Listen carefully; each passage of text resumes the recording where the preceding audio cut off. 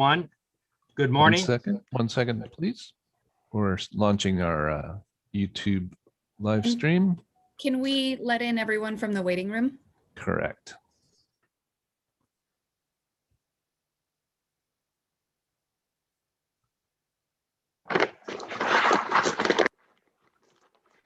Are we ready, Gene? 1 second. Our YouTube is launched and looks like everybody is in. We are good to go, Dr. Long. Good morning. Welcome to the Friday meeting of the 573rd board meeting of the California Regional Water Quality Control Board, Central Valley Region. I am Carl Longley, Chair of the Central Valley Water Board, and I'll introduce the other board members in just a minute. In order to comply with public gathering limitations and physical distancing requirements, and as authorized by the governor's executive orders, there is no physical meeting room. For people who only want to listen or watch the meeting, the board's customary webcast is available. In addition, we are receiving presentations and public comment through a Zoom meeting platform. If you intend to present or comment, or think you might be interested in commenting, you should already be in the Zoom meeting room using the meeting ID provided on the board's website and the password you received from our staff. If you've not already received a password, you can email us now at agenda5@waterboards.ca.gov. Again, that email address is the word agenda, AGENDA, followed by the number 5 with no space, and then the @ sign, followed by the word waterboards.ca.gov. Include speaker comment in the subject line so that we can follow up with you. For those in the Zoom meeting, you'll be on mute and your camera turned off until it is your turn to speak. Our meeting host, Gene Coughlin, from our IT team, will then unmute you and ask you to turn on your camera if you have one. When you are finished speaking and the board members have completed asking questions, you will be placed on mute and your camera again turned off. We appreciate your patience and understanding during this extraordinary time. I'll now introduce the other board members as follows. First of all, the Vice Chair, Carmen Ramirez of Atwater. Denise Cadera of Allensworth. There's Denise. Raji Brar of Bakersfield. Mark Bradford of Sacramento. Nick Avdas of Sacramento. Sean Yang of Sacramento. And myself, Carl Longley of Fresno. State Board Member Tam Dudek is participating in this meeting, and she will give an update to the board a little later. I'll now introduce the Executive Officer, Patrick Palupa, who will introduce his staff. Good morning, Chair Longley, members of the board, to this yet again all virtual board meeting. I'd like to introduce first Clint Snyder, Assistant Executive Officer in our Reading office. We have also on the line JJ Baum and Adam Lapitz, Assistant Executive Officers from the Rancho Cordova office, and Clay Rogers, Assistant Executive Officer in the Fresno office. Also online are our attorneys. We have Jessica Yar, Senior Counsel with the Office of Chief Counsel, and Bailey Toft Dupuis and David Lancaster, attorneys also with the State Water Board's Office of Chief Counsel. We also have a number of senior managers and staff viewing on the YouTube live channel. And lastly, I introduced her yesterday, but she will be helping out with the meeting is Mindy Maxwell, the new executive assistant, who is also on the call. And complementing her will be Kelly Garver, the administrative officer of the region, Christine Croyle, and Janelle Brown, which rounds out our admin team. And with that, I will turn it back to you, Dr. Longley. Thank you very much. Nick, could you please lead us in the pledge? My pleasure, Chair Longley. Good morning, everyone. Please salute and pledge. I pledge allegiance to the flag to the of the flag United States of America, to the republic for which it stands, stands one one nation, nation, under under God, God, indivisible, indivisible, with with liberty and justice and for justice all. for all. Thank you very much. We'll now move to agenda item 15 again. Board member communications. Are there any further communications from board members? Yes, good morning, Dr. Longley and everyone. I participated in a meeting, this was back in December 29th. It was with the Tri-County Water Authority to partner with them as a community. They submitted an application for Prop 68 funding to create storage ponds and to capture runoff water during flooding. This is planned in Southwest Tulare County area where subsidence has been occurring. This is not only to help address restoring groundwater, but will also protect communities in the area. And Allersworth is one of those communities, in fact, the only community within this Tri-County GSA. And in that, participating, it will also create passive open space opportunities. We're also where we have the high-speed rail coming in. So it's quite a enormous kind of project. The open space and passive recreation, all those things will occur like in the second phase, but it's a tremendous opportunity for the area to begin to address the groundwater problems and ways to make the communities safe and retain that water. I think is much better than it running off.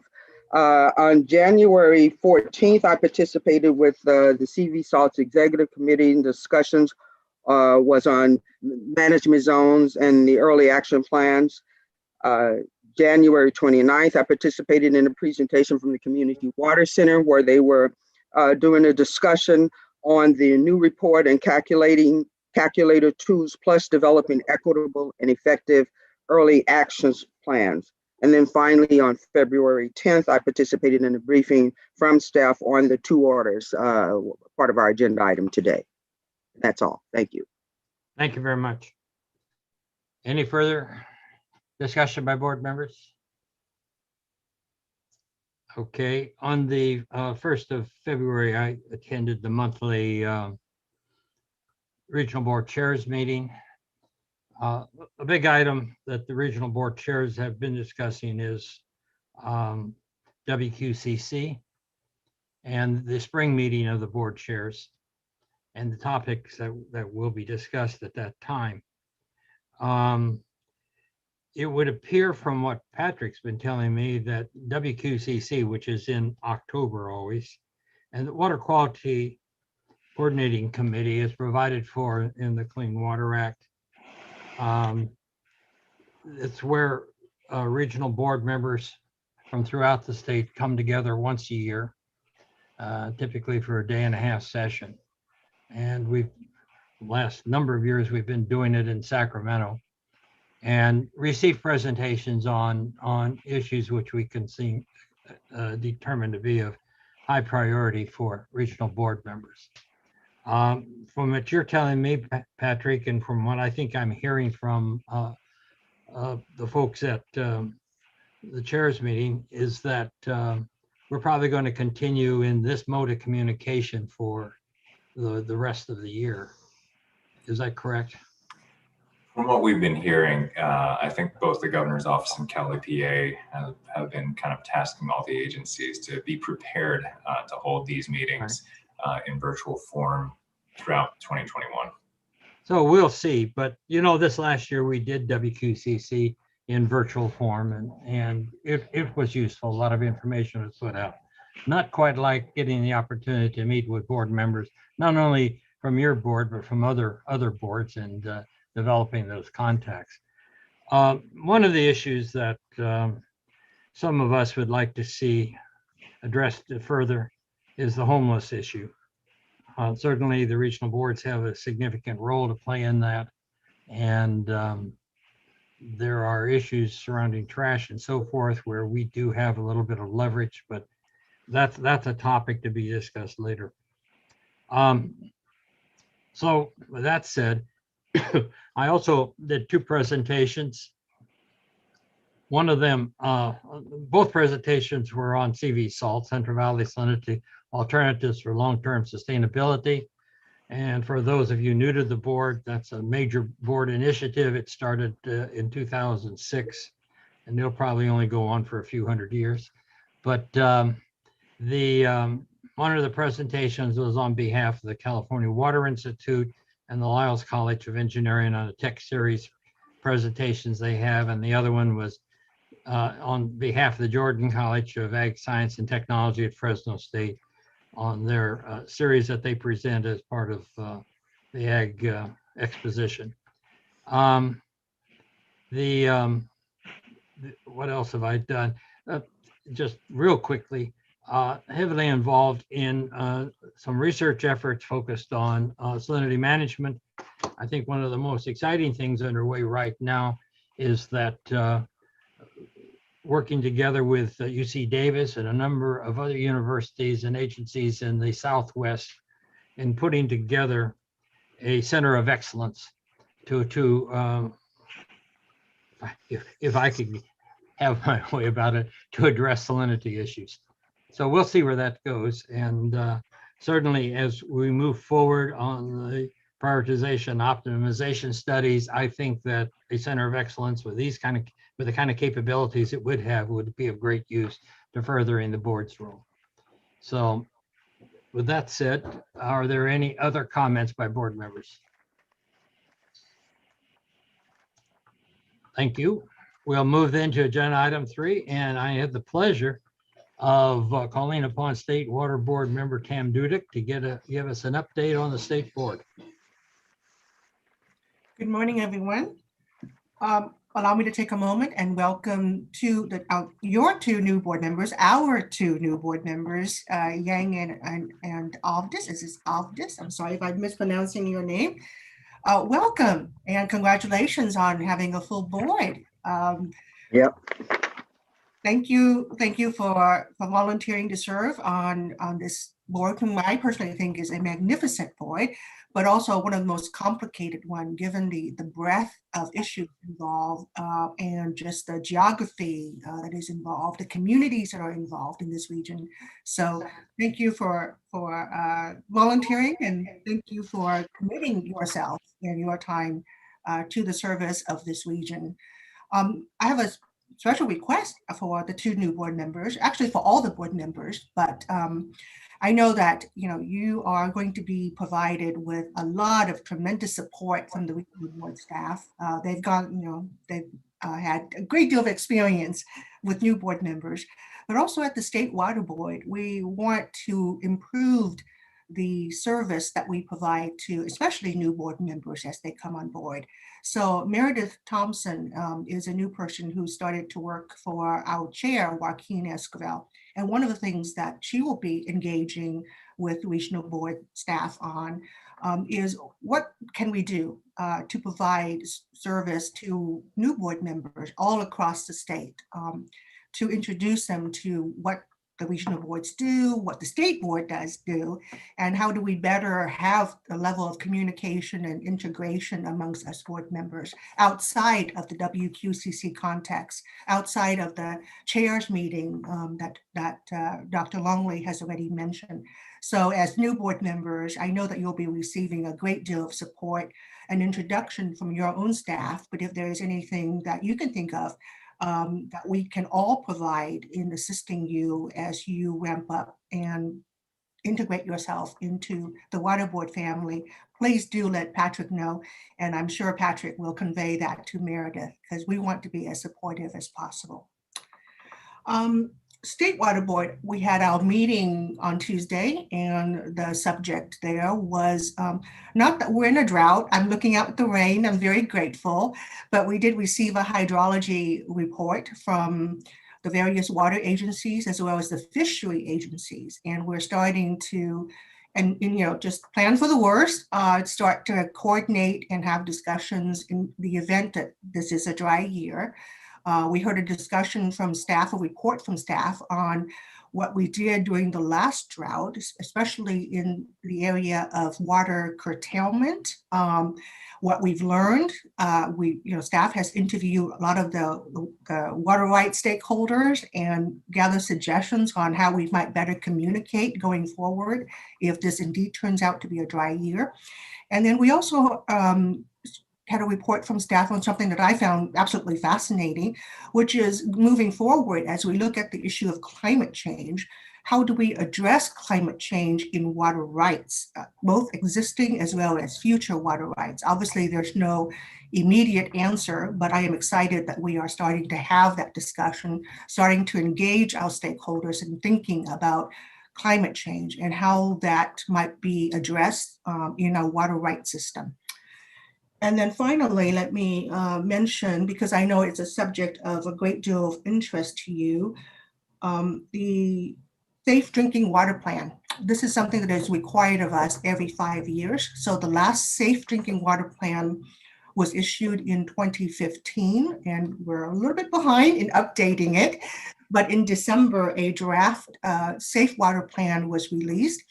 And we are going to be holding, I believe it's either 3 or 4 public workshops via Zoom, unfortunately, in March to present the recommendations in the plan, the findings and recommendation, as well as gather input and public comment on that.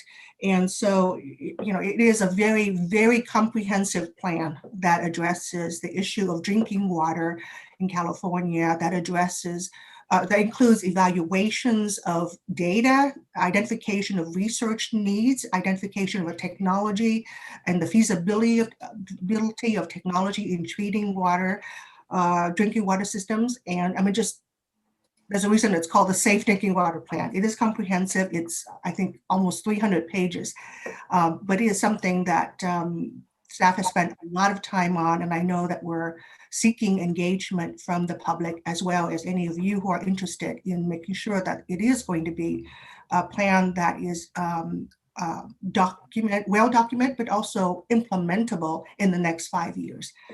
So let me end by just a personal note in thanking your staff, especially your executive officer, Palupa, in working with Restore the Delta on the issue of HABs, harmful algal blooms. I know it's an issue that every year comes up for us, and a lot of challenges are involved in trying to get a handle, trying to do monitoring. But I am very heartened by the fact that your staff is so engaged and reaching out to the communities impacted, developing partnership and collaboration to identify potential next steps. So thank you for your own personal commitment to that issue, Mr. Palupa. I want to thank you, Tam. I know we're grateful to have you as a liaison to the board, and glad to see you back for another board meeting. And I will say, for my purposes, what I look to always is when the state or the state water board or the state in general or Cali PA really makes a commitment to a project, that they not just make a commitment to do some policy changes, but they also make a commitment to give the regional boards or give who's ever implementing these type of policy changes the tools to make it happen. And I think, Tam, I really want to be grateful to you for advocating for things like getting some resources to deal with the emerging HAB issues. And I say emerging, been emerging for many years now, but also to do the boots on the ground work that's done at the regional board. Thankfully, we've got a little bit more latitude on hiring some new positions, which I'm grateful for the state board to kind of figure out a way to get those positions hired on, in particular for the Central Valley, and to address all the issues that you're dealing with. I certainly actually took a look through the Safe Drinking Water Plan. It's interesting in that it's to a certain extent still a relic of when Division of Drinking Water was over at Department of Public Health. And you're right, it's all of 266 pages dealing with the water systems throughout the state of California. But we are looking at that, and we are looking at providing comments as we can to make sure that that's a good and usable document moving forward. But thanks again. I appreciate all your work. Well, Pam, I'd like to echo Patrick. Ever since I've known you, when you first came on the board, went around 2000, I think, wasn't it? 2005. 2005. See, I have you around longer. You've always been a friend of the regional boards and understood the regional boards' problems. And I think you've been instrumental in making the state boards and the regional boards one water boards as much as anybody could ever do. So thank you for that. And but you're not going to go away soon. So hey, we'll look forward to seeing you at future meetings, hopefully. Thank you. Any further comments for Tam by board members? They're all good. We'll go then to agenda item 20.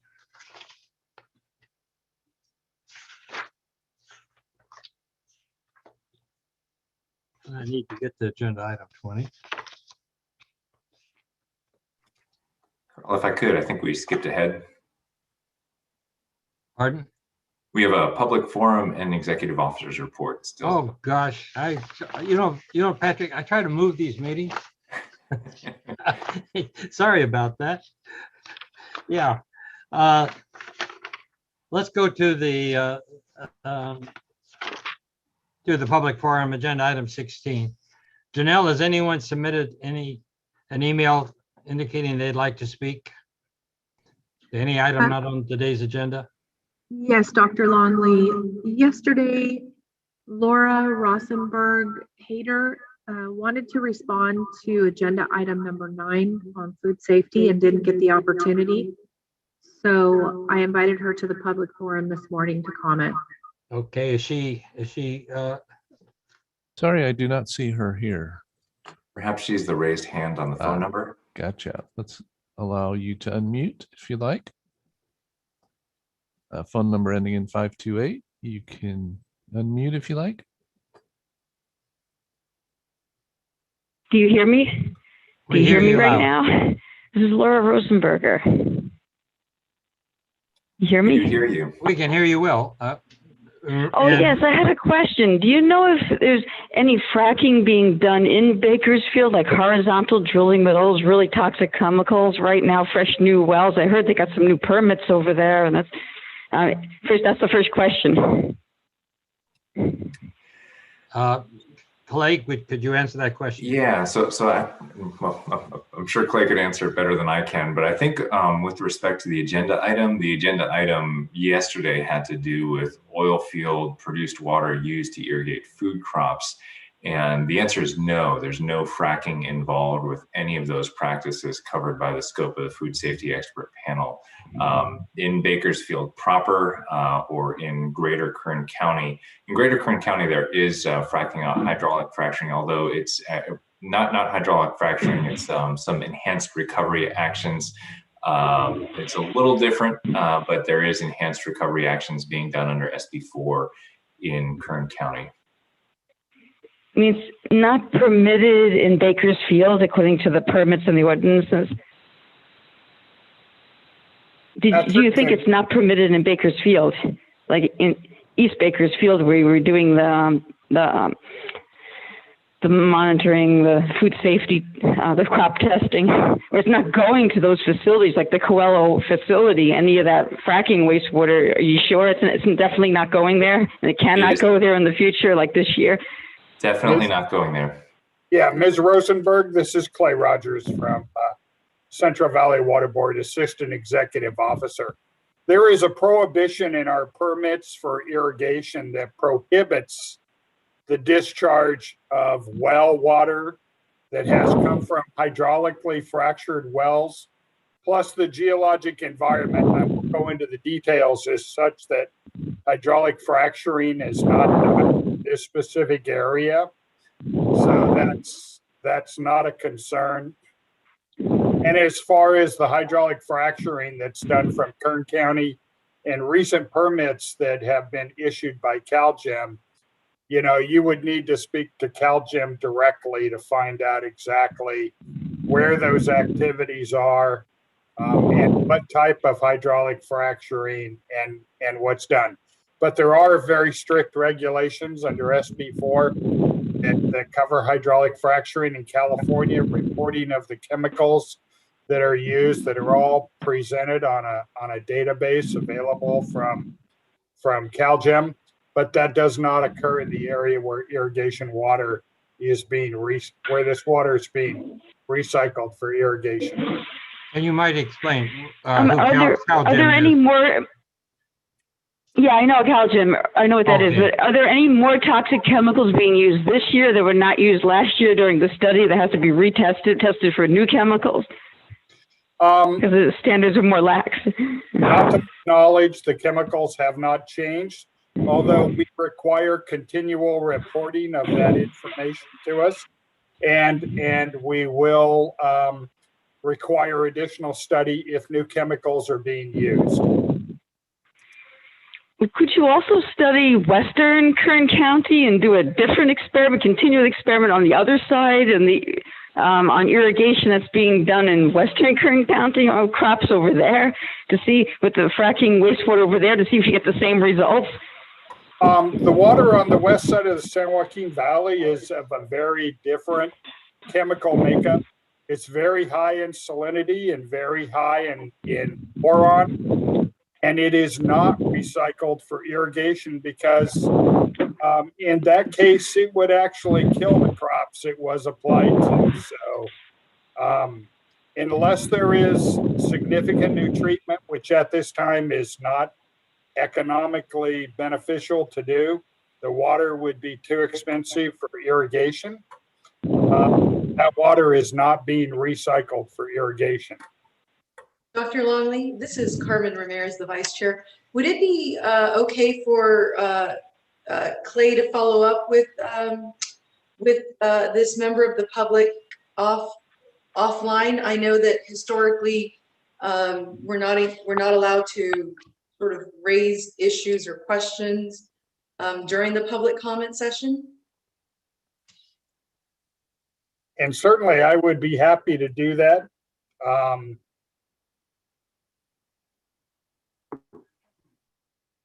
Oh, very good. Well, I think the questions were legitimate, and I was happy to hear the questions and Clay's answers to them, because undoubtedly other people have the same questions. And to clarify that the fact that water on the west side is not being used because it's, quite frankly, phytotoxic, I think is an important point. But Clay, if Laura, would it be fine if Clay Rogers followed up with you?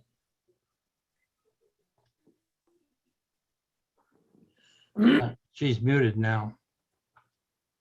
I believe we have the phone number, Dr. Longley, and I will get that phone number and follow up with her. Yes, that's okay. But no, Peter McMahon did a study on the west side of the valley, on the South Bell Ridge, and found that the fracking wastewater leaches radium out of the sediment, so you might have radioactive crops or something, or dead crops. Okay. Well, thank you for your comments.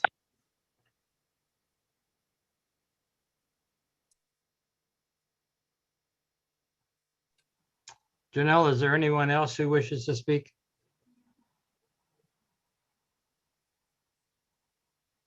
Dr. Longley, we have Isabella Langon. Could you line, please? Sorry, we don't see anyone by that name logged in.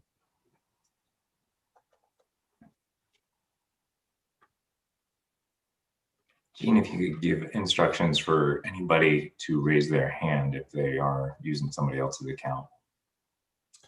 Yes, for those on the Zoom call or cell phones, you'll notice on the screen at the bottom of the page is an option to raise your hands if you'd like to get our attention. And on the cell phone, you may do a *9 to accomplish that.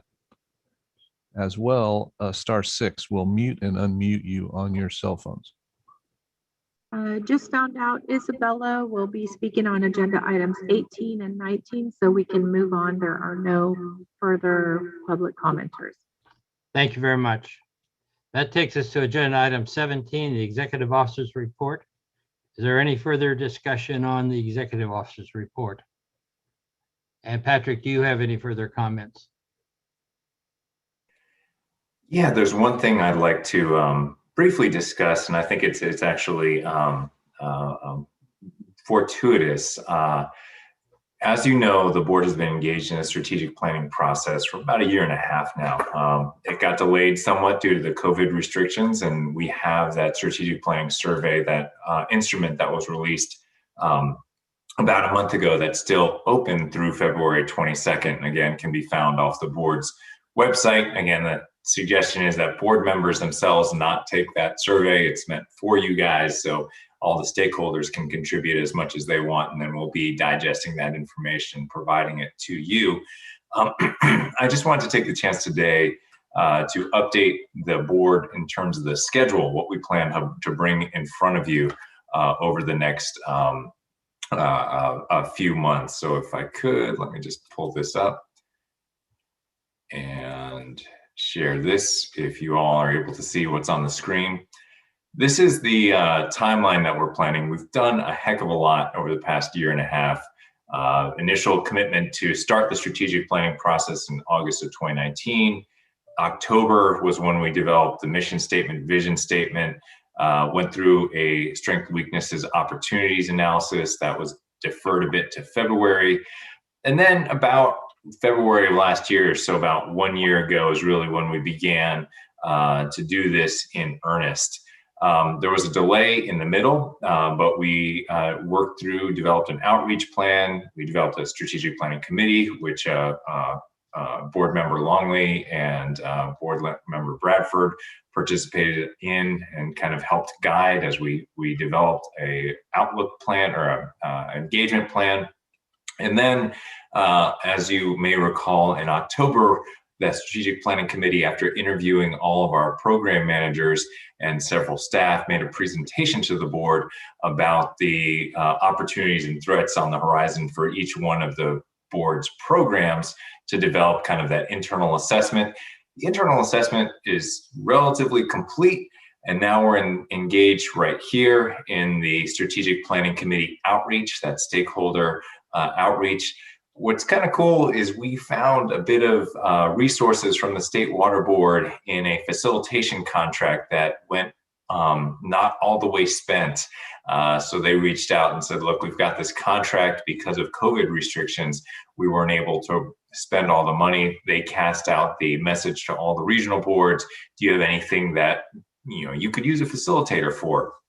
And we responded and said, well, we can get a stakeholder forum together based on the results of the strategic planning outreach survey so that we can drill down with a little greater detail on some of the responses that we're hearing back from the survey participants. So we're in the process of getting that contract amendment finalized. The caveat is it has to be used up by the end of March. So we won't be able to make it as part of the April board meeting, but we will have a separate outreach forum that the members of the working group can participate in as well. Looking for dates around the end of March, so we'll have time to work with the strategic planning committee to talk about the setup of that. Probably be about a half-day forum to have some conversations with some leaders within the stakeholder community so they can provide a little bit of input, and then make a presentation to the board in April about what we found in that forum, and to hold additional sessions to gather more stakeholder input as we march towards a June 2021 discussion of program priorities in front of the board that would be for you, and then optimize and finalize the strategic plan so that we can approve it in August of 2021. And I just wanted to share that all with you in terms of how we're doing with our strategic planning effort and what the timeline is going to be. Well, thank you very much. And we're looking forward to both the April meeting and then later in the summer, the finalizing the plan. It takes a long time to do this, and I think having been through a number of these, I think you've organized it very well. And despite COVID, you've marched on, and the results are going to be interesting to see, and certainly how we're going to implement those. Any further comments from board members? Yeah, I think it's a good process, and I like the way it's been laid out. And as Dr. Longley mentioned, with COVID and all that going on, we're still on track, and with the minor delays, but we're still on track to move forward. A project or a strategic plan, I think, will be beneficial for the role that we play and for the public that we serve. So thank you very much, Patrick, and looking forward to the final as we approach it and update in April. Fantastic. And there's about 450 responses on there right now. So about 450 stakeholders have responded, and not all of them have marched all the way through. It takes about 10, 15 minutes to complete. There's a lot of categories because we've got a lot of programs, but still a response of about 450 people taking the time to share their input on the board's strategic objectives over the next 5 to 7 years. I think, in my view, shows the reach of this board and really the amount of communities and individuals that we affect. So it'll be good to look through that information, digest it, and kind of formulate our priorities based on that, and then move forward and implement them in the years to come. And that's it for me. I'm encouraged that you got so many responses. It's a big region and there's a lot of interested players, so I think that's appropriate, but I wasn't confident that you'd actually get people to do it. You get a survey if you go buy a tube of toothpaste now, whether you had a good experience or not. So I think people get numb to surveys after. You mean you don't fill all those out? But yeah, I appreciate the effort of the committee so far. And I think having a facilitator, depending on who that is and how much they can accomplish in a few hours, will be helpful as well. Yeah, thankfully we just got State Board. They really were on it. They responded very quickly. We have they were able to get the bid out nearly immediately, a couple of days afterwards, because the contract's already it's their contract. So adding on to a contract is much easier than creating a new one. So we've got at least 3 facilitators that were interested in taking up the challenge of doing this in about 6 weeks or so, and we'll be selecting that over the next probably this afternoon, and then moving ahead with the strategic planning committee. Member Bradford and Dr. Longley will make sure that you're engaged in those as kind of the work group for the strategic planning as we move forward. Great, thank you. And Patrick, this is Carmen. Are we doing anything right now, or are we going to do it when the survey closes, to make sure that we have enough responses from the different sort of region within region, right? So that we don't have 420 answers from Atwater and then only 10 from the rest of the entire state. So are we going to have efforts to make sure that the responses are somewhat representative of the different interest groups? And if not, will we extend the time to allow them to participate that way? So I think the easy answer is that we've been getting a fairly diverse spread of responses. Thankfully, it's we get some real-time information on essentially who's been responding and where they've been responding. So we do have a diversity. It's weighted in a couple areas, but we have enough questions to kind of hopefully sort that out as we kind of make our way forward. But one of the tools that we were going to be using and that we have been using is really that targeted outreach, really going and saying, we're going to bombard somebody's Lyris listserv and make sure that you get the information that you need. For what it's worth, kind of just a very, very initial comments as to the breakdown of who has responded. Number one category, over 30% of the respondents are community members themselves. We've got quite a, and many people opted to, kind of disclose where they're coming from. We have quite a bit of dischargers and discharger representative responding, but also environmental advocates, environmental justice advocates, other state and federal agencies, and people that identified as other, and were able to kind of provide a specific response as well, including some with folks who identified as book authors and reporters, investors in water technologies, mandarin growers. Just about everybody is responding to this survey. So hopefully we get some good results back, but we're continuing to push it out there. If the board wants some more input from a particular area after the survey closes, we'll have the opportunity to have that discussion in April.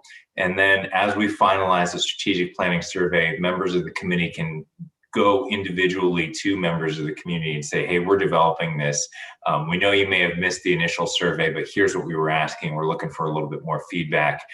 So we still have the opportunity to do that before we finalize the strategic planning action. Thank you very much. Any further comment by board members? Yeah, so my question was kind of to follow up on what Carmen was asking. The EJ groups, he said, they were involved. And so I take it that they are helping or will be participating in getting community participation from those impacted communities. That's what I'm wanting to hear. Yes, we have been pushing it out there. Surveys open, and we've really been asking folks to provide that type of information, okay. At the front end. For what it's worth, we have a significant percentage of the respondents identified, and they have the opportunity to check this off themselves if they are representing a community or if they are a municipality that is also kind of, it's different from a community member or somebody who is a discharger representing a drinking water agency or something like that. We have about, of the people that have responded, about half of the responses that have said that are you a disadvantaged community? Do you identify as a disadvantaged community if you don't know? About half of those are disadvantaged or severely disadvantaged communities, although there is a significant percentage that says, I don't know, I don't know what the result's going to be. But yes, there's a significant percentage of people that are responding saying, I am part of a disadvantaged community. That's who I'm responding on behalf of. Okay, diverse and balance is important, so that's good to hear. Thank you very much. Trying to get out there. There's also a Spanish version. It has not been largely utilized. We've been pushing it as much as we can to people who do not speak English as their first language. But we've gotten limited responses in that respect. That's the one thing I wish we got a little bit more on. But we've been trying our best to outreach to as many communities as we can using contacts within, email contacts and phone contacts, etc. Any further board member questions or comments? Hearing none, then Janelle, do we have any interested persons that want to speak on this item?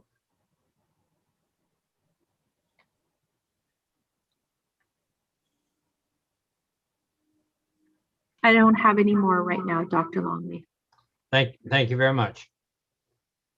Now we'll go agenda item 20. Okay.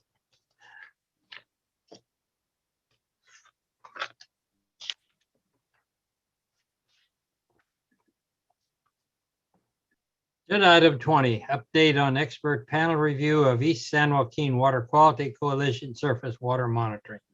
This time, the board will hear an update on the expert panel's review of the Irrigated Lands Regulatory Program surface water quality monitoring for the East San Joaquin Water Quality Coalition. This is an information item only, and no action will be taken, although the board may ask questions and provide direction to staff. After the staff presentation, East San Joaquin Water Quality Coalition representatives will provide a 10-minute presentation. Interested persons will then be allowed 3 minutes each to address the board. We'll now hear the staff presentation.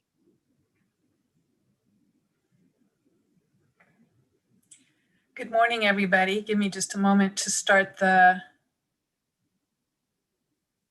presentation.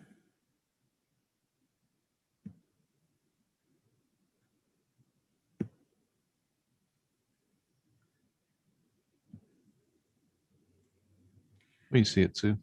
Okay, thank you. Thanks, everybody. Good morning, Chair Longley, Vice Chair Ramirez, and members of the board. My name is Susan Fregain, and I'm a senior environmental scientist in the Irrigated Lands Regulatory Program. This information will provide an update on the recommendations that were developed by an expert review panel for the East San Joaquin Surface Water Monitoring Framework, and staff welcomes any feedback from the board. In addition to myself, you'll hear presentations from Dr. Steve Weisberg of the Southern California Coastal Water Research Project and Dr. John Hunt with UC Davis Environmental Toxicology. So today's presentation will have three parts. First, I'm going to provide a brief overview of how the program works, what I'm calling Irrigated Lands Program 101. And then I'll describe what the impetus was behind conducting an expert review of the East San Joaquin Surface Water Monitoring Framework. Following me, Dr. Steve Weisberg will describe how the panel review process was developed and implemented. And then after Steve, Dr. John Hunt will present the panel's findings and recommendations for the East San Joaquin Surface Water Monitoring Program. So the main goal of the Irrigated Lands Program is to prevent the discharge of agricultural pollutants that can impair the beneficial uses of waters of the state in the Central Valley. Currently, the Central Valley has more than 6 million acres of agricultural land that's farmed by more than 30,000 growers. To make a program of this size feasible and effective, the Central Valley Water Board developed 9 general orders. 7 of these orders are geographically based. 1 is a commodity-based order for rice growers, and 1 is for individual growers.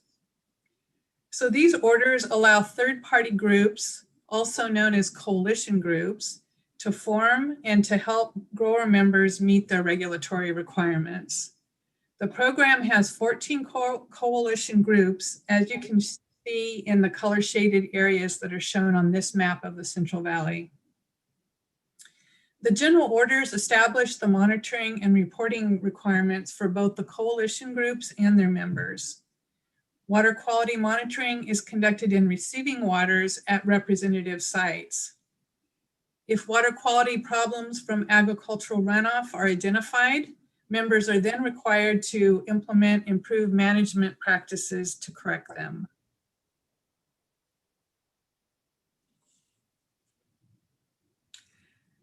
So the first Irrigated Lands General Order was adopted by our board in 2012 for the East San Joaquin watershed area.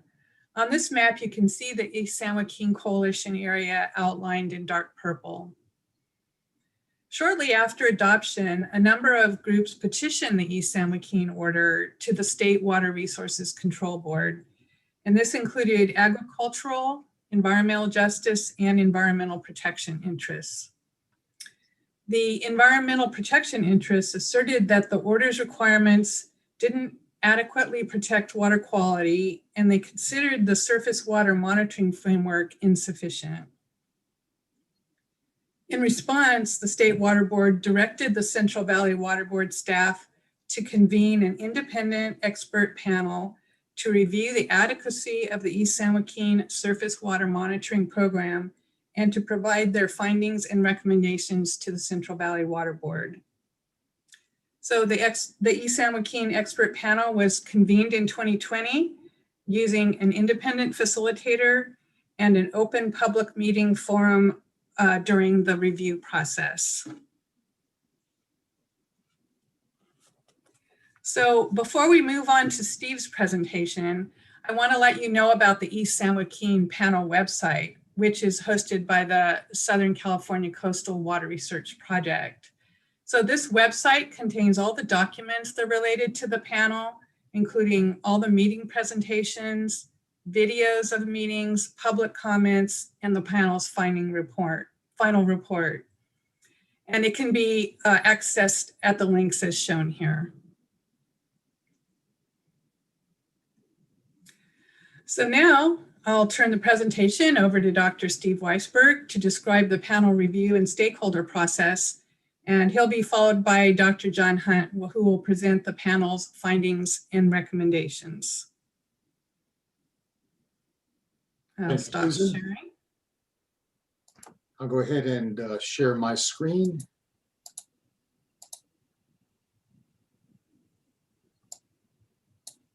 So as Susan said, this was an independent process in which the board contracted with me and my organization to serve as independent facilitators. So we were selected in large part because while we have a science background, the more important part is that we are not located in the geography. We are located in Southern California. We have no conflict, and really even ahead of this meeting, very little knowledge of even the issues that you all were facing.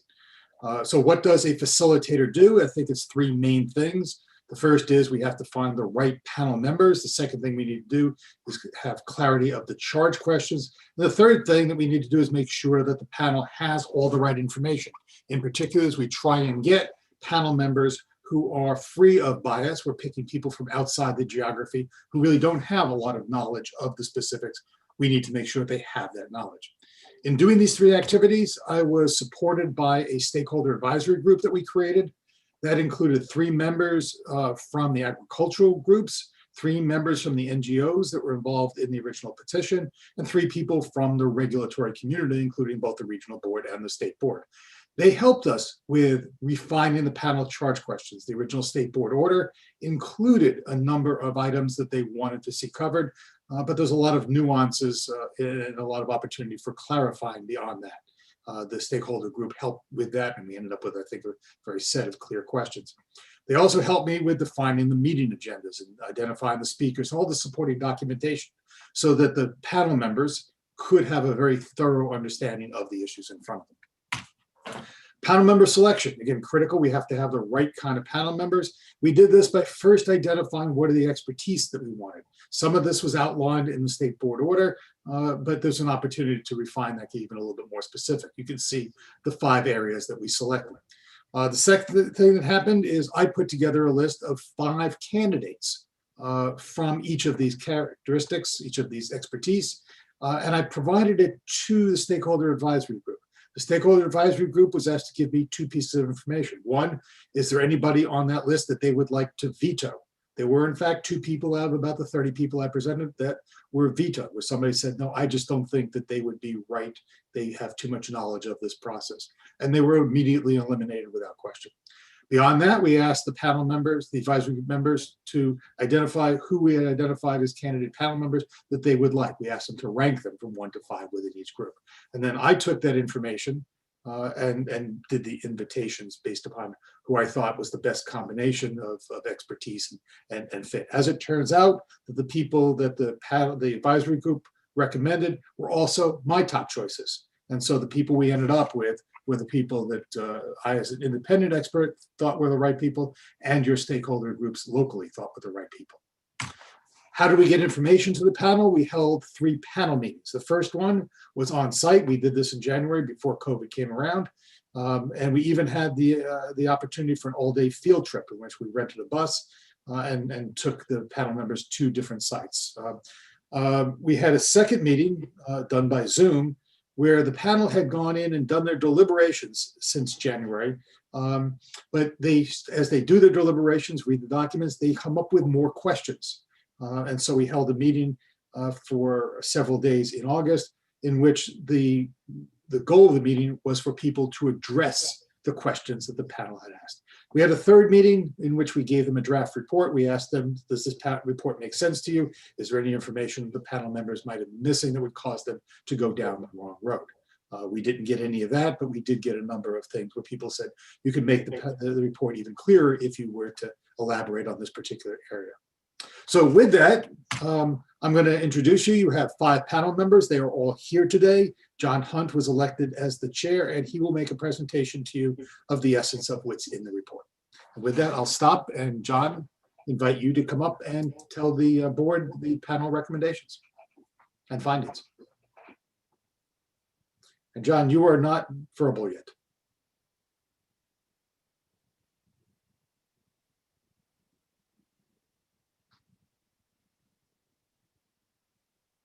Mr. Hunt, you appear to be unmuted, but we're not hearing you.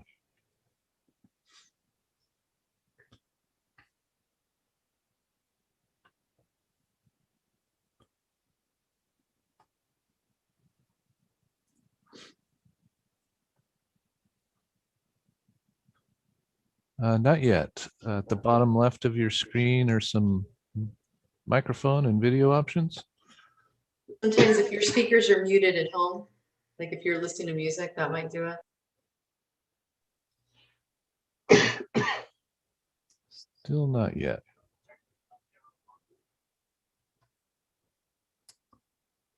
So at the bottom left corner is a picture of a microphone, that up arrow.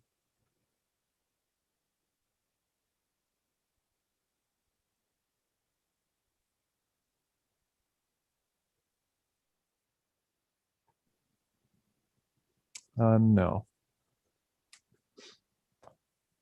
We can read your lips.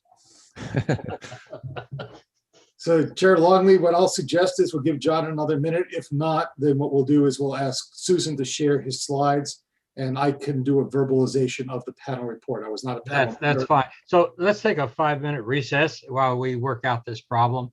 And I have about 1 minute to 10, so let's be back at 5 after. And hopefully by then we'll have the audio problem solved. And I would recommend restarting is very often the cure for these Zoom type of glitches. Happened to me the other day. You say restarting, should we reboot the meeting? Or? No, for on John's end. Oh, on his end, okay, thank you.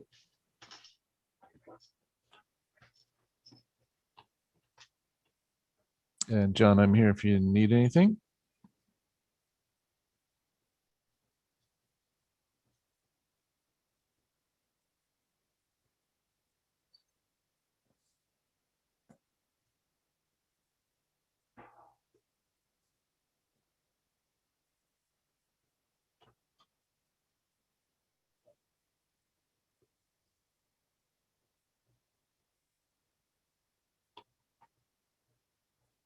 I do not hear you. Might try logging off and logging back in. It was suggested you might log off of Zoom and log back in.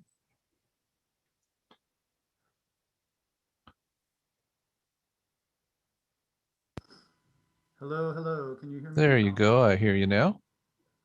I heard that.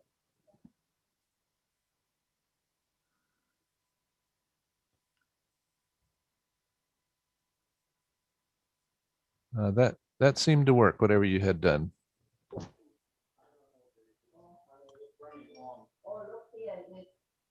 Not sure you can hear me, but I did hear you briefly.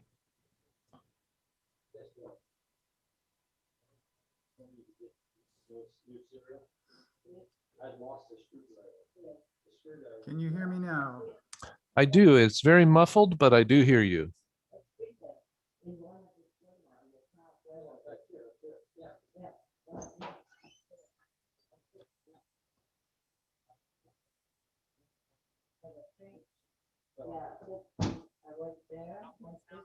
It was almost like your microphone on a laptop with the lid closed.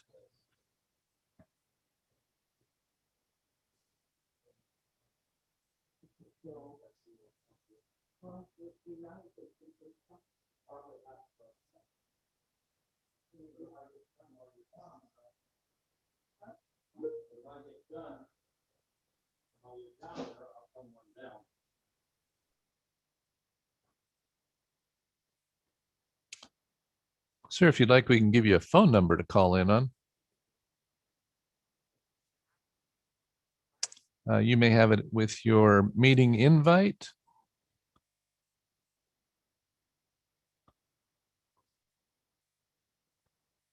The phone number you can dial in on is, Test, test, test.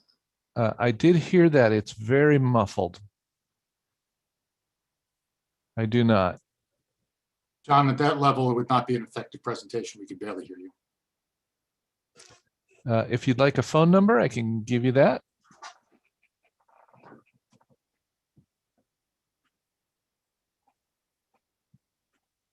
No.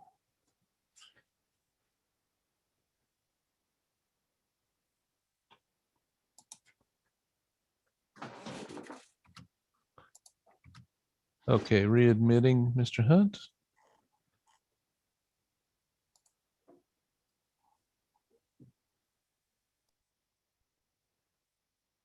Okay, Mr. Hunt, you're able to unmute your line. Can you hear me now? I hear you, but it's very quiet.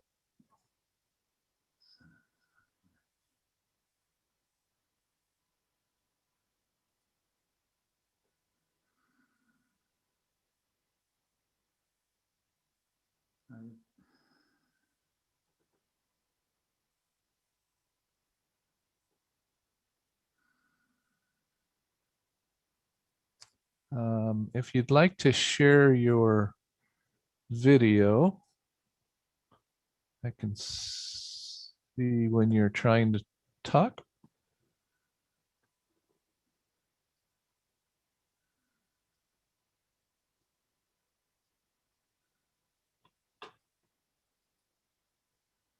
Test, test. Can you hear me? I do hear you. It is very quiet. So I just sent an email to John Hunt with the phone number in case he wants to try calling in on his phone. Very good. I'm going to recommend that's the best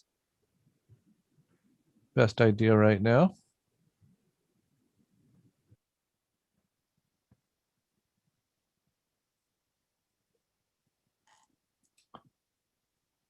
Last chance. Can anyone hear me?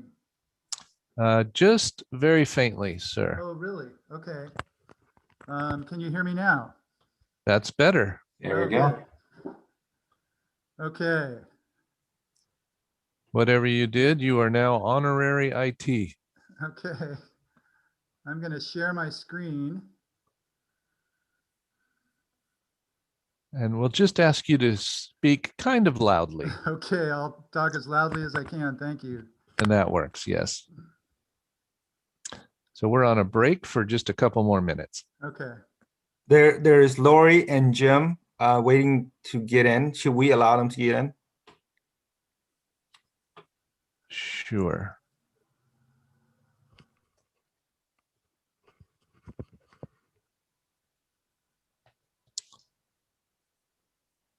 Okay, I have added them.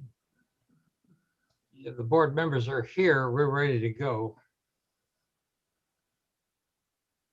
Sean's here. I'm here, Carmen. And I'm here. I'm here as obviously. well. We're here. And I see Raji. Good. We're ready to go. We're back in session. Mr. Right, Bradford? can you see my screen? Can you hear my voice? We do hear your voice. I do not see your screen yet. Okay. Bottom green button, share screen. Yes,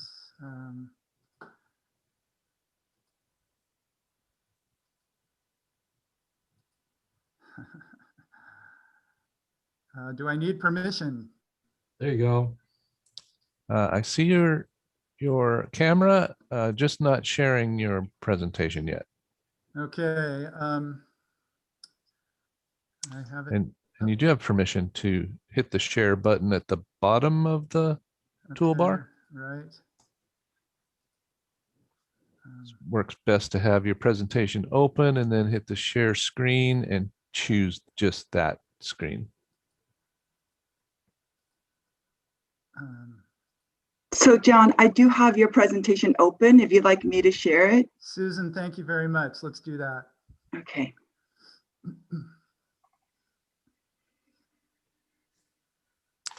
Or I can if you need help, Susan.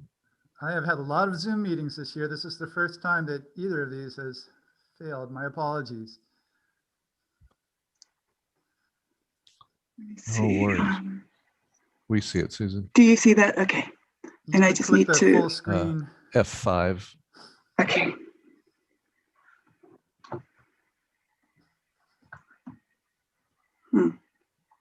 Or the. Yeah. There you go.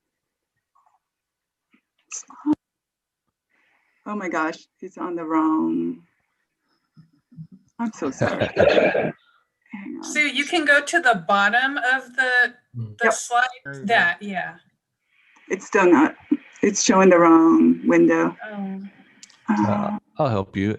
Exit this. Thank you. Under slideshow, the tab up top, slideshow. Under slideshow, next animations and review. Yeah. If you click on that, we have from the beginning. Use presenters view. We can unselect that. Okay. To the right. To the right. Oh, okay. Far right. Just perfect. Now try that. Okay. So from beginning. Perfect. Can you see it now? Good to go. Okay. Thank you very much. I apologize for the glitches.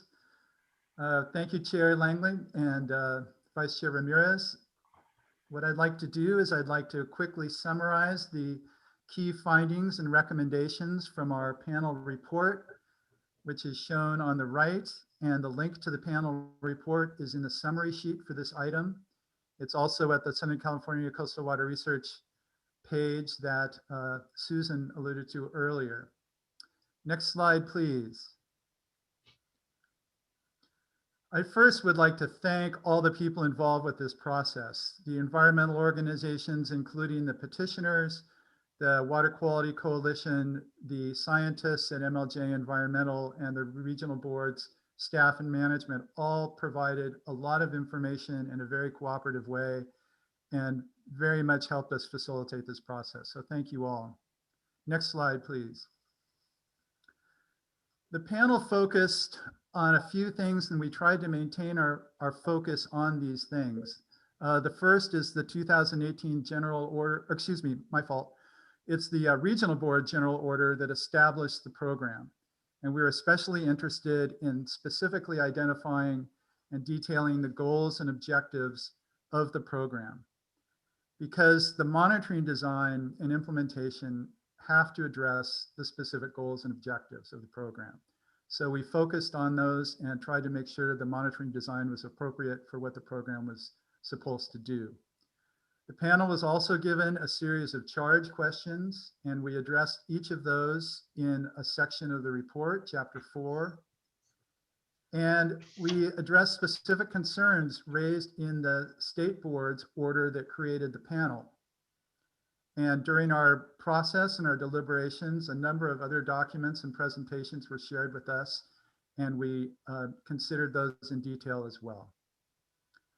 And board members, please feel free to ask any questions at any time during this presentation, or I can take questions at the end. Next slide, please. So the panel's findings, in summary, in general, the program is adequate and appropriate to achieve the program's goals. Specifically, the panel endorsed the program's overall monitoring design, the data collection and analysis methods, the adaptive nature of the program, and the use of data to inform management practices, including education and outreach to the agricultural community to adjust practices where necessary to improve water quality. Next slide, please.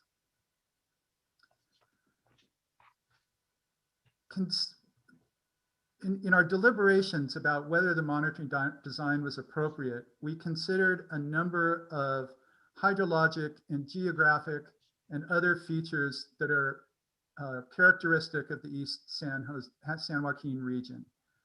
The region has limited hydrologic connectivity. Many of the drainage channels are highly modified to deliver water or drain water away.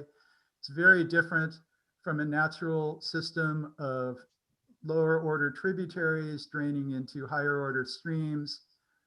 So that hydrologic connectivity and modification were important in our consideration of the appropriateness of the program. Also, the soils of the area tend to be very sandy, and rainfall and irrigation water tend to soak into the ground rather than run off the farm fields at specific discharge points. And finally, from a summary perspective, pesticides in the region are frequently applied from ground-based farm equipment because many of the crops are orchard crops or vineyard crops. And so a primary pathway of pesticide transport into waterways is by spray drift, which is different from water running off fields at specific points. And for all these reasons, we felt that the monitoring design was appropriate. And I also want to highlight that the findings and recommendations of our panel report should not automatically be considered appropriate for other regions.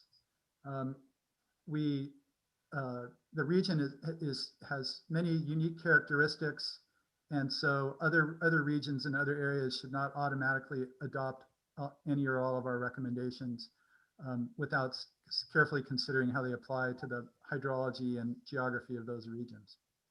Next slide, please.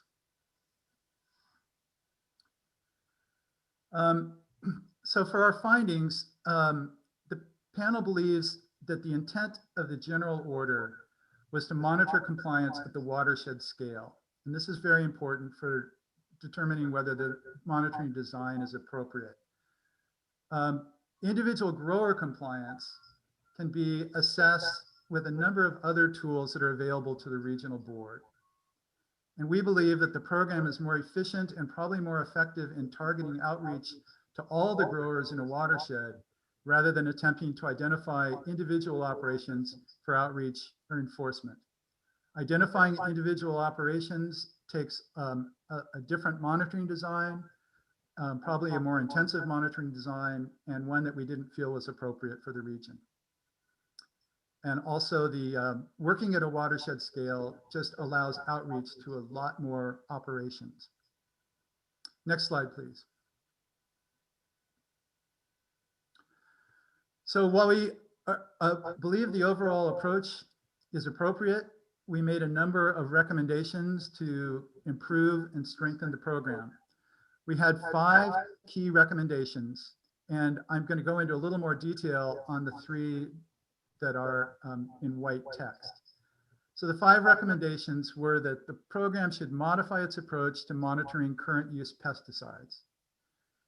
The program should adjust the assessment of dissolved oxygen, revise the approach to developing management plans, and expand focused outreach to growers. And we had another minor recommendations regarding data displays. So I'll go into those 3 in white. Next slide, please. So our key finding, 3.2, was that the monitoring is inadequate for characterizing concentrations and biological impacts of some current use pesticides. And to address that shortcoming, we had 3 recommendations, 3 primary recommendations. First, the toxicity test using the midge, Chironomus, should be added. Chironomus is better able to detect concentrations of neonicotinoid and some other current use pesticides than the toxicity tests that are currently being used by the program. Also, the analytical chemistry methods for some pesticides are not capable of detecting those pesticides at the low concentrations at which they can actually be toxic. So analytical chemistry methods with lower detection limits are necessary to find those pesticides at concentrations where they may be having a biological impact. And then as a process point, the program uses the pesticide evaluation protocol modified from the California Department of Pesticide Regulation, and we believe that's a very good process. And we recommend that they expand that process to include the selection of toxicity tests and chemistry methods so that the program can adapt going forward and continue to use the best methods for the goals of the program. Next slide, please. Dissolved oxygen is a problem in the region. There are many, many waterways at many, many times of the year that have dissolved oxygen at concentrations lower than standards to protect aquatic life. We made a number of recommendations. I'll highlight these three. Dissolved oxygen should be measured either continuously or at times of day when concentrations are likely to be lowest. These are logistically difficult recommendations to address. It's difficult to have all sites sampled at one point in time, which would be dawn when the concentrations are lowest. And it's also difficult to leave continuous monitoring equipment out in the field where it's vulnerable to vandalism. The panel realizes that there are logistical issues with this, but and we put in the report a number of recommendations to work through this. Another point was the statistical analyses that have been done so far should need to be improved in order to determine what's causing the low dissolved oxygen and to what extent agricultural discharges might be contributing to that issue.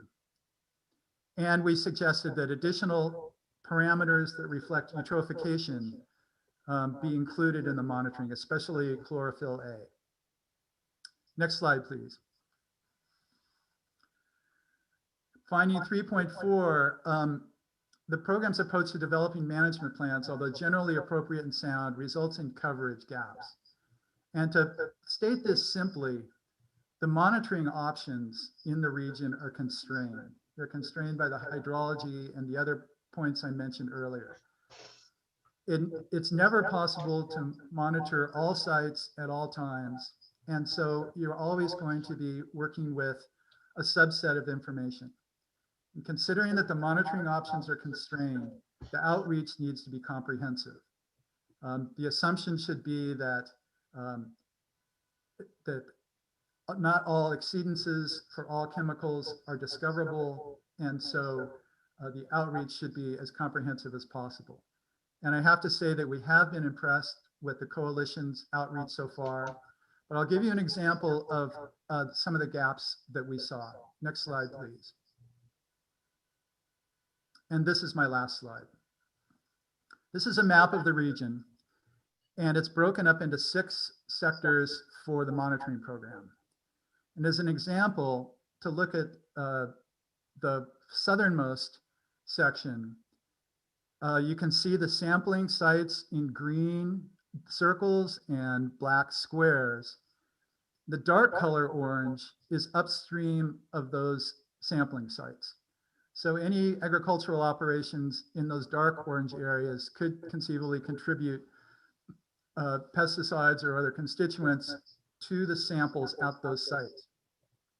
Our understanding is the program as it has been done is such that if an exceedance triggers outreach, the outreach is targeted at those dark orange areas that are in the watersheds draining to the sampling site where the exceedance triggered the outreach action. So that leaves all the light orange areas out of focused outreach. And considering that we don't have complete monitoring coverage, as one example, we think that the outreach in the management plans should include more extensive outreach to all areas rather than just the ones covered in the dark orange that drain to the sites. We have a few more other aspects to this in the report, but I think for now, that gives a sense of what we're looking at. So the last slide is just to thank you for the opportunity to present the report, and I'd be happy to answer any questions.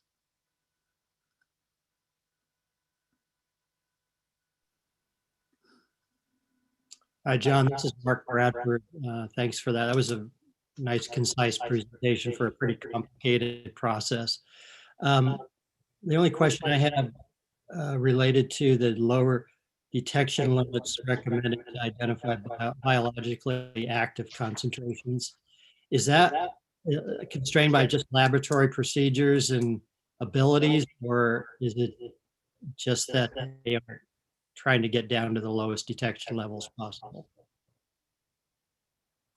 It's a very good question, and it's a somewhat difficult answer in that the chemical analysis procedures have been selected with a rigorous process.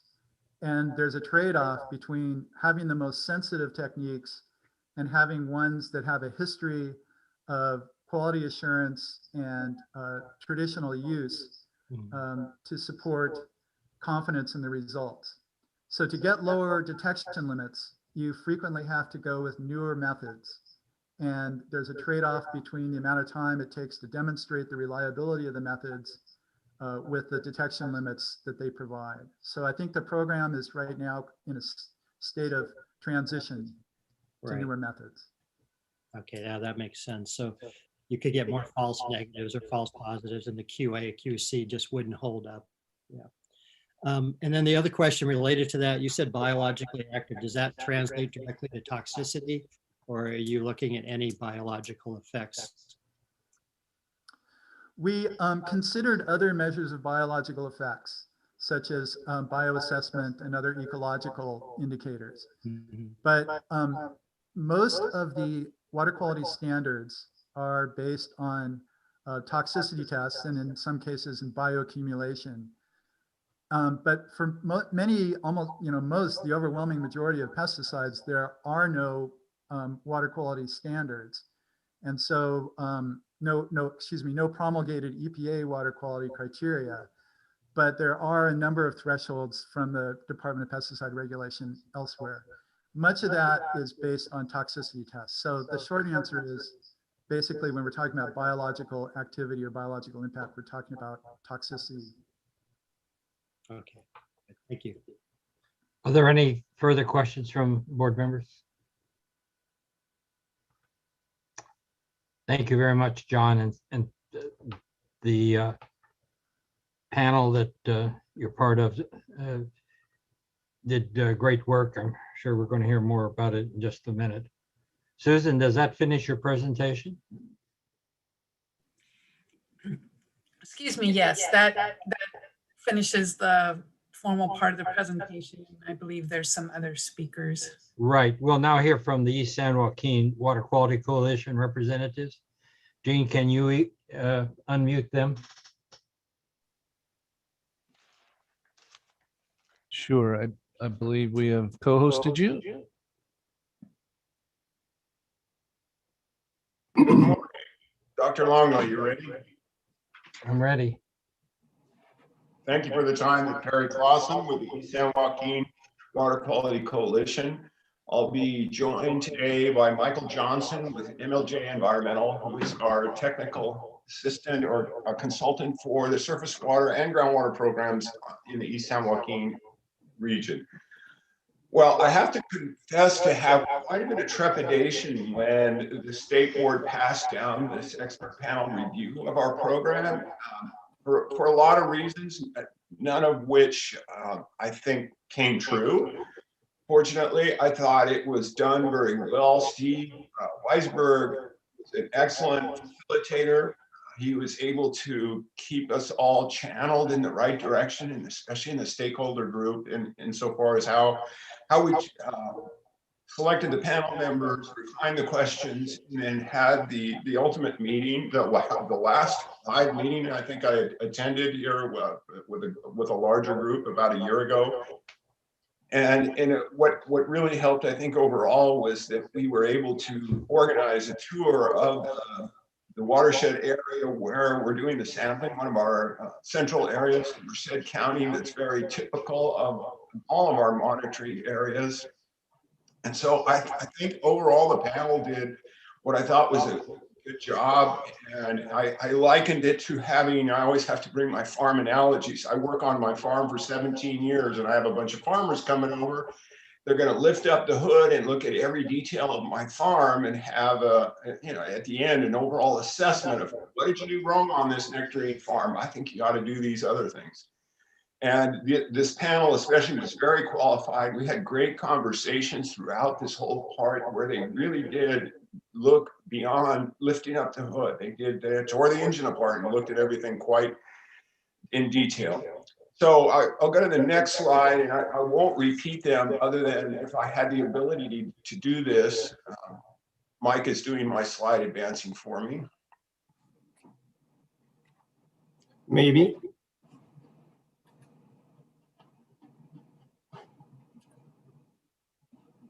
Do you see the second slide? Yes. You might go into the full view. The full At the bottom right, there you go. That's it. Okay. Yeah, this slide. Go ahead, Mike, in the full view icon. Might try that again. I've got that in the full view, and I do not have it in presenter. What are you seeing right now? We see the slides on the left-hand column as well. You might try the F5 key.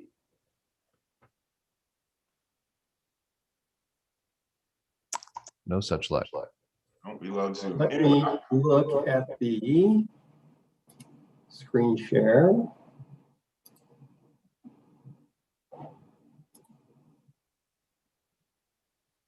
Did that work? There we go. Yes. All right. So what I show on this screen or this slide is the area that we toured around. This is Merced County, from San Joaquin River to the foothills and the watersheds that are identified. But these are the overall conclusions, which were covered earlier by John. I think I won't repeat them, other than if I had the ability, I'd be shooting fireworks into the air saying this is great. They thought overall that our approach was adequate. It reaches the goals, overarching goals of this program. And really, it's a collaboration between the technical consultants and the Regional Water Board. I have to give a lot of credit to the Regional Board staff. Since we started this program in 2004, we've all recognized how difficult this was to do these assessments on such a large landscape, and we followed an iterative process the whole time. We went a few years, we tried upstream sampling, we did a lot of different approaches to try to characterize our waterways and end up with the approach that the expert panel reviewed. And we will plan to continue to do an iterative process. We understand there's changing pesticide use, and of course the drought's coming again, it seems, and we will always be approaching this with staff to make sure that we're adequately characterizing these watersheds that are surrounded by irrigated agriculture. So the next slide.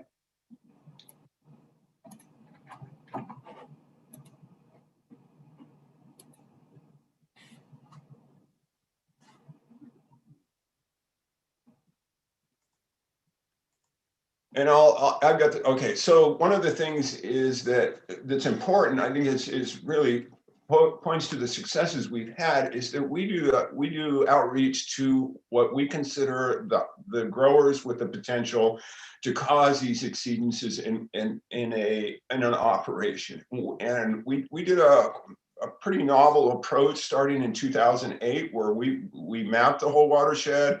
We identified our members and we met with them individually. This was very time intensive. It continues to be time intensive, but we felt like if we're going to affect changes, let's go to the people that have the potential, the growers who have the potential to cause these exceedances. And we believe that by targeting them, we saved resources and saved what is even sometimes worse than wasting resources is going to a grower who's 2 miles away from a waterway, telling him that you got to watch your runoff and your spray drift into that waterway. And they will look at you, they look at you like, what are you talking about? There is no physical way that I could get anything into that waterway. Why are you talking to me?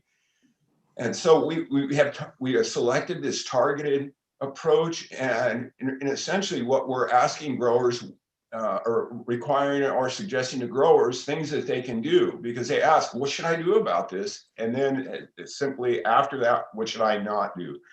And we've provided that, continue to provide that outreach. I say continue because we're still working on management zone outreach in our area.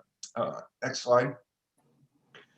So we think it's very successful. The growers typically say, I don't have much time, you better make it quick. And then an hour later, we're walking to the door saying, okay, we got to go. We got the next grower to talk to. So generally, they've been very cooperative in working with us.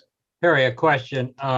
For your outreach, are you doing that entirely with coalition resources, or are you getting assistance from others such as UC Extension? No, that's with completely with coalition researchers. Coalition staff. When we develop the BMPs, we look to the UC and all the materials and information they develop. So that's the basis of what the practices are that we talk about. So we are paying staff to do that. UC is pretty stretched and wouldn't be able to put the time that we have put into these meetings to help us out on a one-on-one basis. Because we have dozens of growers, over 300 growers that we've talked to. I think it's even higher than that. And this is my last slide, just illustrating that we have shown a reduction in management plans. Yes, some of the products that were causing problems are no longer used, chlorpyrifos in particular, but we are mindful of any exceedances we have, identifying them and submitting requests for completion of the management zones when we show lack of detections in these sampling sites. So I think that is my last slide. Mike Johnson will be taking it from here. Thank you, Perry.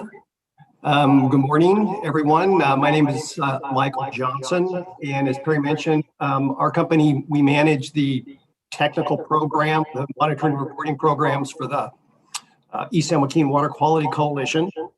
But before I kind of dive into our impressions of the report, the one thing I do want to do is indicate how well this process worked. Over my career, I have been part of numerous expert panel type processes, both nationally and in a couple of different states, and they can go off the rails very quickly if they're not well organized, well run, and you have a good engaged panel. And in our case, for this process, Steve Weisberg did a great job in keeping us sort of organized and moving forward. The panel was engaged. They asked for information when they needed it, asked very good, thoughtful questions. When they went through the process, again, the rationale they provided for their recommendations was clear, and when we had questions for them, they were in fact responsive to our questions as well as the other way around. So this was actually a very nice process to be a part of. It was long, required a lot of work, but in the end, I think that the process worked. Okay, but there are some things that we would like to address. There are some of the findings and recommendations that do create some specific new policy questions. I know Board Member Bradford just asked John about the analytical methods. One of the issues that we have is that we are required to monitor for a lot of pesticides that either have no analytical methods at all, so we have to leave them out, or the detection limits of those methods are not as low as some would like. And as a result, the recommendations would put onto the coalition the responsibility for reducing those detection limits, or in some cases, developing brand new detection limits.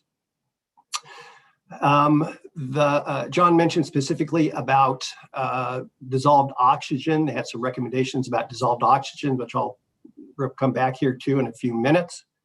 The question about, is the dissolved oxygen monitoring, the additional monitoring that's being requested, does it provide a great deal of useful information, or even a reasonable amount of useful information regarding the impacts from irrigated agriculture? The cost of the recommendations are significant. I went back yesterday and looked at our part of the technical budget for the East San Joaquin Coalition, and the surface water monitoring and reporting program is going to cost this year, 2021, about $1.95 million. And that's probably at a minimum, because there are always things that pop up that cost I'll let them more. know. Sorry? The surface water program is only one element in the entire East San Joaquin program. There's a whole groundwater process that's becoming very expensive very quickly, including developing groundwater protection formulas, values, and targets. There's a management practice evaluation program. There's the requirement to monitor for wells for trends in groundwater quality. And with the implementation of the management zone process, the coalition's members are going to be required to fund clean drinking water supplies for individuals within the coalition boundary. So those are all very, very expensive parts of the East San Joaquin program, and it is driving up dues, the fees that growers pay each year. And if, as I mentioned earlier, if we're forced to add in developing groundwater, new analytical methods, lowering detection limits, and so on, that's going to drive up the cost even more. There's also, we feel, the need for the information that's being requested is unclear. There's, as John mentioned, he did indicate that there are a lack of what we would call trigger limits for our coalition. There's a lack of trigger limits for a large number of the chemicals that we monitor for. A lot of the requested, recommendations requested, to me, sort of drift into the area of research. I spent a large part of my career in academics, and a lot of what's being asked would be terrific PhD projects for graduate students. And the water bodies that we monitor are really constructed canals here, and I'm going to show you, if I can get it down here, I'm going to show you pictures. There we go. So here are pictures of, actually this is 3 locations in the coalition region that we monitor. The bottom 2 pictures, the one on the left and right, are actually the same location, one during the kind of the middle of the winter, and then one on the bottom right there, that's, you see the tox bottles there that we collect water to do toxicity testing. That's during the irrigation season in the summer. But you can see that these are really basically constructed drains and canals. And so there's the application of aquatic life beneficial uses and diving into issues about dissolved oxygen in these kinds of water bodies is questionable. And in a lot of ways, a lot of these, as John mentioned, a lot of these locations don't have much in the way of hydrologic connectivity to downstream water bodies, to streams, and eventually the San Joaquin River.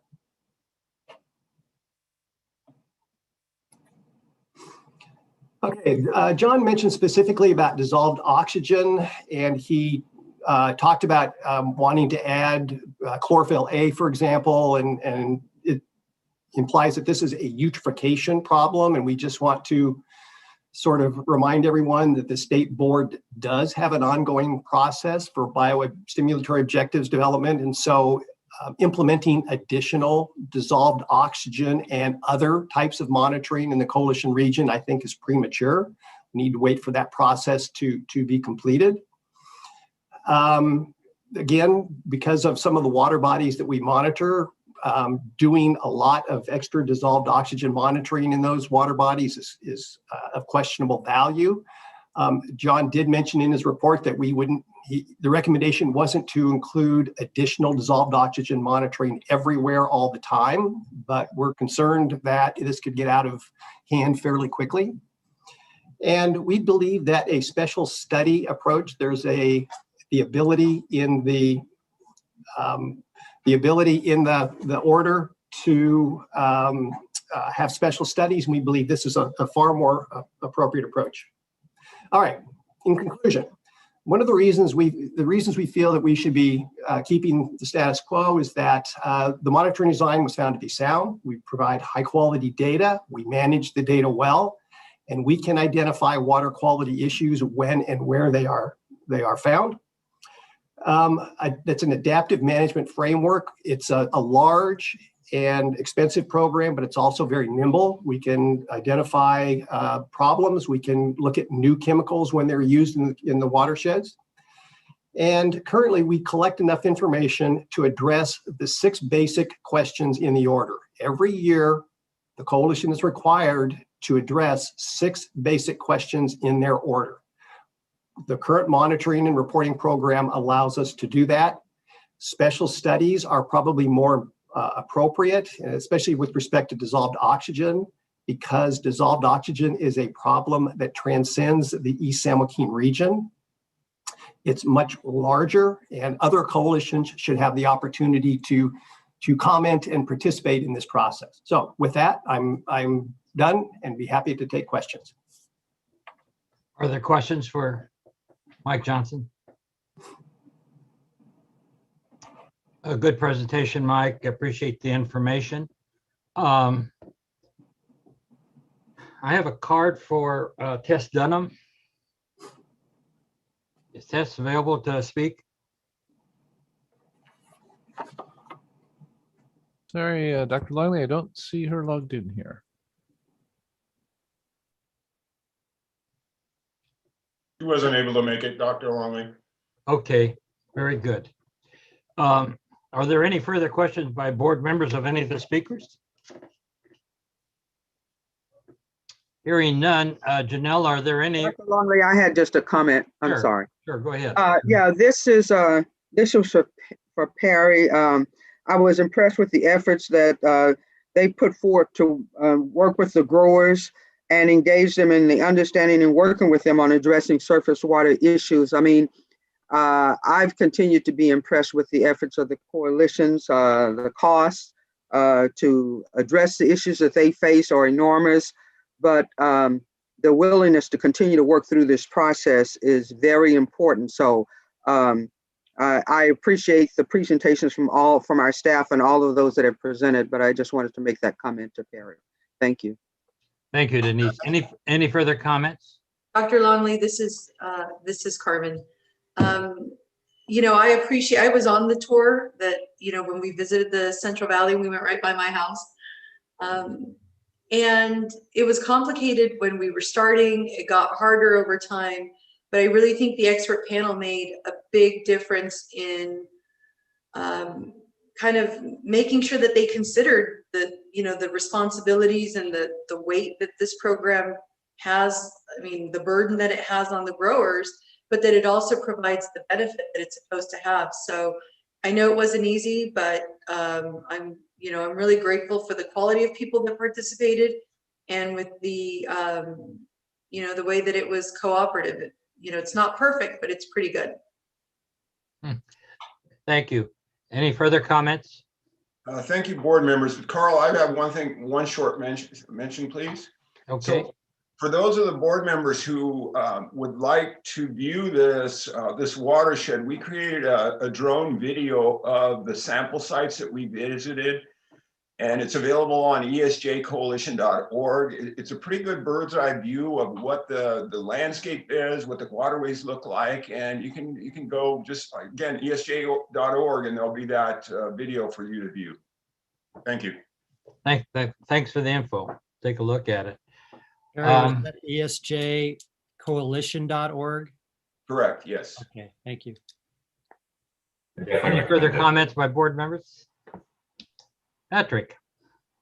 I was just saying, I recommend the video. It's a pretty high production value and really gives you as good of a sense of being there as you can get without actually being there. Well, if we have a minute, we could show the video right now. Oh, are you getting it? I think we need to move on. No, I understand. That was the ongoing joke I had. I think this expert panel saw it more than they probably wanted to see it. Okay, very good. Any further comments by board members? Janelle, are there any interested persons wishing to comment? Hi, Dr. Longley. There are 4, but they do indicate that they will raise their hand if they wish to speak, and they are present to answer questions, but if they haven't raised their hand, I don't think they want to speak. Well, I don't see any raised hands, so we will move on. Hey, Thank you Dr. very, Longley. yes. I'd like to request a brief break before we go into item number 18 to discuss some late comments that we've received with board chair and the executive officer. How much time do you need? 15 minutes max, 10 minutes. I'd say 10 minutes is enough Okay, time. so I'm showing about 12 to 11. Let's be back at 11. Okay, and what we'll do is we'll send out a quick channel to you and the vice chair to join on with us on that separate channel. So Okay. look for that from Bob Chow in your email. Very good. Thank you. Thanks. You know, and my suggestion is before we close, I really do want to extend my thanks to Steve Weisberg, the team at Squirp, and Susan Fergain and Sue McConnell for managing this, as well as all the members who helped pick the team that ultimately came up with the paper, including some counterparts from the environmental community, members from the agricultural community, and folks from State Board as well. A lot of effort went into this, and I really think that it came up with a very, very well-reasoned result. You know, I think to a large extent it ratified all the hard work that we did in coming up with this proposal, coming up with this program. Even though it was many years ago, it's really a big step forward in understanding what we've got. The recommendations of the panel certainly aren't self-implementing. So I think you heard the perspective from the growers that we'll need to kind of take this very carefully and have additional negotiations about how this will be implemented in our next round of irrigated lands orders. But again, my thanks to everybody who was involved in this process. A lot of effort went in to making sure that there was constructive input and that everybody kind of really took the time to follow the science and to understand what the dynamics were of the discharge, including field trips. I think it's mandatory that we get out into the field and really understand what the dynamics of the discharge are. I think that was beneficial to everybody, including the panel members, the advocates, and even the folks who are live this on a day-to-day basis. So my gratitude to everybody involved, and thank you for this process. Okay, one quick comment, Dr. Longley, and to follow up with what Patrick said.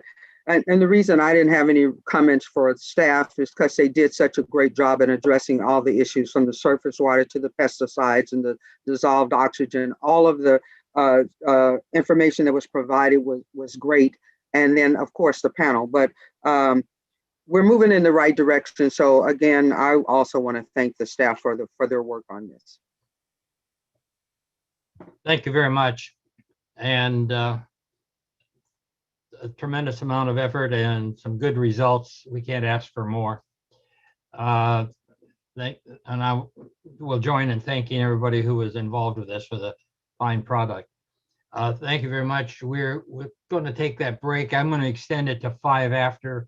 We seem to be having some problem to get on. I've opened the another device. I've opened the window on Teams. I'm not recognized as a team member. So, okay, take care.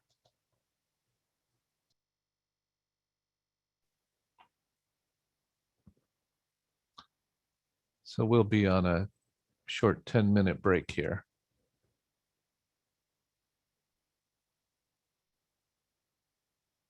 And I see your screen, Patrick.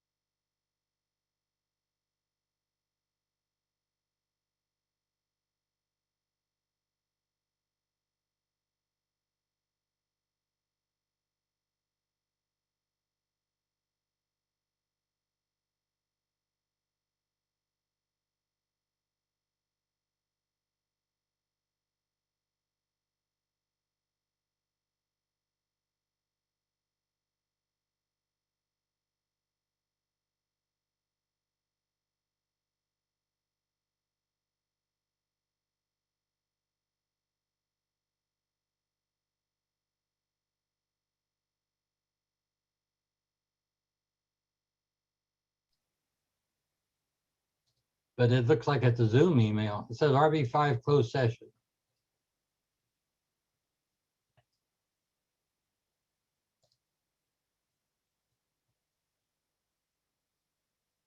I see Chow.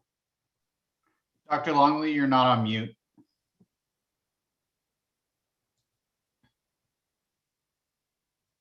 And I'm not on mute on the other session, so I got a problem. No, you're on. You're broadcasting on the open public Zoom. Yeah. Might want to also disable your video.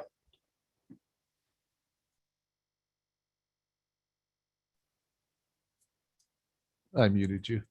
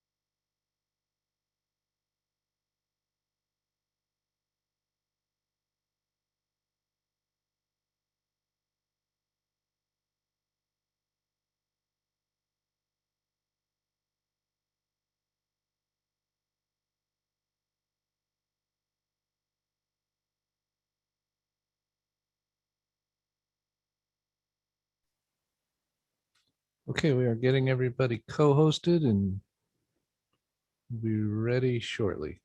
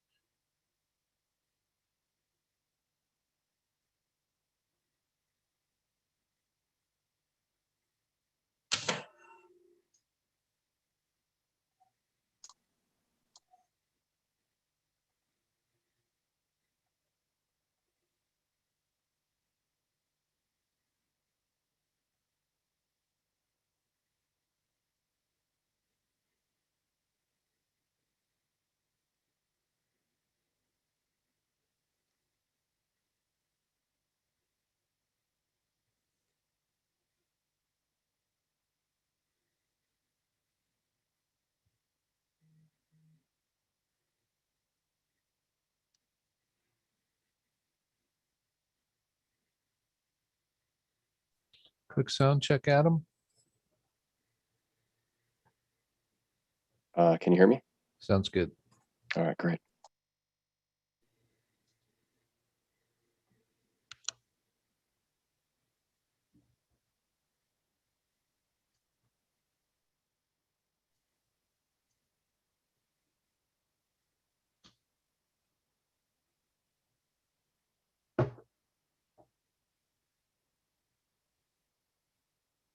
Okay,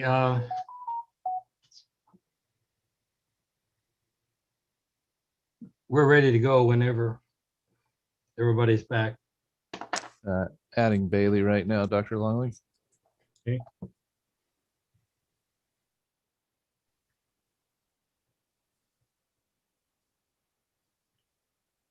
Okay, I believe we are good to go. Okay, I'm going to need some help with the speaker list, trying to get onto Teams. I lost the speaker list. And I have that. yeah, as we go through, I'm going to need some help with that. I love technology when it works. Patrick is incoming right now.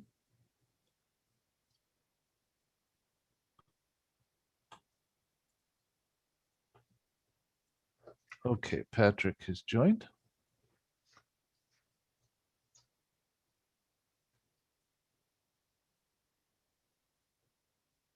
Right.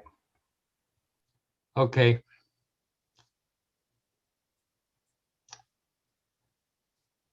Looks like everybody's back. Am I correct? That is correct. Okay, we're ready to go. We're back in session. And I was, first of all, had a discussion with counsel and with the executive officer. We will be discussing that in a few minutes, but in the process of trying to get on Teams, I lost my Teams connection. And so I've asked for help as we go through the speaker list, since I don't have that in front of me anymore. So if we could go ahead and are there any interested persons wishing to comment on agenda item 20? The East San Joaquin Water Quality Coalition surface water monitoring. Janelle, do you have any?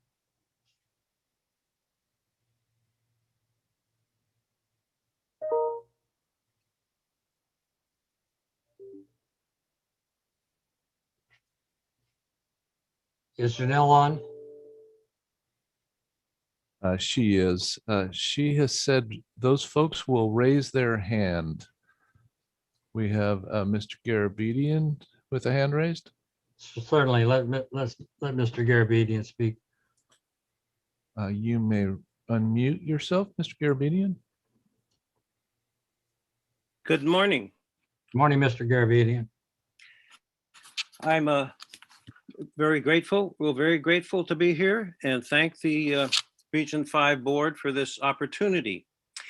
Now there are two housekeeping kind of items we have. One, first is to assure. Mr. Garabedian, we're still speaking on agenda item 20, the East San Joaquin Water Quality Coalition surface water monitoring. Is that what you were speaking to? My mistake. Please excuse me. I'm waiting for the next item. We'll get there. We've had some technical issues, so I'm sorry. Me too. Pardon me. No problem. I take it there's nobody else raising their hand on this item. Is that correct? I see no one, Dr. Longley. Good. We'll go on then to agenda item 18.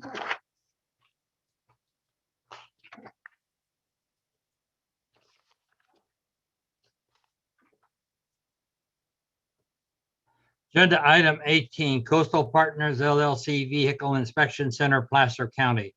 This is the time and place for a hearing to consider adoption of waste discharge requirements for Coastal Partners LLC Vehicle Inspection Center in Placer County.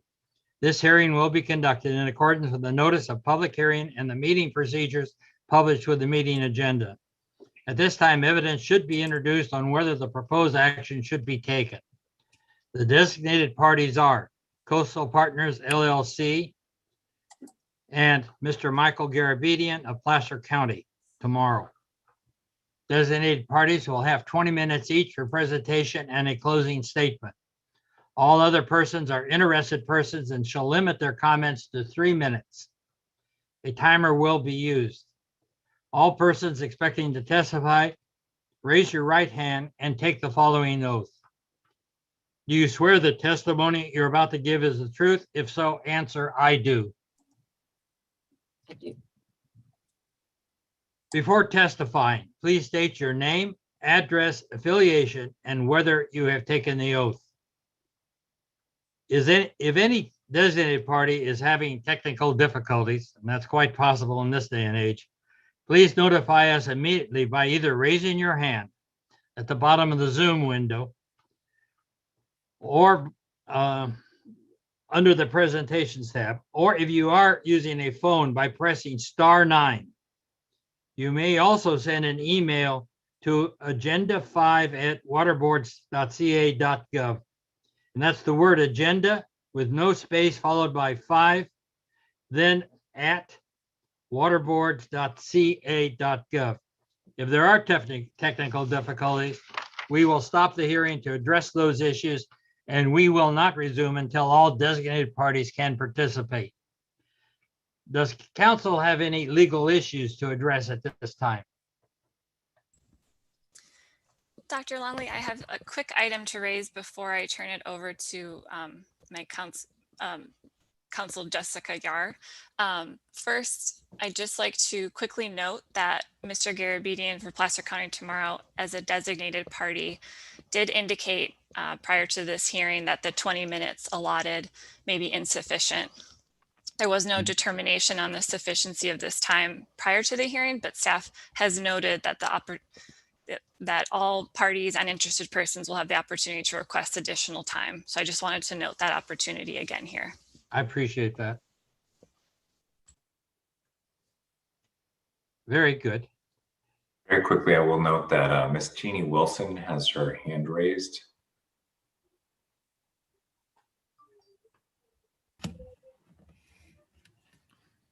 Jean, if you could unmute her to raise if she's got a concern to be raised.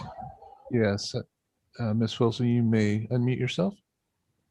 Yes, thank you. I was going to make a short comment.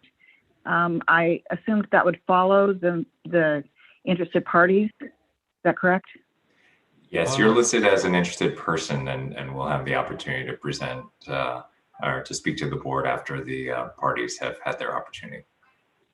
Thank you so much. Thank you very much.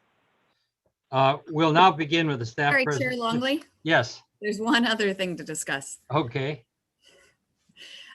Board member Advis has told me that he knows the Dischargers legal counsel to ensure that this is fully disclosed to all participants and that he can participate fairly and impartially in this item. I'm going to ask him several questions just Certainly. for everyone.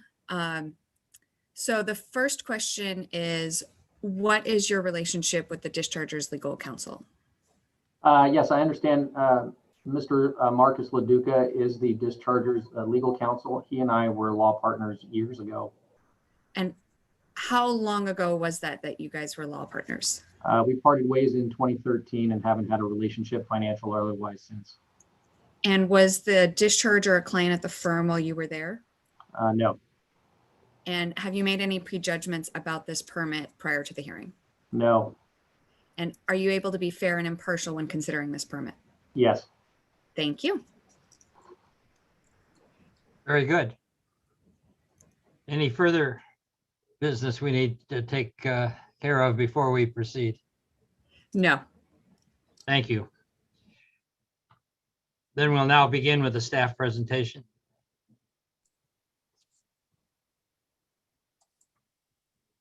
Good morning. This is Lynn, and I will share my screen.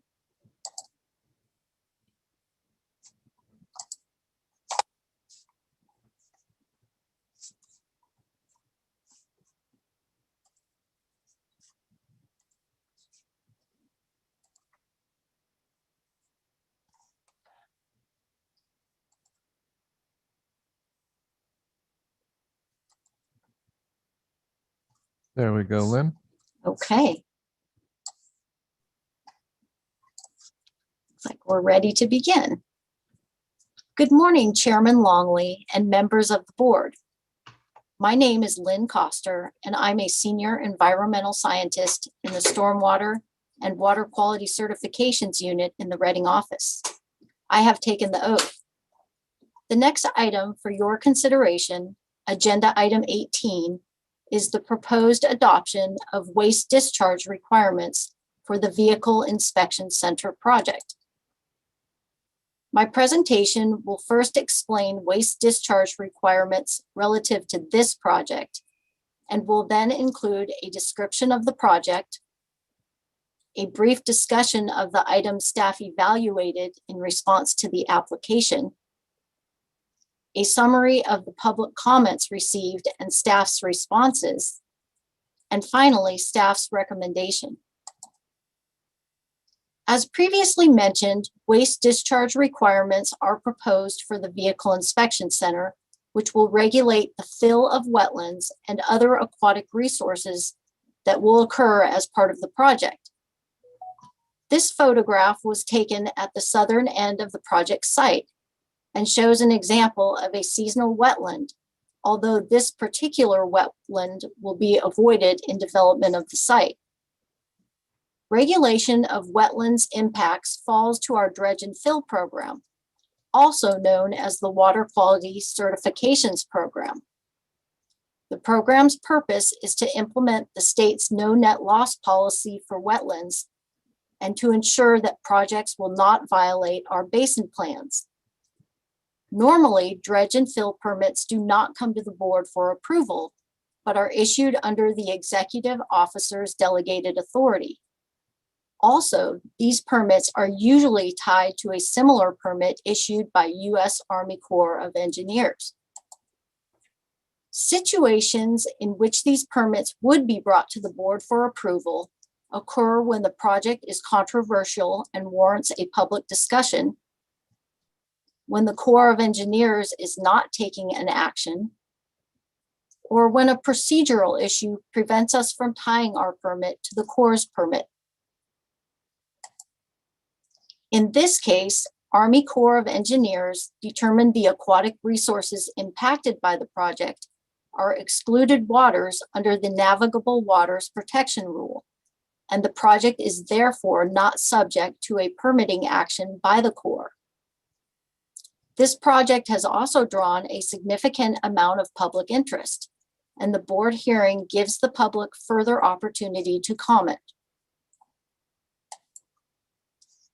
The project site is located to the west of Industrial Avenue, north of West Sunset Boulevard, east of North Foothills Boulevard, and south of Athens Avenue in an unincorporated area of western Placer County that is zoned for industrial use.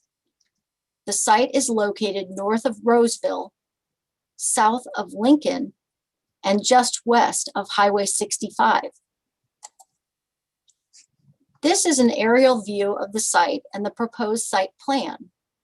The project consists of the development of a vehicle inspection center on a 111.5 acre parcel, which would be used for storage and inspection of used vehicles prior to the vehicles being shipped to buyers at off-site locations.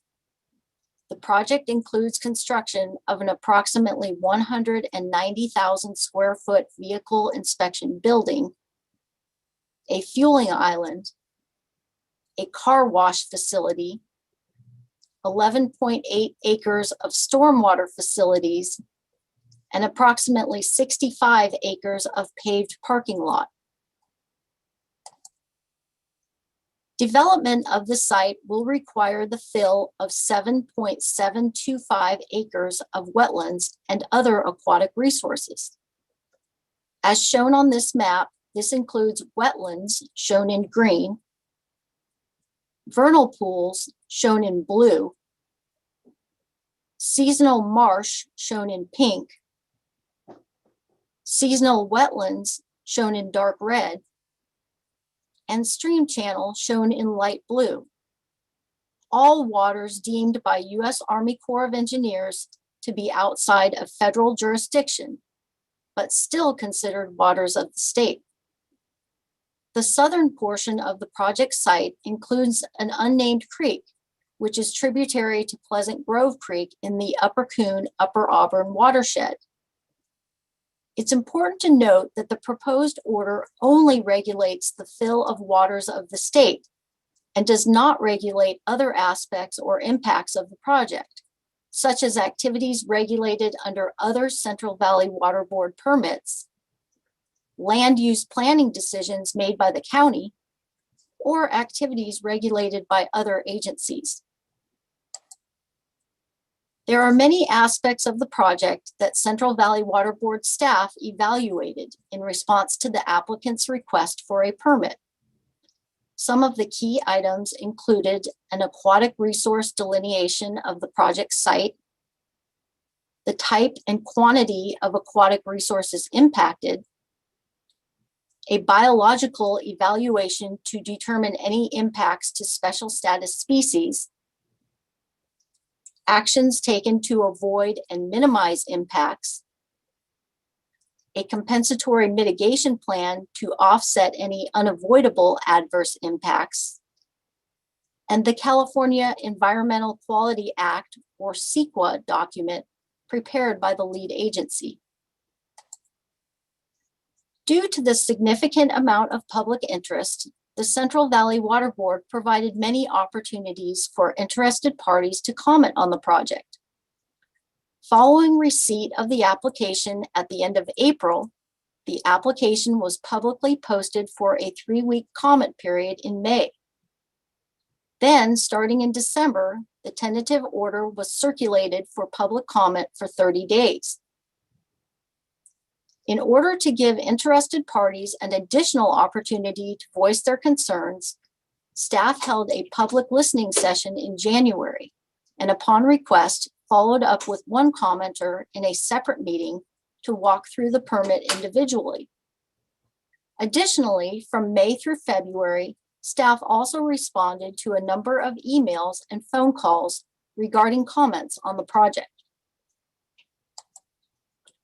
During this process, comments were received from Alliance for Environmental Leadership, California Native Plant Society, Defend Granite Bay, Placer County Tomorrow, and individual Placer County concerned residents.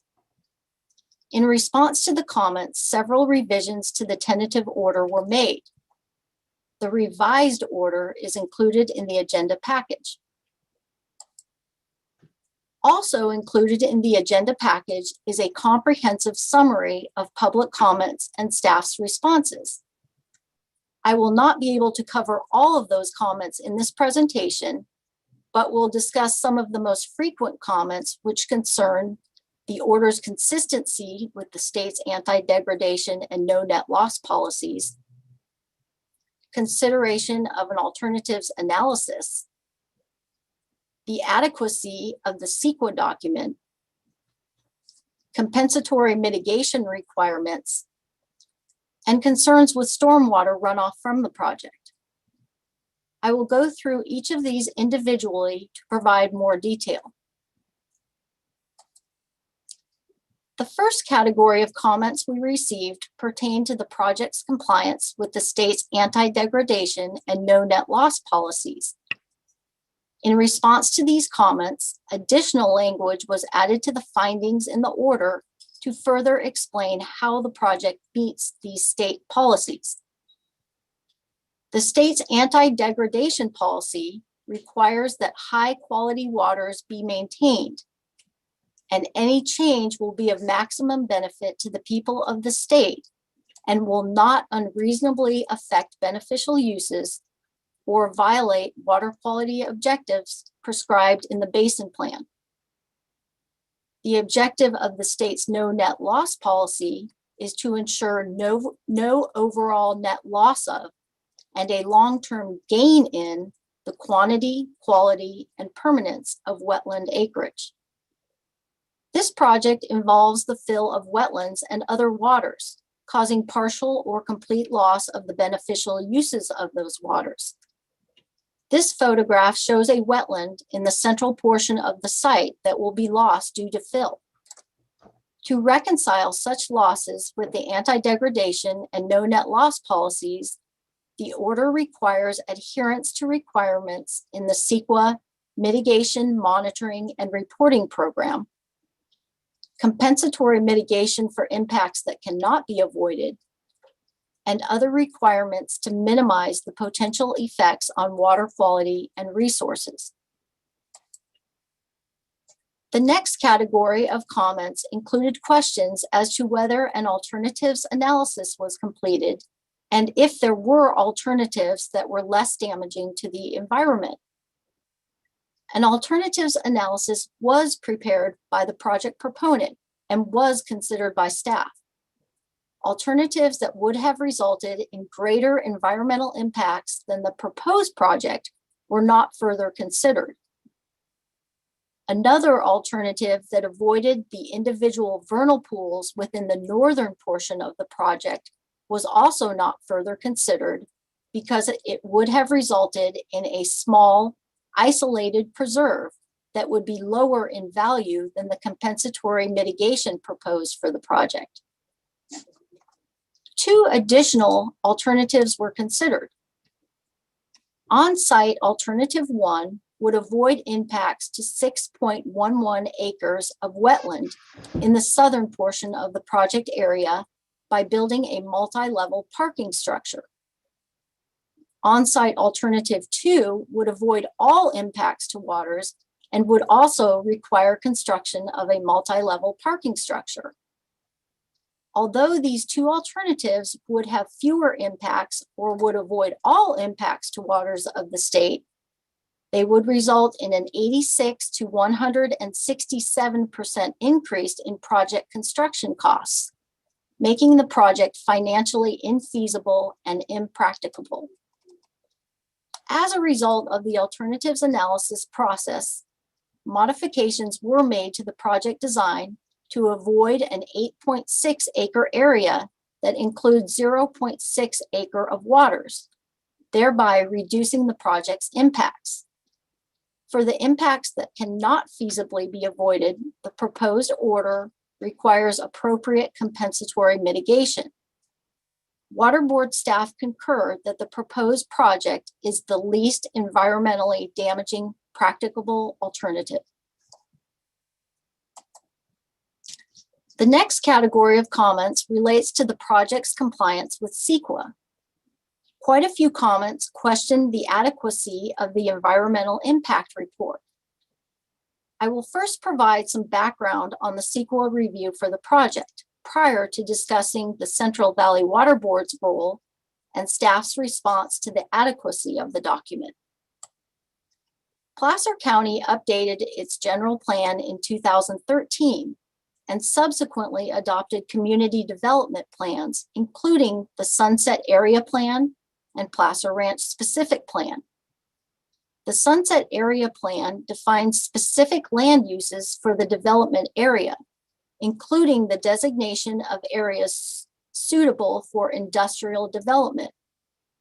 Similarly, the Placer Ranch Specific Plan guides development by designating various types of land uses. This map shows the areas included in these plans.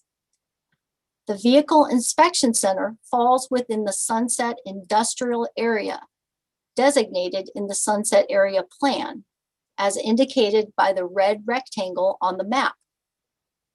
As the CEQA lead agency, Placer County prepared and certified an environmental impact report, or EIR, for the Sunset Area Plan, Placer Ranch Specific Plan in 2019. The EIR analyzed the potential environmental impacts from the comprehensive development plan. In 2020, Placer County conducted a focused environmental review of the Vehicle Inspection Center project to determine if the project is consistent with the previously certified EIR. To assist in its determination, the county prepared an environmental checklist to evaluate any changed condition that may result in environmental impact conclusions different from those in the EIR, and concluded that no additional environmental review under CEQA is required. Placer County will provide more details on their CEQA review process for this project in the following presentation. Central Valley Water Board staff independently reviewed and considered Placer County's environmental checklist that was prepared to evaluate the project's environmental impacts and its consistency with the EIR. Staff concurs with Placer County's determination that there are no project-specific effects which were not discussed in the EIR. An additional environmental review is not required to comply with CEQA. In its role as a responsible agency, staff made findings, including recognition of significant and unavoidable impacts, and prepared a statement of overriding considerations, which are incorporated into the order for board consideration. In making its determinations and findings, the Central Valley Water Board presumes that Placer County's certified EIR comports with the requirements of CEQA and presumes the adequacy of the EIR for its use as a responsible agency. Another category of comments concerned compensatory mitigation. Compensatory mitigation means the restoration, establishment, enhancement, or preservation of aquatic resources to offset unavoidable adverse impacts, such as project impacts that will occur from the fill of the seasonal wetlands shown in this photograph. Concerns were raised that the project proposes to purchase compensatory mitigation credits through the Placer County Conservation Program, which has not yet been fully approved, and that the proposed mitigation may not adequately compensate for the project's impacts. Staff responded with clarification that the Central Valley Water Board's certification of the project is not reliant on the project's approval under the Placer County Conservation Program, or PCCP, which provides for streamlined permitting for several other federal, state, and local agencies. The project's compensatory mitigation plan provides for the purchase of credits from the Western Placer County in lieu fee program, which has been approved and is operational. The in lieu fee program will be included as a component of the PCCP once the PCCP is fully approved. You'll hear more about the PCCP in Placer County's subsequent presentation. As previously mentioned, the project will permanently impact a total of 7.725 acres of aquatic resources. This order requires aquatic resource impacts be mitigated at a ratio of 1.5 acres of mitigation credits for every 1 acre of impacted aquatic resources by purchasing credits through the Western Placer County in lieu fee program. Fees paid into that program will fund mitigation projects that will result in a large, managed and monitored reserve area that will provide wetland and species habitat in perpetuity, rather than small, fragmented, and isolated reserves surrounded by urban development if mitigation was done on a property-by-property basis. This photograph shows riverine and riparian habitat at a preserve in Placer County and is an example of the type of resources that will be protected under the program. The final category of comments that I will discuss relates to stormwater. Commenters raised concerns that the impervious surface created by the project could increase the amount of stormwater runoff from the site. The potential for pollutants in the runoff was also of expressed concern. These are just stock photos to illustrate the impervious surface of a paved parking lot and stormwater runoff from that surface. The proposed project includes retention facilities to mitigate stormwater impacts. The order includes a requirement that the on-site stormwater facilities be constructed concurrently with the project's creation of impervious surfaces. The County of Placer is regulated under State Water Board's municipal stormwater permit and must ensure that the project complies with the county's requirements under the permit. Site discharges of pollutants and impacts on beneficial uses of receiving waters are prohibited, and low impact development standards are required to be implemented into the project design to reduce runoff, treat stormwater, and provide baseline hydromodification management. The facility will require coverage under State Water Board's Stormwater Construction General Permit and will likely also require coverage under the statewide Industrial General Permit, both requiring the implementation of measures to reduce or eliminate stormwater pollution. Importantly, regulation under the county's municipal stormwater permit and the Industrial General Permit will involve ongoing regulation of the facility's stormwater discharges. In response to public comments, several revisions were made to the tentative order. These changes were circulated to the interested parties and links were provided on our website. First, anti-degradation and no net loss regulatory considerations were expanded in the findings. Second, the CEQA Statement of Overriding Considerations was revised to clarify the Central Valley Water Board's reasoning for accepting the project's significant and unavoidable impacts. Corrections were made to the CEQA findings of fact to specify the particular PCC program referenced. Additionally, 2 minor typographical corrections were made. In closing, it is important to reiterate that the proposed order only regulates the fill of waters of the state and does not regulate other aspects or impacts of the project.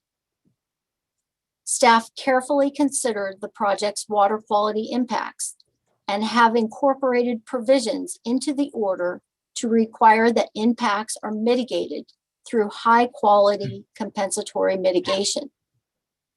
Staff recommends adoption of the proposed waste discharge requirements. I would like to enter this presentation and the agenda package for this project into the record. Thank you.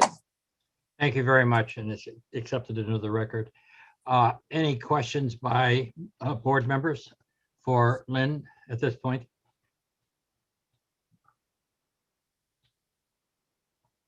Waiting a minute, knowing it takes a while to unmute. Then we will proceed now with testimony by Coastal Partners.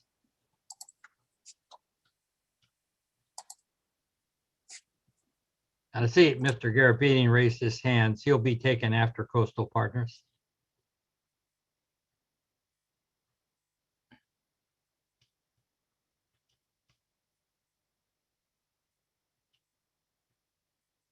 Gene, are you unmuting Coastal Partners reps? I am looking to see who they are. Good question. Item 18 shows Lynn, Stephanie, and then Placer County tomorrow. Pardon me, I believe Callie Kettinger Cecil from Placer County will be speaking first on behalf of Coastal Partners. Okay, Callie, you have been unmuted. Wonderful, thank you. Can everybody hear me okay? Here you will. Excellent. I will go ahead and share my screen and begin my presentation.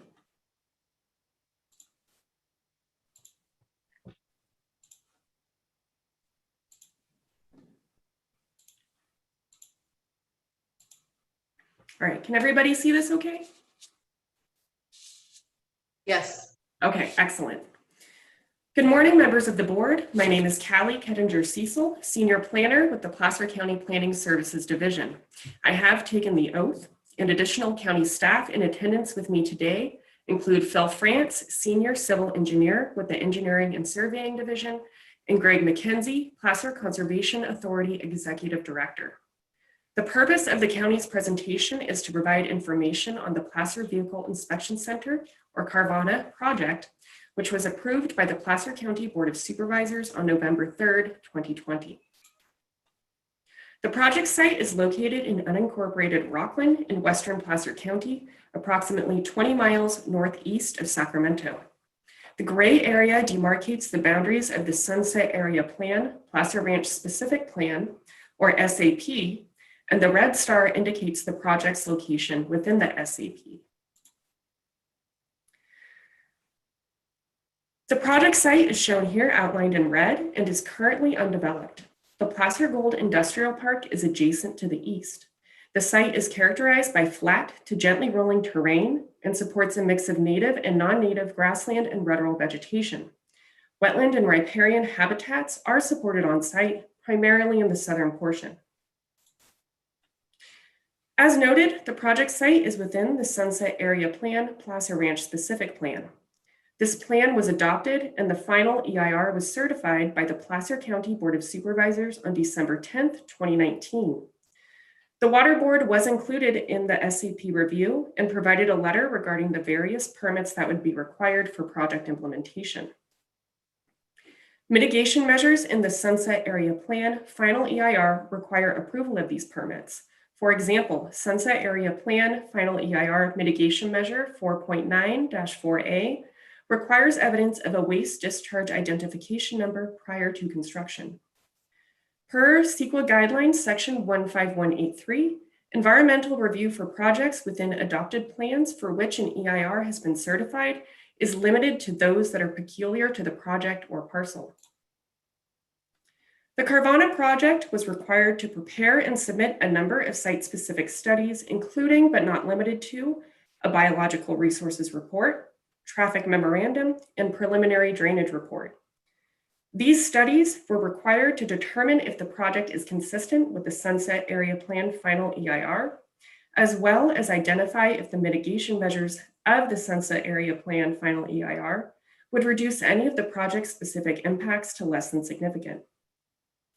These studies were reviewed and determined to be adequate and demonstrate the project's consistency with the Sunset Area Plan Final EIR.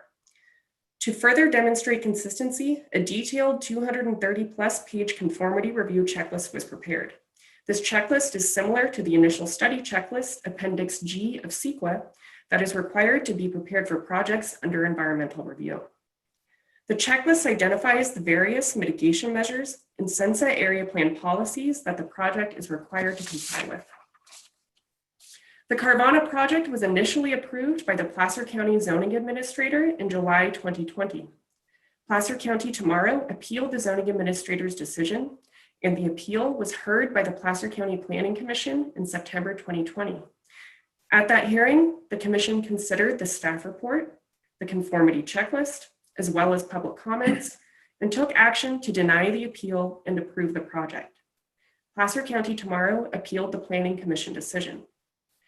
That appeal was heard by the Placer County Board of Supervisors, where the board considered the staff report, conformity checklist, and public comments and took action to deny the appeal, approve the Placer VIC project, and find that the project is consistent with the Sunset Area Plan Final EIR pursuant to CEQA. A site-specific biological resources assessment was submitted for the project from eCorp Consulting dated April 2020. Impacts to the on-site resources were documented and included in the checklist. Since the project's board approval, eCorp has conducted additional site studies to further refine the impact map for Placer County Conservation Program, PCCP, habitat types and avoidance areas. The project will be impacting aquatic resources and will be required to mitigate for impacts to those resources. Regarding drainage, a drainage report was prepared for the project and concluded the proposed drainage basins that are proposed with the project meet or exceed the standards defined in the Placer County Stormwater Management Manual. The Sunset Area Plan requires new development to mitigate increases in stormwater volume to retain a 100-year, 8-day design storm depth of 10.75 inches. The basins that are proposed on the project are shown here in blue.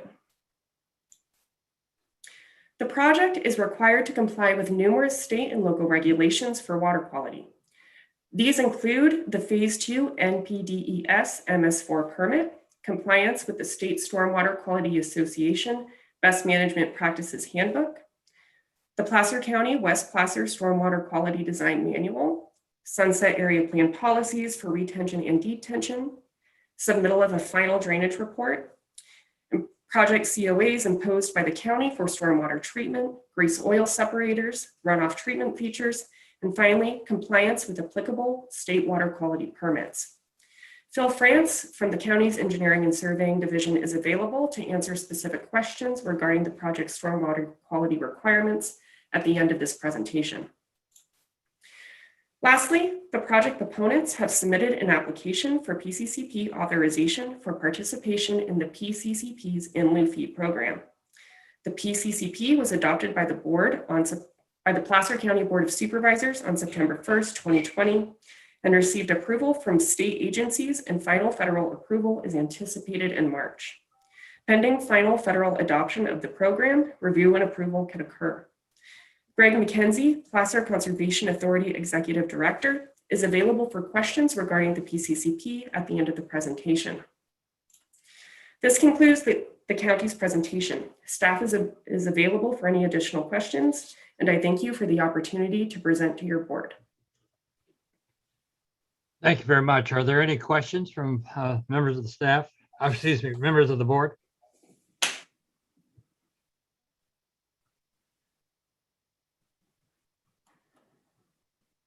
Once again, I hear no questions for Placer County. We'll now proceed with testimony from Mr. Michael Garabedian of Placer County tomorrow. Gene, would you please I'm not certain that that was the last person speaking on behalf of Coastal Partners. Dr. Longley, the next speaker will be Greg McKenzie. I'm sorry. Okay. Mr. McKenzie.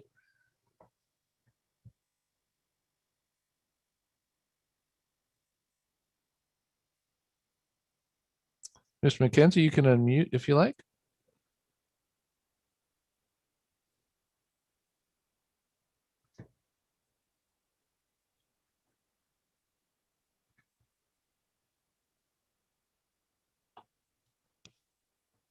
We hope you will. I think we may have.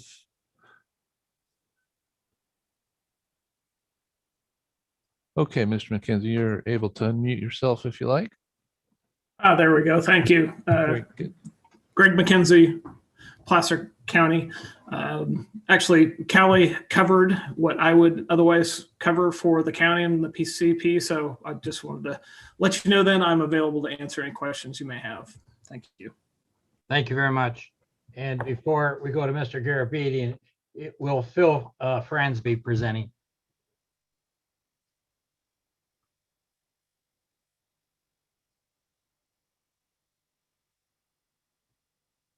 Mr. Franz, you may unmute. Thank you, Mr. Chairman.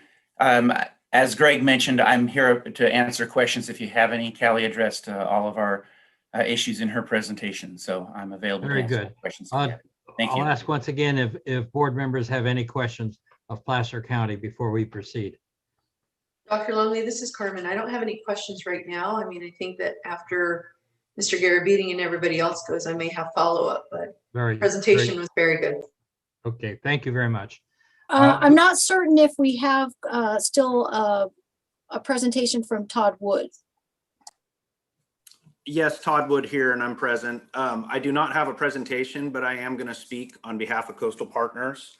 I have taken the oath. My name is Todd Wood. I work with eCorp Consulting, and I have been the biologist, one of the biologists working on the project. Good afternoon, Chair Longley, members of the board, and thank you for hearing us.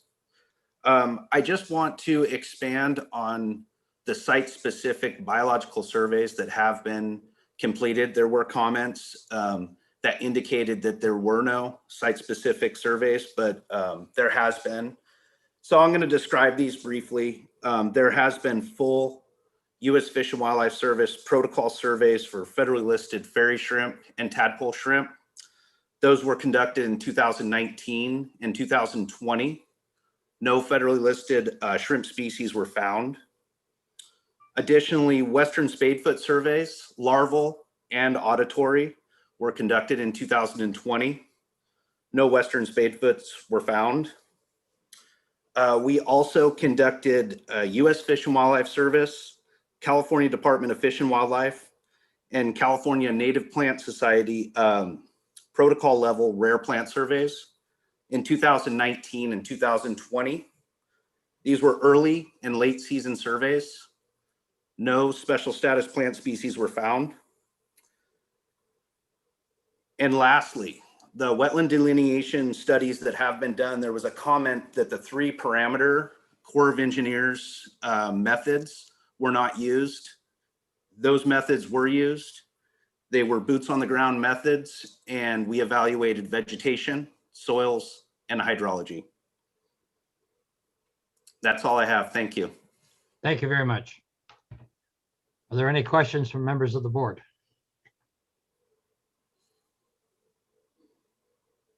Seeing none, we'll proceed with testimony by Mr. Michael Garabedian of Placer County tomorrow. Excuse me, Dr. Longley. I think we still have one more. They're not on the Lynn. They're not on the list. And I have my Todd list back up. Ward will be speaking next. Who will be speaking? Todd Ward. Mr. Ward, you're unmuted. Okay, go ahead, please.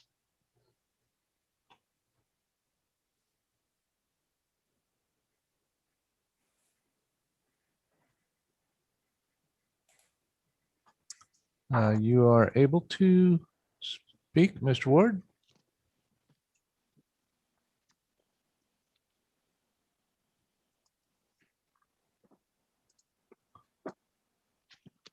Ooh.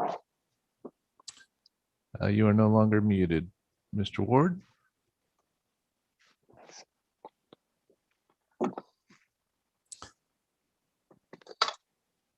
Appears your microphone is perhaps not working.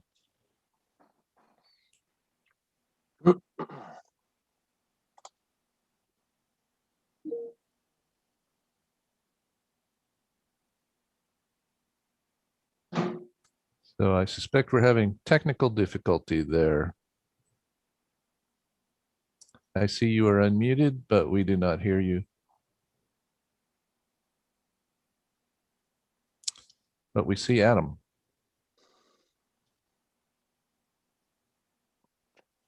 You are unmuted. I saw it mute and unmute, but unfortunately we're not hearing you. So we can take him later. He's not indicated on the list as he's on the list, but he's not indicated as having a presentation or will be speaking. So we can move ahead with the meeting. And in the meantime, you can try to work out his technical problems, and he can present later.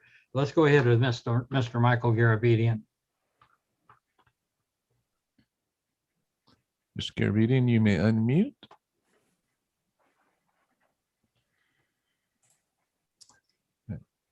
And you are unmuted.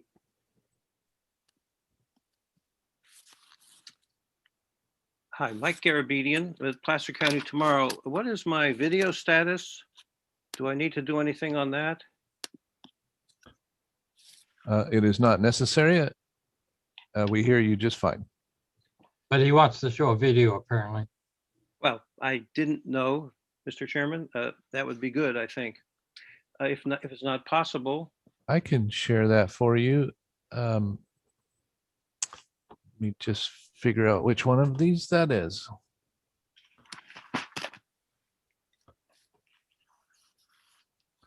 Anyone have the question I would ask counsel, is this an issue where we have might have new testimony that hasn't been presented before?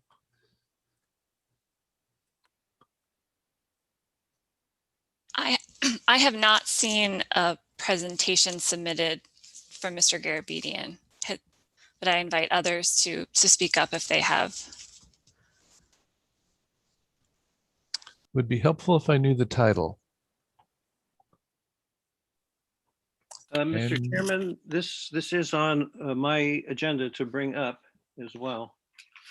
Okay, we also have a technical issue, and that's trying to get it up. Yeah, well, if anyone can tell me the name of that, I will see if I have it. It is the it's got no presentation was submitted for this matter. The document I'm referring to, I think you're referring to, was sent to the board yesterday at 9:45 a.m. called this Friday, February 19th, Carvana, Coastal Partners, and Amoroso Development Water Quality Hearings. That was sent to staff members Tadlock, Coster, Marshall, Counsel Bailey, Toff Dupai, Adam Liputz, Brian Smith, and Greg Hendricks. Did you submit that, Mr. Garabedian? Sorry? And you submitted it? We do have an email, not a presentation. Is that what you are hoping to display, Mr. Garabedian? That is what I'm hoping to have considered, yes. It is part of our discussion from the January 13th to 14th meetings. It is about issues that have been raised to certain or a lot of extent. But so it's one of the 3 or 4 housekeeping issues I have, or I would call them housekeeping. Apparently staff can't find the video. Well, that's okay with me. Are there, so you said there are some other issues. Could you go through them, please? First of all, the first issue I think was resolved. It was not clear until a few minutes ago that Placer County Tomorrow has a had been admitted to as a party to the proceeding. It sounds like that is the case. That is the case as I understand it. And we have 20 minutes at this time. That's correct. So the second issue I would bring up, especially as lunch is approaching, is that I haven't received the revised order or the answer to comments. They, as far as I know, haven't been sent to me. I have looked at them along with checking on both of these issues, and did for the next agenda item 19, did receive an email with the changed order. So I would, if we are going to take a lunch break, that if there's some way I could get access to those documents, that would be an opportunity for me to review those. Now, yes, Mr. Valupa, could those items be resent to Mr. Garabedian if they've not already been sent? I believe we could resend them. They are also posted on the website. I didn't find them. Thank you.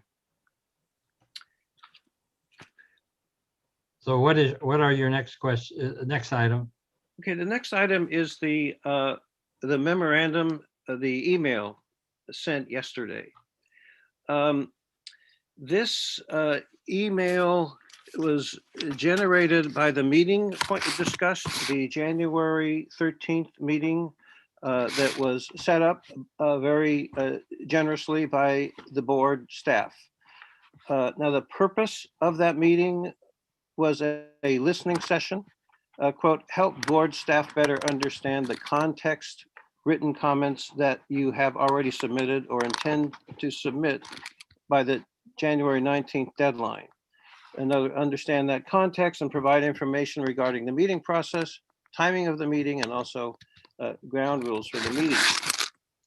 At that meeting, what we went there to find out was what the context for the board is in issuing these permits, and discuss things such as the need for public training and that sort of thing.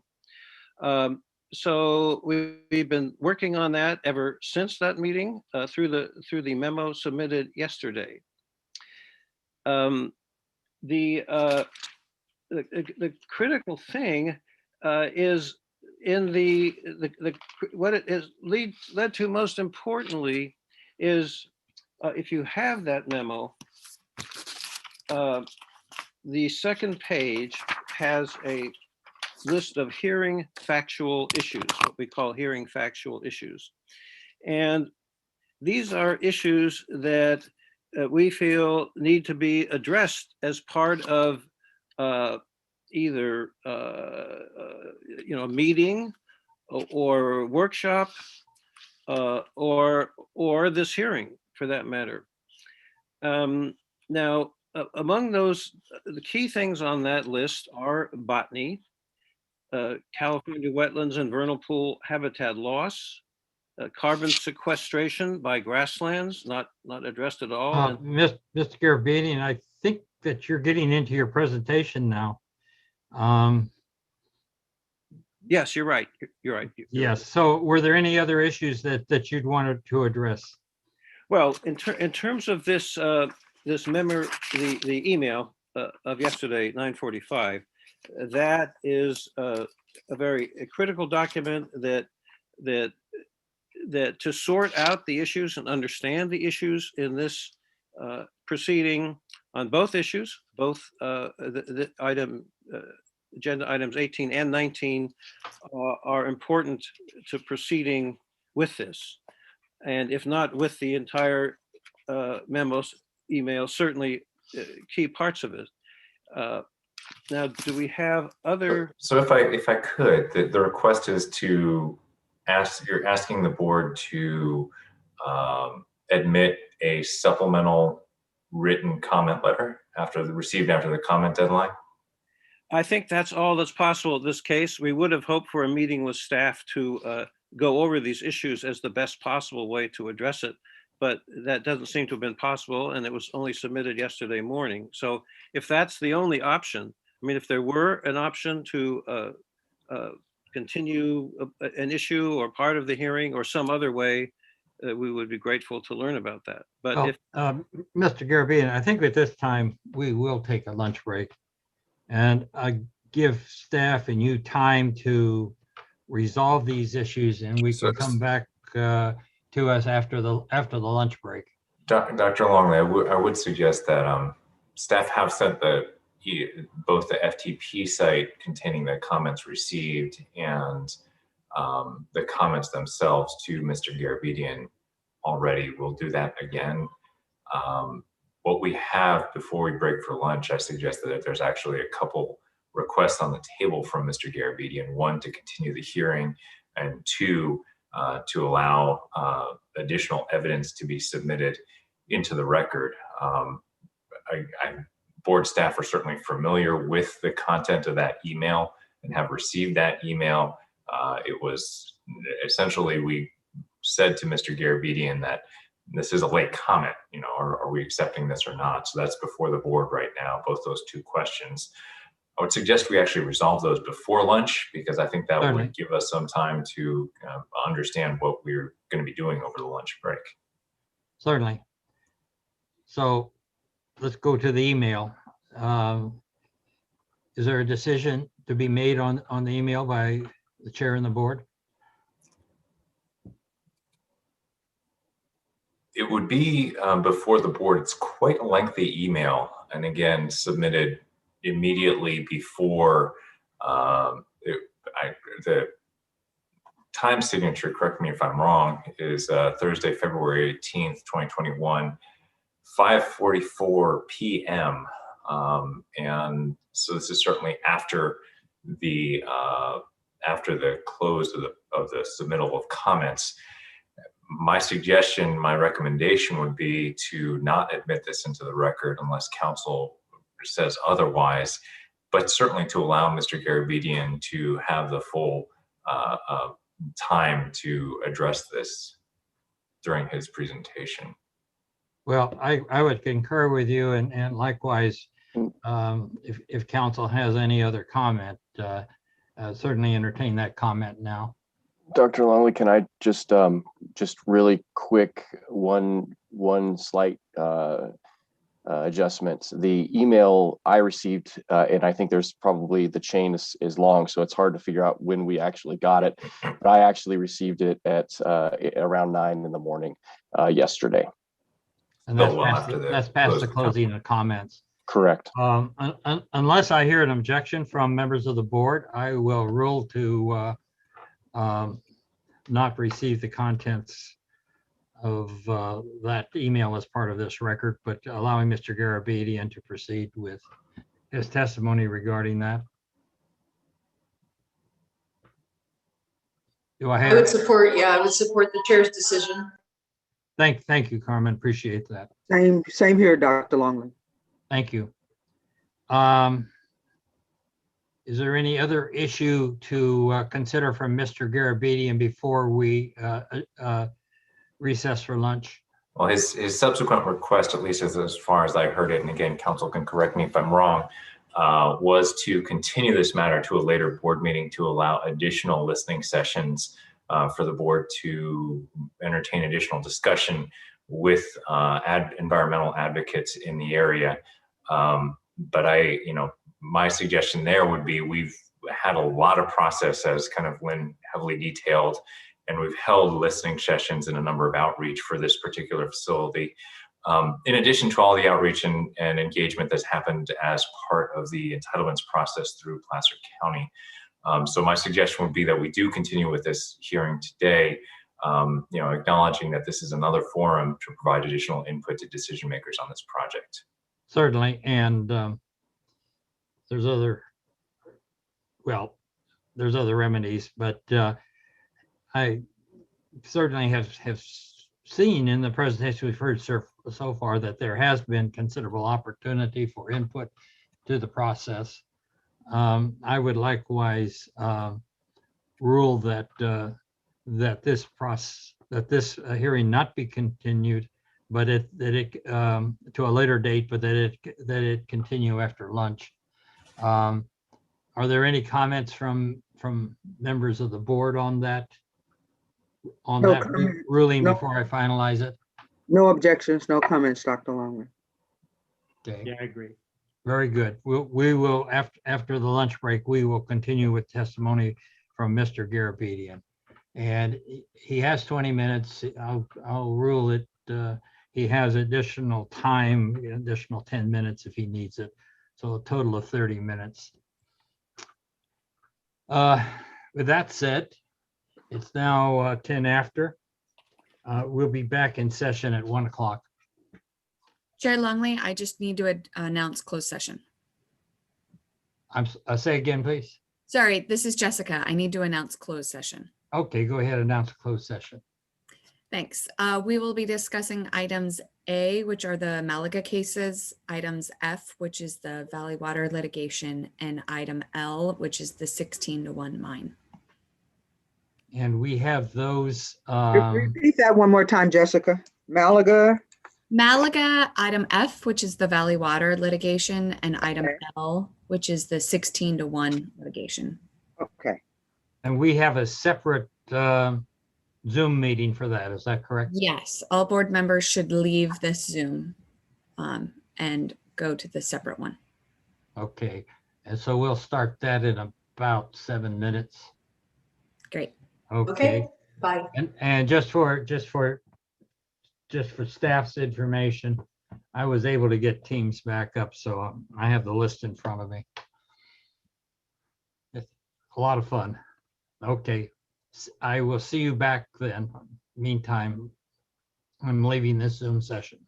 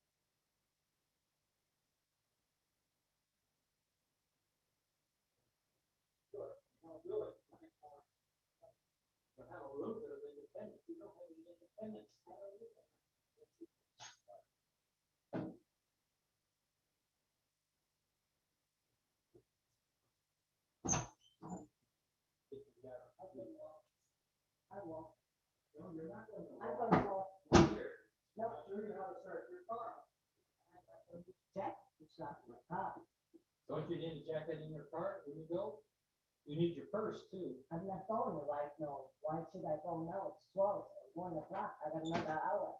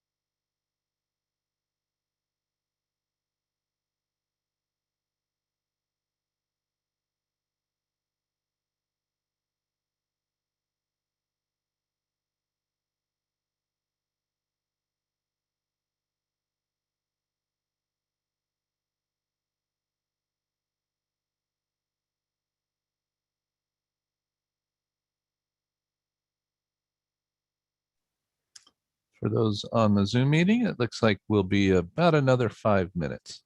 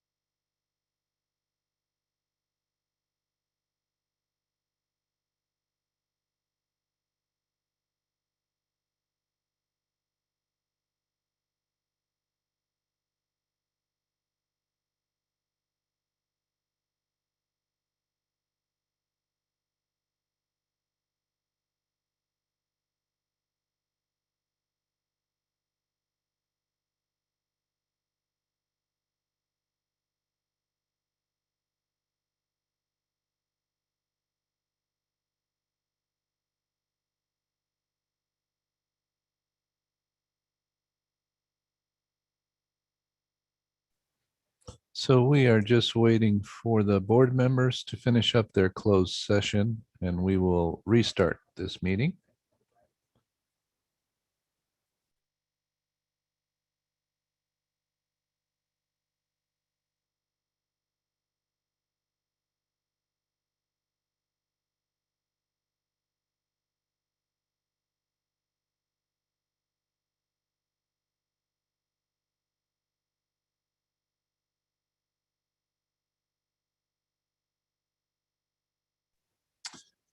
I've been updated that we will begin again at 1:20 after the closed session.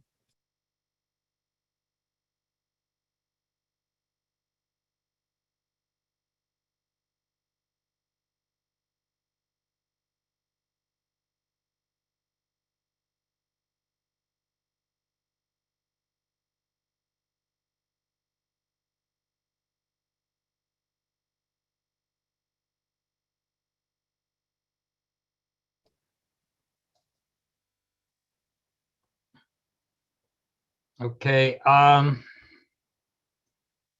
it's now 10 after the hour. We just got out of our briefing of legal actions regarding the board. We'll be announcing that meeting when we get started, but some of the board members hadn't had time to grab something to eat, so we will be starting hopefully at 1:20.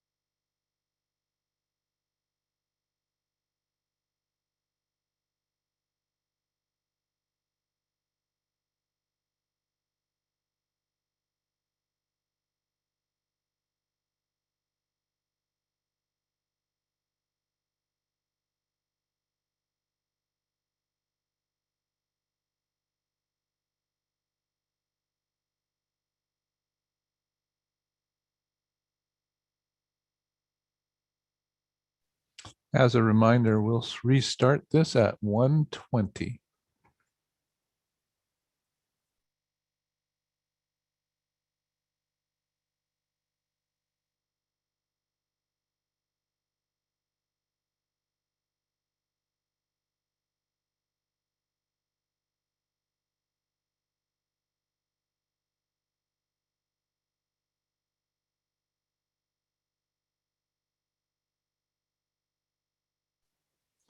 Bailey, it appears your audio is having some trouble connecting.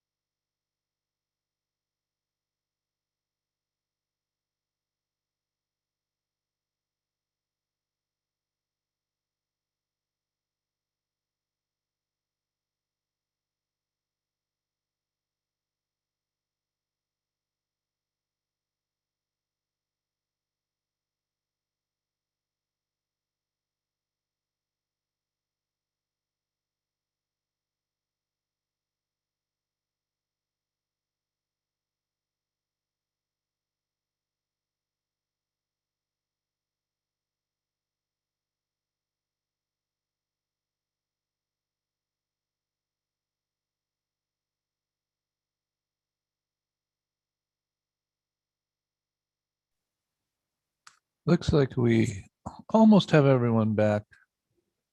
We'll be starting shortly.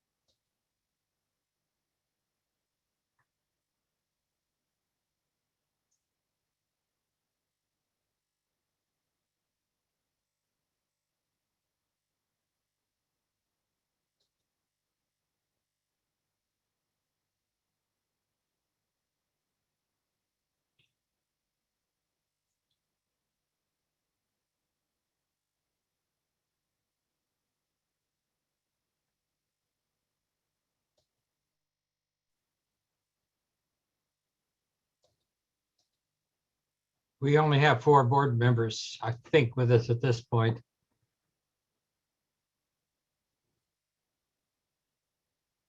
I think the board met and went past 1 o'clock in their closed session meeting, and some of the board members had to go for lunch. I'm here, Dr. Longley. Denise. Mark's here. Carmen's here. Harmon's here. Sean and Raji as well. Yep. Sean and Raji. So we're short one board member, right? And I think Nick was coming back in just a couple minutes. Yeah. So we are fine to start up. So, council, would please report on the meeting we were in, closed session. We have nothing to report. Okay, great. Moving on then, we're back on item 18. And staff was going to work with Mr. Garabedian to work out issues on him getting the paperwork he was asking for. And he had also a video that he wanted to show. Where are we on that? And please admit, Mr. Garabedian.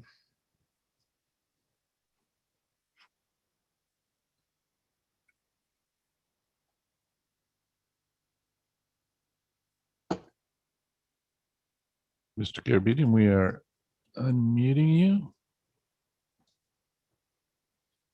Actually, I've lost Mr. Garabedian.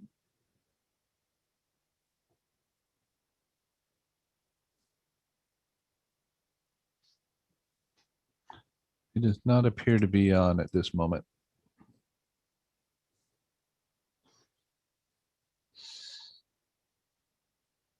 Could somebody give him a call?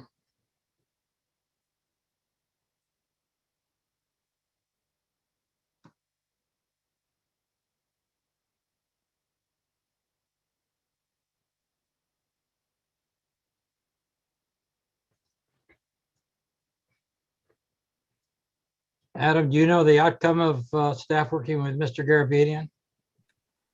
I do. The staff during the break has emailed the documents to Mr. Garabedian and also given him access to the FTP site. But I think he's having some technical difficulties now getting on to the Zoom platform. So maybe just a minute or so, and hopefully he can get back on. Yeah, I would suggest we would continue this to after item 19, except he's on item 19 also.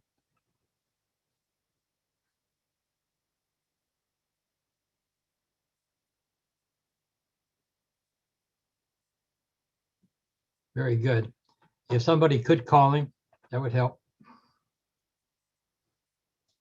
I'll go ahead and give him a call. He has been in communication, just email saying he's having some difficulty getting back on. But okay.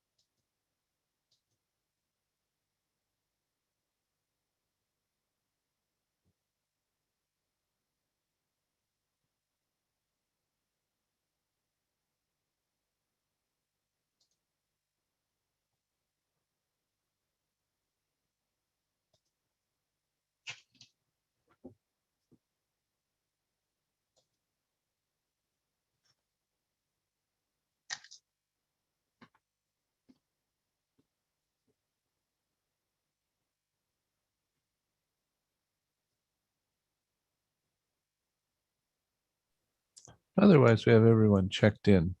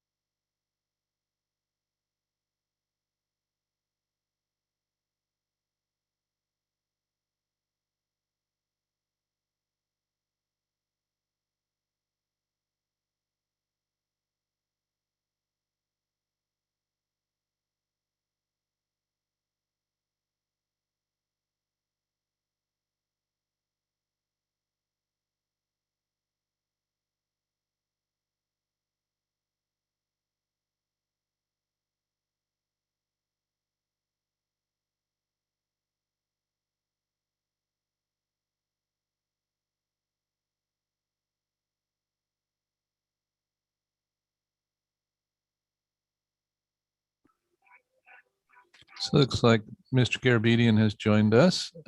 He is currently unmuted.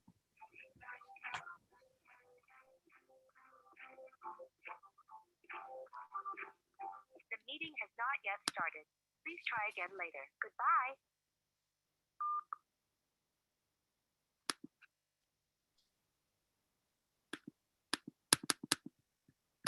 There we go. Can anyone hear me? Hear you well, Mr. Garabedian. Yes.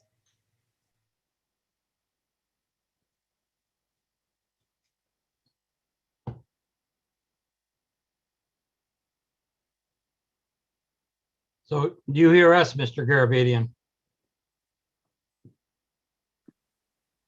I hear you, yes. Okay. So I'd like to ask staff to describe the actions they took and where we stand at this moment on item 18. Sure, Dr. Longley. This is Adam. Adam Lapid's AEO, Rancho Cordova office. During the break, staff provided the documents to Mr. Garabedian via email. Also attempted to send him a link to the FTP site for another location for the documents. If there's, I believe he should have them at this point, but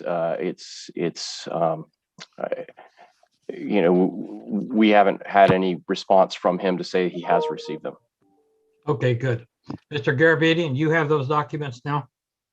Around 10 minutes to the hour, I did get the response to comments, and I do have the 76-page or so order changes. So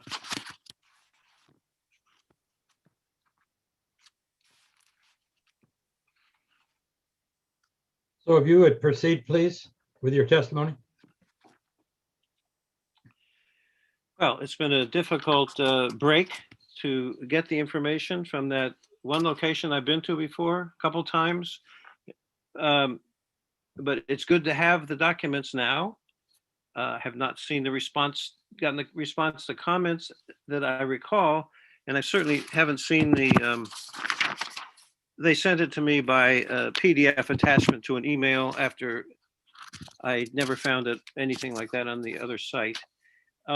If I could, Dr. Longley, Lynn, you did describe that board staff have previously sent Mr. Garabedian this material. Is that correct? That's correct, Patrick. On the 5th of February, we sent a link to all the agenda materials on our webpage. And then on the 10th of February, we sent a PDF of the revised order in underlined strikeout format as requested by Mr. Garabedian, as well as a link to the FTP site for all of the comments that were received. Again, on the 12th of February, he requested the information and we responded again and provided that same information. And then during the break, we provided it again. So, Mr. Garabedian, there's been multiple attempts to get the information to you. And I'm sorry that one way or another you've missed it, but certainly you've had ample opportunity to get that information and to be prepared for your testimony today. Well, we don't agree about that. The site where you go and open up a whole bunch of documents and never had this on it as far as I know. And the changes in the order. So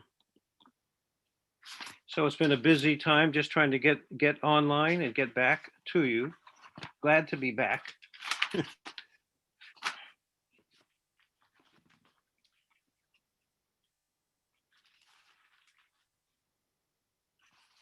Okay, we're waiting your testimony. Yes, I'm sure you are.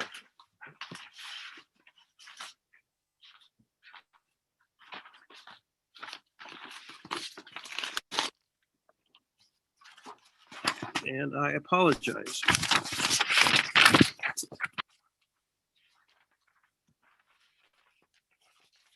So the one area where we are ready to go today is on anti-degradation. And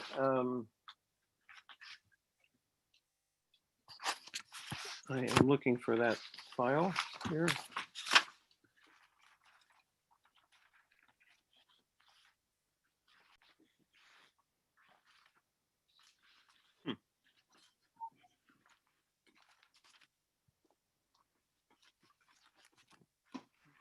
I would say it has been a big job to keep track of having two of these items, this one and item 19 on the agenda, to deal with at the same time.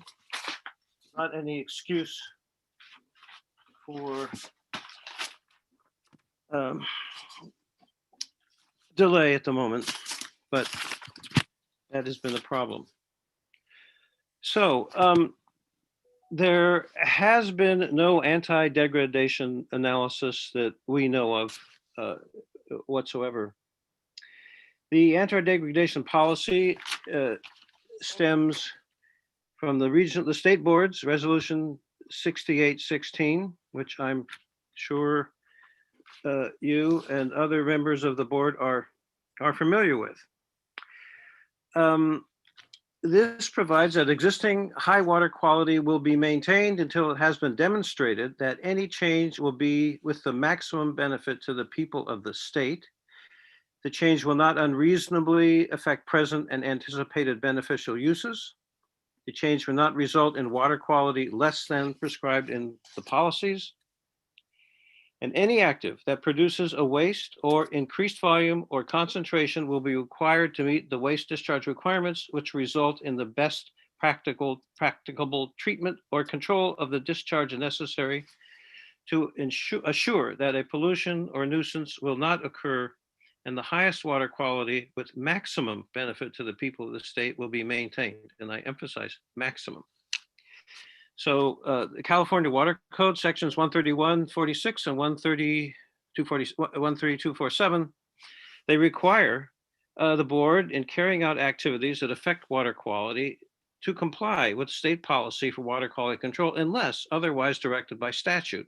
In this case, the statute shall indicate that the board in writing provides their authority for not complying with the policy. No such writing are we aware of. Now, the board has adopted, the state board, the anti-degradation policy, and the regional board incorporated it into the Basin plan. So you're required by the code to comply with the anti-degradation policy. The Clean Water Act, Section 101A is the basis. That's how the anti-degradation policy started. It states that the objective is to, quote, restore and maintain the chemical, biological, and physical, I mentioned physical integrity of the nation's waters. So that would include, and Section 303 of the Clean Water Act goes further, referring explicitly to the need for states to satisfy the anti-degradation regulations, 40 CFR 131.12, before taking action to lower water quality. These regulations, the one I just mentioned, describe the federal anti-degradation policy and dictate that the states must adopt both a policy at least as stringent as the federal policy, as well as implementing procedures. Now, California's policy is both federal and state for the resolution in question, and it is binding. The state policy in the Water Quality Control Board, the anti-degradation policy is binding on all of the regional boards. That's Water Quality 8617, page 17 to 18. So even a minimal anti-degradation analysis would require of these factors that we do not have: existing applicable water quality standards, ambient conditions in receiving waters compared to standards, incremental changes in the constituent loading, both concentration and mass. 4, treatability. 5, best practicable treatment and control. 6, comparison of the proposed increased loadings relative to other sources. 7, assessment of the significance of changes in ambient water quality. 8, whether the water body was an outstanding national waters. So a minimal analysis under anti-degradation must also analyze that the degradation is consistent with the maximum benefit to the people of the state and, as mentioned, and its activity is necessary to accomplish the important economic, social development in that area, in the area. And third, the highest statutory and regulatory requirement and best management practices for pollution control are achieved for resulting in water quality that is adequate to protect and maintain existing beneficial uses. The BPTC technology analysis must be done on an individual constituent basis, while tertiary treatment may provide BPTC for pathogens, dissolved metals that may simply pass through. So I think you know these requirements. It is unclear to us why they aren't being met. We don't see how this measure could be brought before the board and acted on without an anti-degradation analysis. I would like to go back to the opening talk for a question or two to slide 15 on the first presentation. And the other one would be, let's see. And that would be the first slide. So can we go there?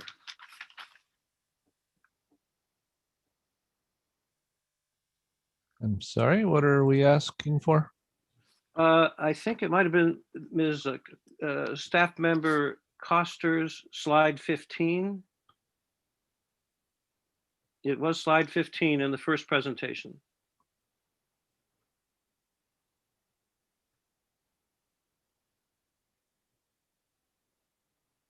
I think you want to share a different screen, Lynn. Yeah, that's it, I believe, yes. That's item 8. Okay, right. So I want to point out that that is not the location of the property that has the red area with the arrow on it. The property is actually located at in the east area of the Placer Ranch yellow color. It is, in any event, the red area is much further east than the property actually is. And I believe you can actually see the little a little green spot off the edge of the yellow that may be the property, but that is definitely definitely misplaced.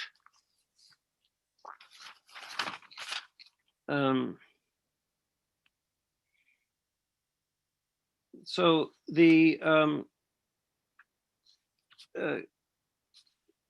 to describe the issues that need more attention with what we've done is look into each one and do initial investigation as much as we can in the time we've had.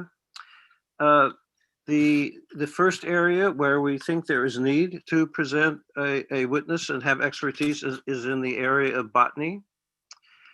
And another area is the loss of California wetlands, vernal pool, and habitat. We've lost 90% of California's wetlands. The third has to do with carbon sequestration by grasslands. We brought this up, and I think it was the consultant who said that CEQA doesn't require grassland carbon analysis. The point is that this is a very important very critical part of the protection of the grasslands because research is showing that grasslands can sequester carbon better than forests. That can happen because the grassland sequestration is underground and the roots for the most part. We need testimony in that. Also on the fire regime issue, there have been 2 active fires, one that burned up towards the south boundary and another one that we saw on the west side of the property where they had been put out. There is need for an independent scientific review To the extent that there may have been that, we need an independent panel. Among the basic issues like botany, these are in alphabetical order, so are soils. We need to understand the soil situation there. Critical is the steelhead and coho salmon subspecies and Andromedy. The east-west waterways in this area. This area is bordered in part on the Bear River, on the kind of northeast, and the American River in the southeast. And in between there are a number of streams that flow east to west. And this project, which the number of parking places weren't mentioned, but it was in the neighborhood of 10,000 parking places. And it is a and as far as we know, there is study in California of the issue of the urban stormwater mortality syndrome that has been killing salmon in the Puget Sound and Portland area. Some of that research is being done here now, and there was a storm, a state water board storm a program on this a month or two ago. So one of the primary factors here is the deteriorating tire materials. So the key things about these soils, the urban runoff mortality syndrome, and the vernal pool and vernal pool prairie identification and discussion, critical in conjoined with botany. The water courses in the project properties in the area, the water quality in Region 5 issues, and wetlands, and not to mention that the waters of the Sacramento River Delta and so forth raise questions of whether the Region 2 should also be involved in some of these issues jurisdictionally. So a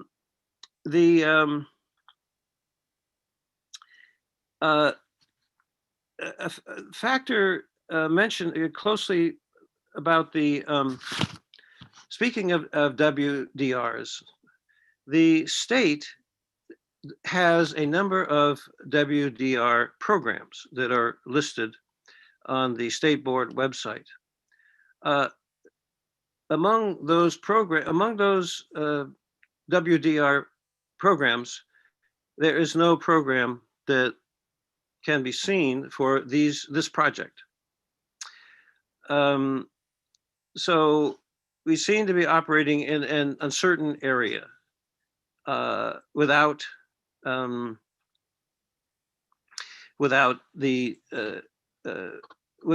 established program.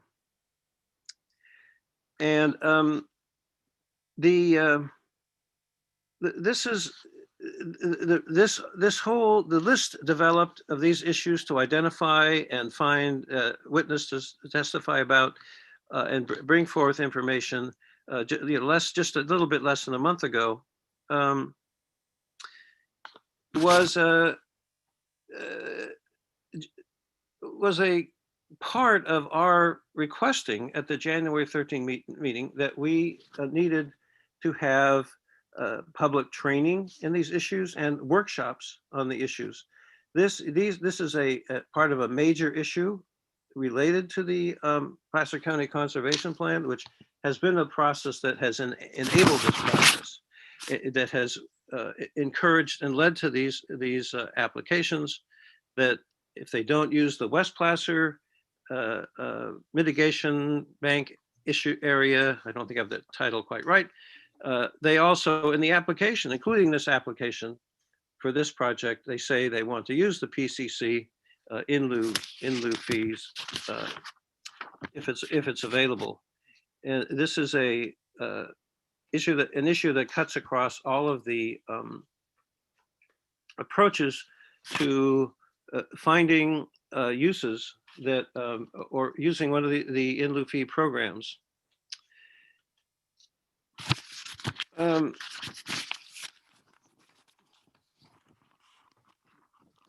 So there's much more to say about each of these.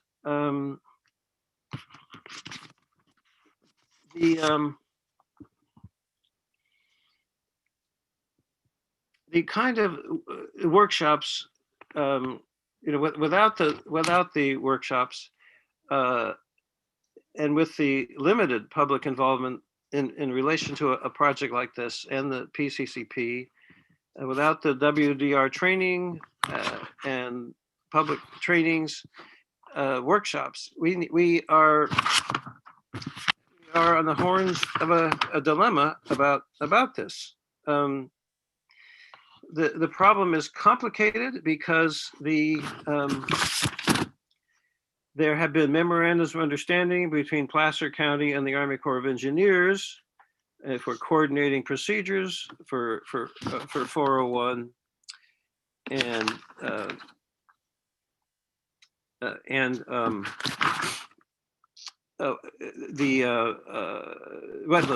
wetlands issue.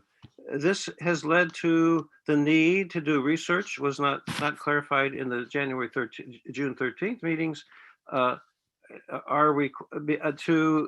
which necessitates the public learn about the federal decisions and the Sacramento County decision from December, and what is being done at the board level, at any board level, to do about this.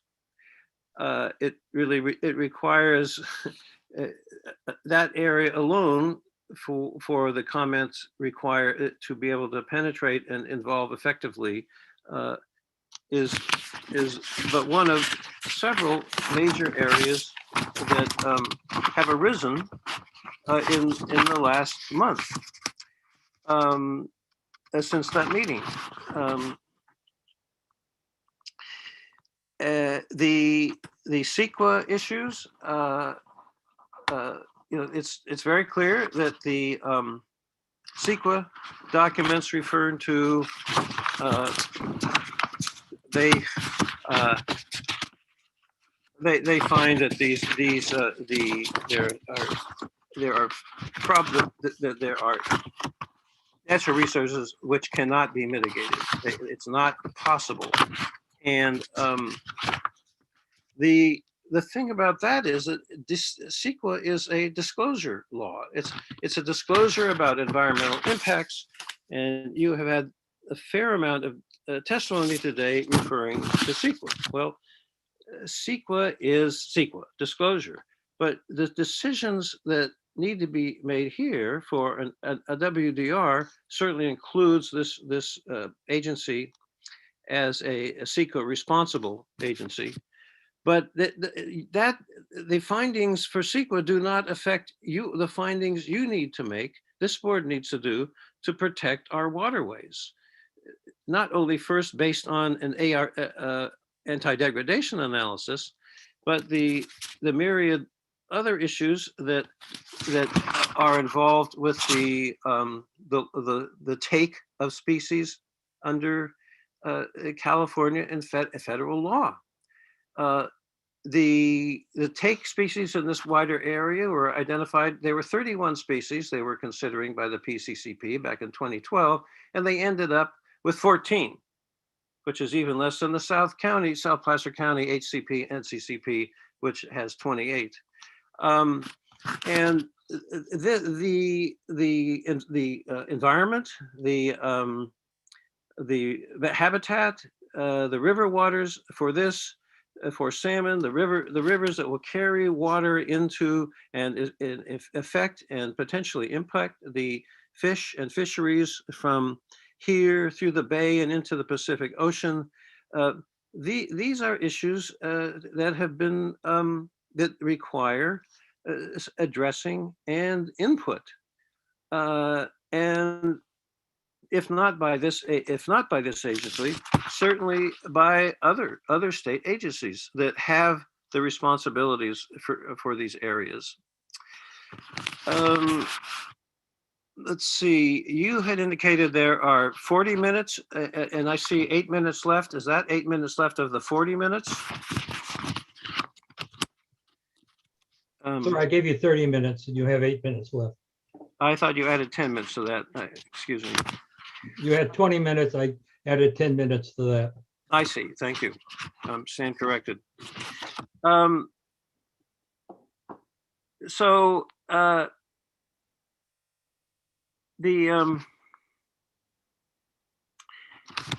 This process works, appears to work well for the staff of the board. It is not easy for the public in such a significant time of change, with the litigation affecting 401 and Army Corps jurisdiction, the relationship between the state and that. And it seems like this is the ideal time to proceed with caution before going ahead. Let's see, before I make a closing statement, I would like a 2-minute pause, if you don't mind. Sir, you have time for a closing statement following this.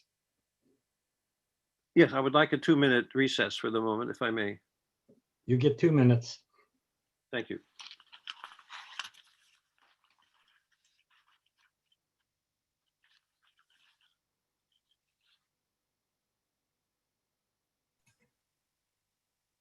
So if I'm to understand, the request is for Mr. Garabedian to have 2 minutes to make the pause to have the closing statement. But I think at this time, before any party, including Mr. Garabedian in Placer County tomorrow, we would have the interested persons. So that'd be well more than 2 minutes to formulate. I know, we need to clear that up.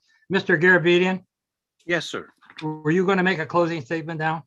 Oh, I would like to have a pause before that, yes. Okay, well, you will have a pause because we're going on and we're going to listen to any interested parties that we may have.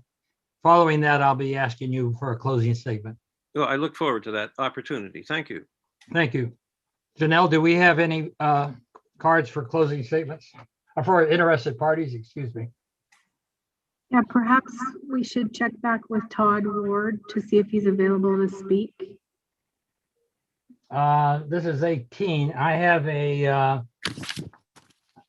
Todd Ward was one of the persons associated with Carvana who had technical issues earlier today. We can let him speak. We also have a Leslie Warren, an Isabella Langon, I hope I pronounced that correct, and a Jeannie Wilson.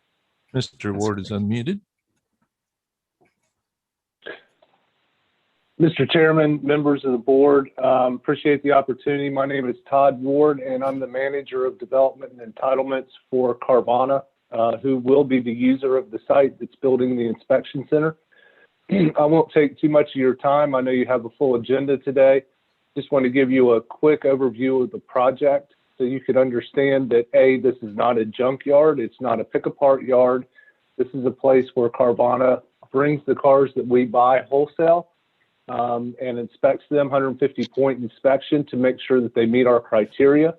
Any major engine rebuilds, any major body work or anything like that, the car is simply rejected.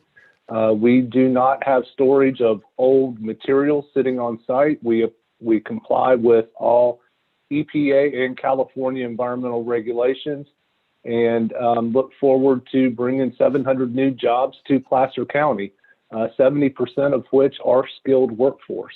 And we look forward to being a new member of the community. And simply, I'd like to say that I feel no need to follow up on anything on the Water Board's purview. I believe that the Water Board staff and Placer County staff, as the experts, have done a very good job of summarizing all the studies and everything that we've went through in order to be here today and be in front of you, sir. So with that, I'd simply like to say thank you to the board and we appreciate the consideration. Thank you, sir. Leslie Warren available?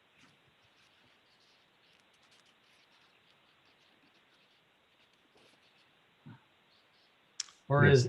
is She is unmuted. okay, good. Ms. Warren, if you're able to. Oh, can you hear? Can hear you, yes. Oh, you can. Oh, good afternoon. It's nice to meet our water board. Thank you for your time, and I also want to thank the staff for the conscientious way they've reached out to interested citizens and holding the listening session. It was really, it was just very much appreciated. It continues to be very much appreciated. I don't know if all the board members received in full the letters of comment that citizens made. Did you, in fact? They're part of the record. Well, I mean, are they part of the record? Is that part of the record? But were board members, did board members receive the copies of the letters so that they could read them? Ms. Warren, hi, this is Carmen Ramirez. I'm the vice chair. And so I'll confirm that they were sent in our packet. So we did see the letters. We saw responses. So yes, thank you. Okay. I would just like, so I don't want to repeat what I wrote in the letters, but just for the record, I'd like to say that the Vehicle Inspection Center name is really a misrepresentation of Amazon's sized auto repair facility. And just to put in perspective, paving over precious carbon sequestering wetlands, literally paving them over to be a parking lot when there is already so much paved over surface that is underutilized and abandoned in Placer County, is when we know that climate change is marching and it's a suicidal fact to continue covering over our precious open spaces. I just feel like this is the wrong project on the wrong location, because when Placer County completed their environmental impact report for this site, they anticipated primary wage earner jobs, not a high intensity use such as the one proposed. And as I noted in my comments to you, Placer County has not completed its Surface Water Management Act, and the project as proposed will be an intensive water user because of washing of vehicles and washing down the parking lot and all the oil sediment that comes off the parking lot. And so I feel that until the groundwater study has been done, we don't know what our groundwater levels are. So to add a high intensity use project such as this without baseline data being available to the county is not in good faith representing the Surface Water Management Act law. And finally, I see I have 15 seconds. I wish you'd explain to me how the governor's orders for agricultural lands conservation, preservation of wetlands, preservation of open space, and protection of species is reflected in a recommendation for the project. Thank you. Thank you very much. We have something on the screen that says public comment, and I'm getting feedback from it. There we go. Are there any questions from board members?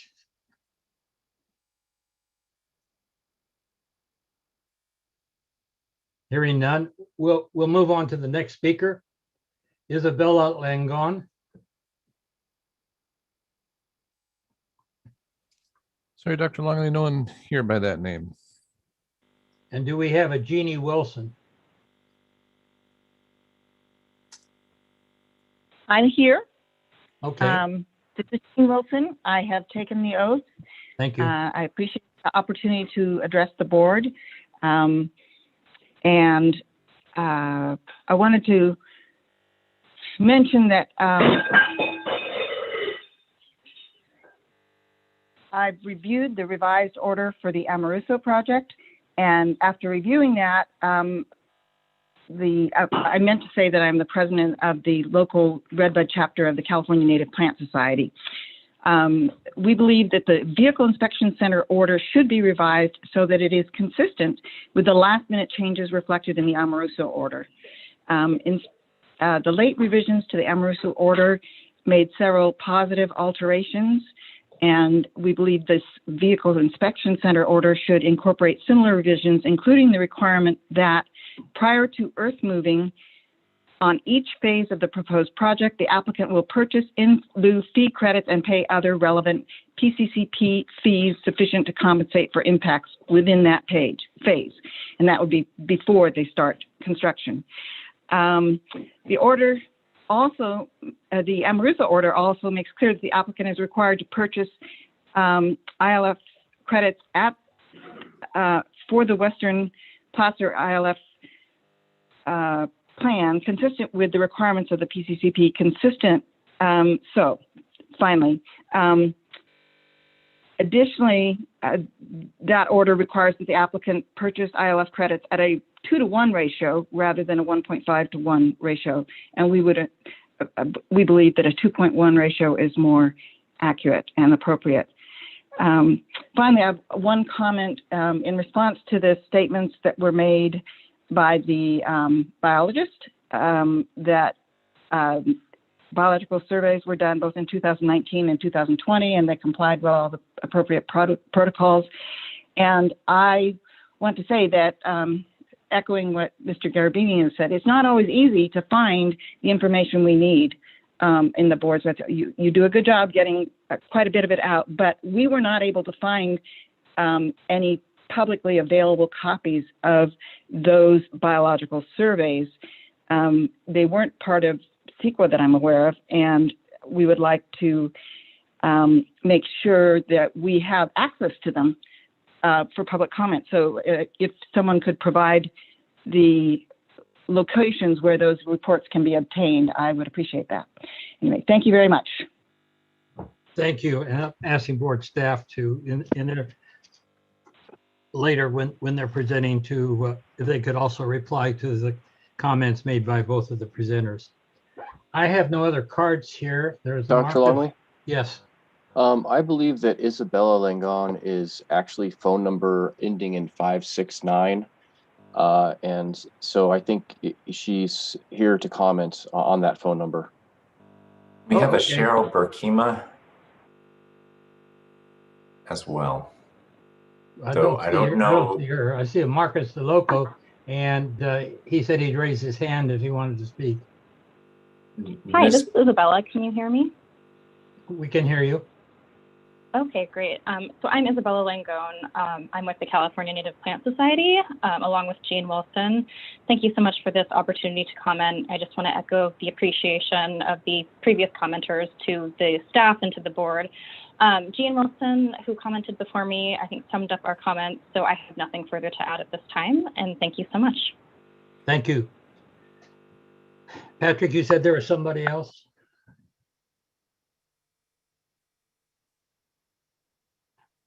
Correct me if I'm mispronouncing the last name, but Miss Burkema, can we unmute?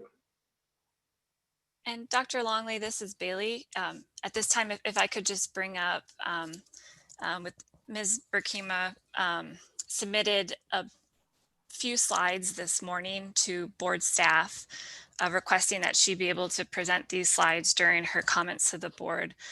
Well, this is technically a late submittal per the hearing notice. I don't see any issue with presenting these. They're mostly consistent with her written submittals. They're very brief. So we will admit them. I'm wondering, she's on the phone. How are we going to show them? I believe she's on Zoom, and I did provide that presentation to Jean, who is prepared to present it. Okay, fine. Let's remind me the name of that presentation, please.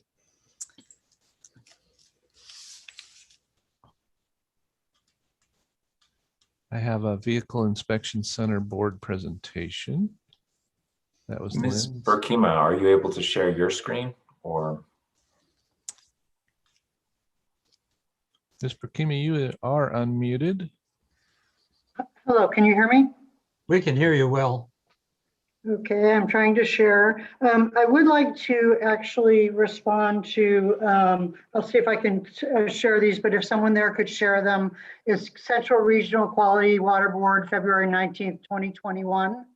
And as she said, there are only a few visuals, but I think they, rather than pages of text, they kind of show the picture. I'd like to speak to Lynn Costner's adequacy of CEQA documents. I also did take the oath, and I responded on January 19th to the intensity and to the growth of the project. And my comments are that in reading the staff's responses to growth, I didn't see any. And to me, the lead agency has failed to present what are actually public documents. If you look in the quarterly financials, in the Carvana markets, do you have the slides? We're showing one. Okay. I've got the slides. Just let me know when you want me to advance them. Okay, on the first slide, it shows the growth. So what I'd like to point out is in Arizona, currently you'll see a little tool set. That tool set will be replaced by the Placer Vehicle Inspection Center. All of those markets listed are the anticipated growth, but if you actually look in the financial statements, you will see that from approximately, I believe it's 290,000 vehicles nationwide that this company is doing, their target is 2 million. So none of this was brought forward in terms of, could you go to the next slide, please? So on the next slide, it shows that all this information was basically obtained from their financial reports. The lead agency could have done analysis, showed the economic analysis, the growth projections, and the environmental analysis. There's a dozen sites that are currently listed. None of those impacts from any of those sites, be they trash, anything was listed. Nothing was listed. And I think that that's a shortcoming from the actual environmental documents. Next slide, please. This is an actual view of their inspection centers and the corresponding capacity, about close to 70,000 vehicles.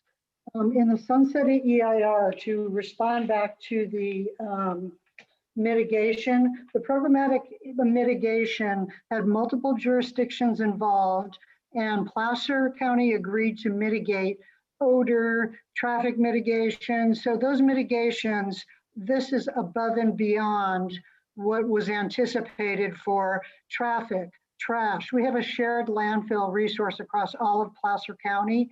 I don't think 70,000 vehicles times 4 tires is 280,000 tires a year. I don't think any of the jurisdictions would have possibly anticipated that. It certainly wasn't in the checklist. This is one example. In addition,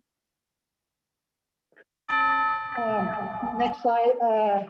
Actually, that's okay. What I wanted to mention was in the EIR, the mitigations that were listed were from a programmatic level for multiple jurisdictions. Traffic, air, affordable housing, the landfill, those were not covered. I actually went and spoke with multiple agencies. This is on the last slide. I currently went to multiple state agencies and local agencies. Caltrans is currently looking at the adequacy of the EIR for VMT. VMT is closely related to the California Air Quality Board, which I also submitted the same document checklist, and my concerns about what was presented were the 850 employees, not the 70,000 vehicles that would be represented for growth in this area. I also sent a message to the Western Placer Waste Management. I talked to the state on the timing of this, which is we have I believe the chair even mentioned, we have an affordable housing crisis. this project was presented during a timeline where not only is there a lawsuit with over the sunset programmatic EIR, but we have a housing element that's due within a month, a court case that's due within a month, and we have one of the largest consumer projects in Western Placer, avoiding workforce housing, avoiding traffic mitigation, avoiding landfill mitigation. And I would say that any one of those is requires mitigation that has not, that would prompt an EIR. In addition, Dr. Longley, we've gone significantly over time. Okay, can I just have this one moment to finish? So in addition, the right next to the project on the west is Placer County approved residential age-restricted housing. How can you take age-restricted housing and put 70,000 vehicles pumping all of this emissions next to that? I intend to go to HUD next and say, you know, is this acceptable? You're putting people at risk. Why would you approve a project? Thank you. As we pointed out, you're over time. Thank you for the opportunity. I really appreciate it.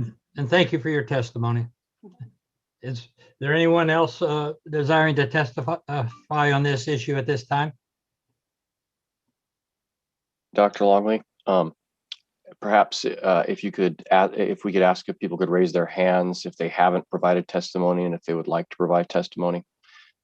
Certainly. Is there anybody raising their hand? I see none. It's the yellow hand down at the bottom of your screen. I do not see any. Good. Seeing none, the board will now hear a closing statement by Mr. Michael Garabedian of Placer County tomorrow. Could we once again unmute Mr. Garabedian? You are unmuted, Mr. Garabedian. Well, thank you.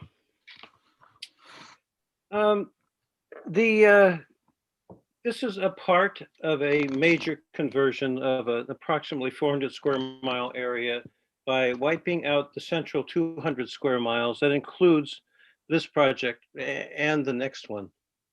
And the Fish and Game Code requires landscape level protection, as mentioned. So this board needs to pay close attention to the parts of both the CEQA and its own responsibility to assure that it's not starting something rolling that is going to contribute to major downstream water quality problems. This is the time to do it. The stormwater issue not specifically mentioned or given attention is the bottom area where it shows a water course. I think it's a green line that goes from northeast to southwest across the bottom. This is a drainage of stormwater from the city of Rockland, developed Rockland and undeveloped Rockland. The wetland is to the north of this and also enters the same area that goes under the road, under West Sunset Boulevard Road. So this stormwater issue requires a close attention. Now, the question, I think the most important answer to the question of the mitigation by in lieu fees and so forth is that what's at stake here is the water quality of the water directly affected by this development. The protection of lands somewhere distant, remotely or greatly distant, is not going to help the water quality here. And that is the issue of these two developments that gets inadequate and no attention from compensatory mitigation. We're looking at a 400 square mile area with this core of 200 miles for wall-to-wall development surrounded by this sort of outside of a donut area. Spending $13 million on agriculture like the Placer County Authority did Wednesday this week is not going to help this area. And this really requires careful scrutiny and consideration in the conditions and granting of this. we would like to obtain a copy of the agenda packet. And this is the first of many projects that will be coming along. I hope we don't look back on this as a precedent with all of the areas that still remain to be addressed, that we have worked up and taken initial steps on. And of course, looking forward to presenting to this board on other issues in the future, and this one too, of course, to report back about what the board has done, whether it's at public comment periods or otherwise. We don't want to let this be forgotten. We think it's needs the board's attention and re-attention, and hope you will do that. And trust you will do that, I'm afraid. Thank you for this opportunity. It was really valuable to be able to participate, and Thank you, glad Mr. to be before this board. Thank you. Thank you, Mr. Garbedian. Any questions or comments by board members?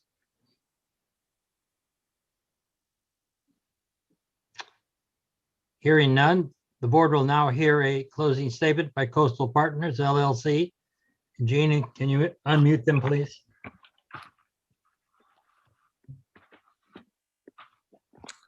Sure, not sure who that is. If they could raise their hand. If you are on a cell phone, you can raise and lower your hand by using *9. Is that by chance Callie Gettinger Cecil? No, that's the county.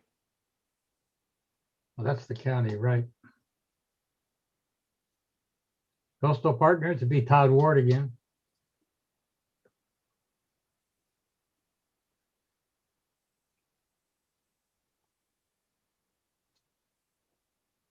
Gene, if you could unmute Todd Ward. Sure. Mr. Ward, you're unmuted. Mr. Chairman, members of the board, I'll make the closing statement very quick. One, the map that was shown of our existing facilities is actually our existing markets. None of those will be closing down. We are currently already in the Sacramento market, so the number of cars that we would sell within the greater Central Valley region would be the same. What the difference is the cars that we would get wholesale or buy from customers or have as a trade-in from customers that we would resell that meet our criteria currently have to be shipped all the way to our Phoenix, Arizona inspection center. So then they have to be shipped back to Northern California to be able to provide to those markets. What we feel that this facility here will not only cut down on our vehicle miles traveled and costs, but also will actually be a benefit to the overall infrastructure of California, because we can do things a lot more locally and provide the cars to the citizens there. Again, I already made the statement of everything that we have done to this point to satisfy the CEQA requirements and additional requirements, and worked closely with Placer County to make sure that we met all the requirements. And so, again, I just stand by what staff for Placer County and staff for the Water Board has presented today. And we appreciate your consideration. Thank you. Are there any questions by board members for Mr. Ward?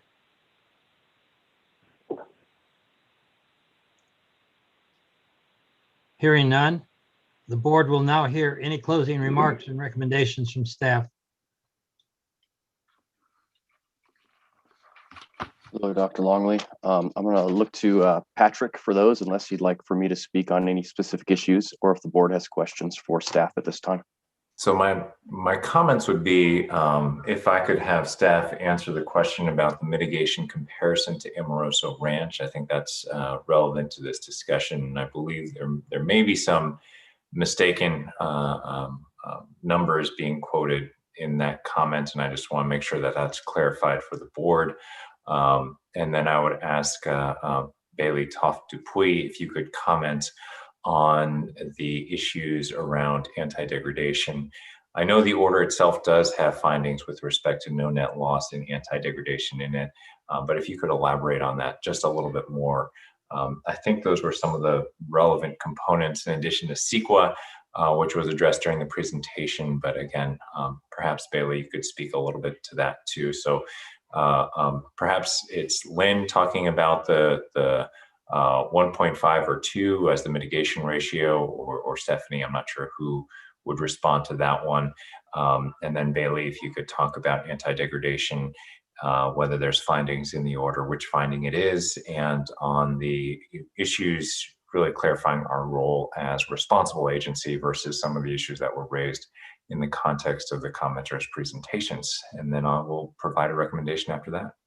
And for the attorney also talked to there was also a comment about the timing as to when those offsets were getting purchased, or whether they were getting purchased at each individual phase or at the end. So when you're addressing the 1.5 to 2, would you also address that issue, please?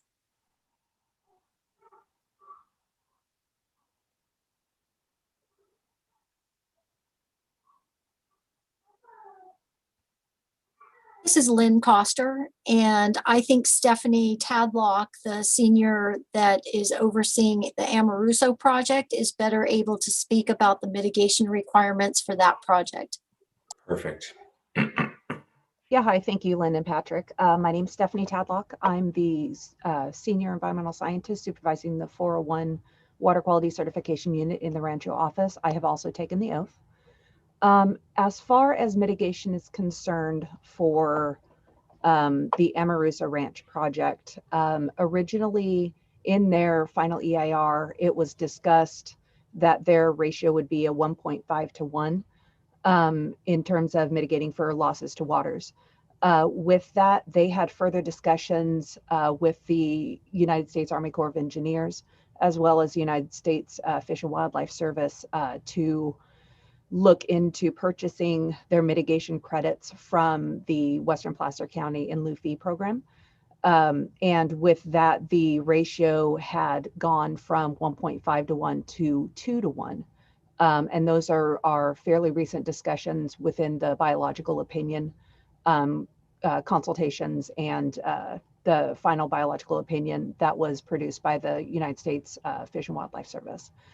So with that, that was how the mitigation worked for Amoruso with that change from a 1.5 to 1.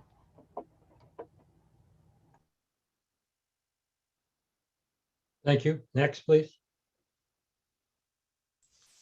Hi, this is Bailey Toptipui with the Office of Chief Counsel. I guess the first question that was directed is regarding the anti-degradation findings and analysis as part of the order. As was noted during staff's presentation, there was a comment received on that. The order was clarified and finding, apologies, I just had it up in front of me.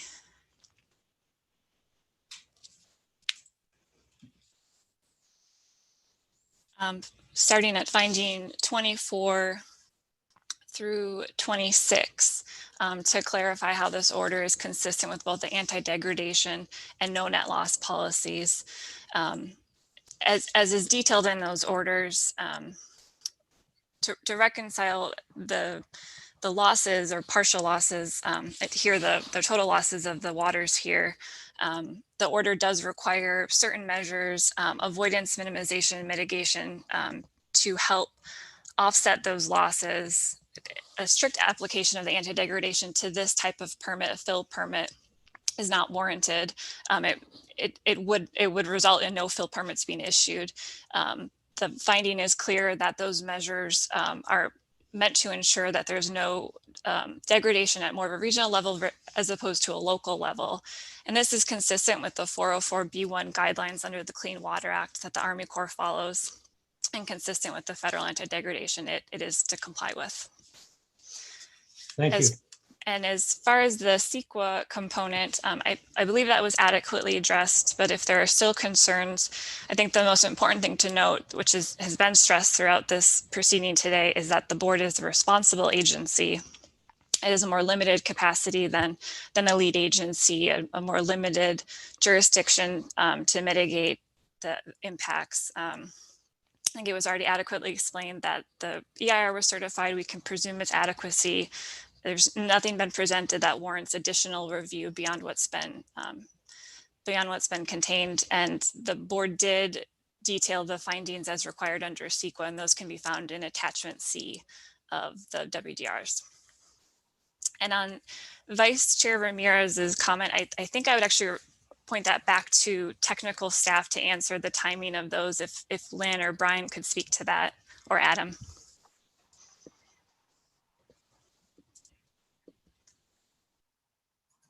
So yeah, I don't know if Lynn or Brian are available, but I believe the comment was having to do with whether or not purchase of the or agreements need to be in place for purchase of the in lieu fee agreements prior to doing any work or in water work at the site.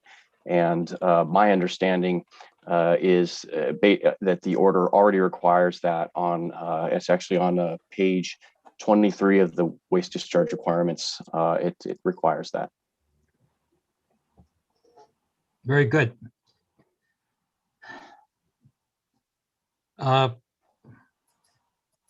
Patrick, Mr. Falupa, then are you prepared to make a recommendation?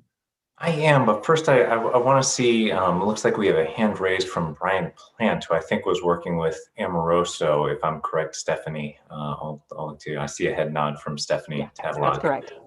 Brian, you might have, if you could introduce yourself, because I think you are our counsel for the subsequent project.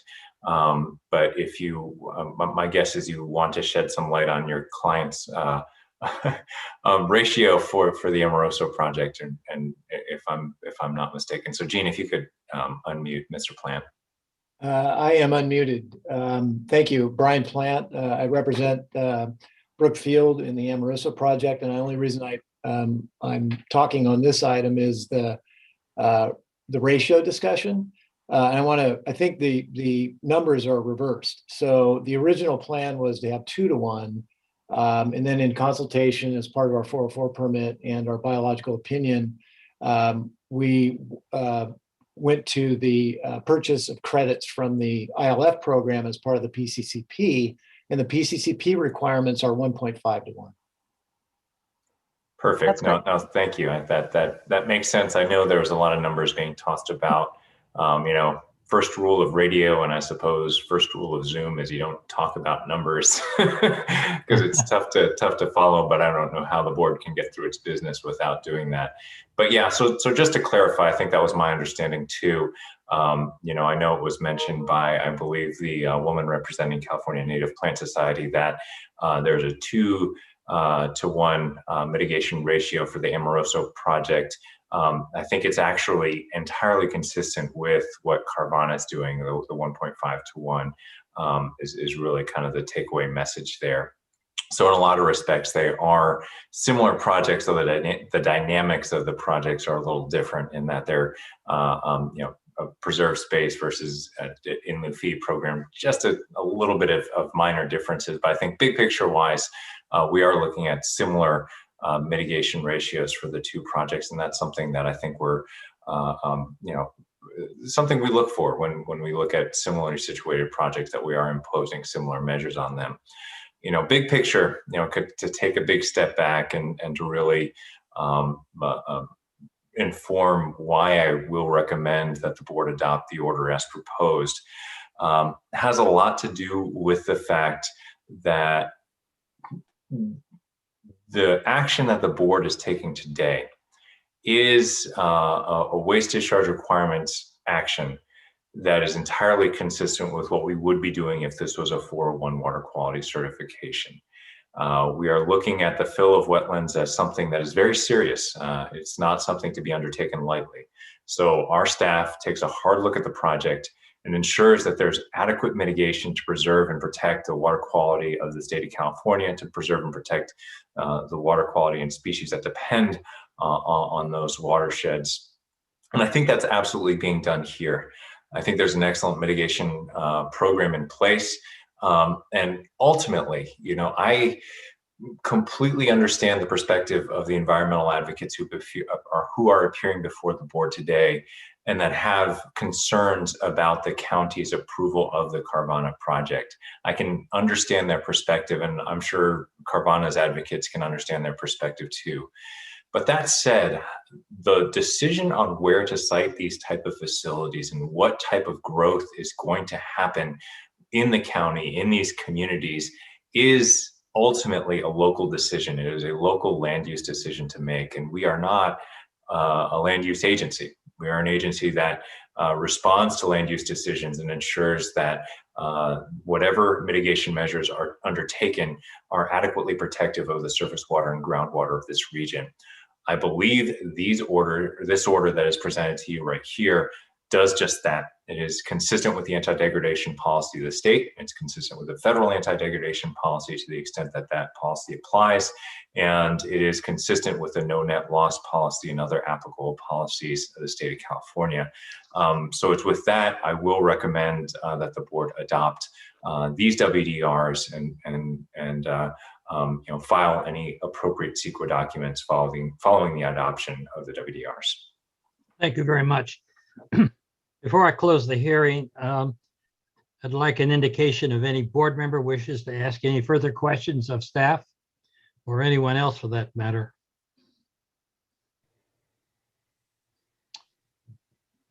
Hearing none, I'll close the hearing. Discussion now will be confined to the board members. And if there is someone who wishes to make a motion, I'll entertain that motion. Dr. Longley, I can, of course, sympathize with a lot of the comments by the people who spoke here today, but, our role is a little bit drier than liking or not liking or supporting or not supporting particular types of developments. And the law is very clear. If there's an EIR that's done and it's been certified, then we have to rely on it. And so if everything has been done in a way that meets the letter of the law, and I understand that there's room for disagreement, I don't think that we have that much latitude. So I appreciate the comments. Some of them are relevant to things within our authority. Not all of them are.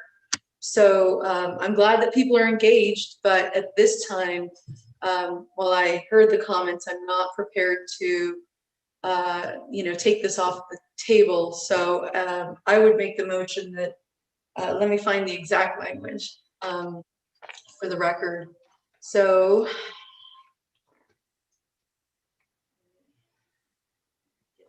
While you're looking for that, Carmen, could I just add? Of course. I really appreciate the comments from a lot of the residents and the advocates as well on primarily on the CEQA issues of traffic and air quality and landfill issues. Those types of matters are certainly significant, and I hope the EIR did address them at some level. If it got certified, I assume that it did. But as Carmen and Patrick pointed out, our purview is really limited to the WDR, and I trust the staff's recommendation to move forward on that basis. So Dr. Longley, my motion would be to adopt the proposed waste discharge requirements as recommended. Thank you. Do I have a second? I'll second. I'll second it, Dr. Longley. We've got 2 seconds.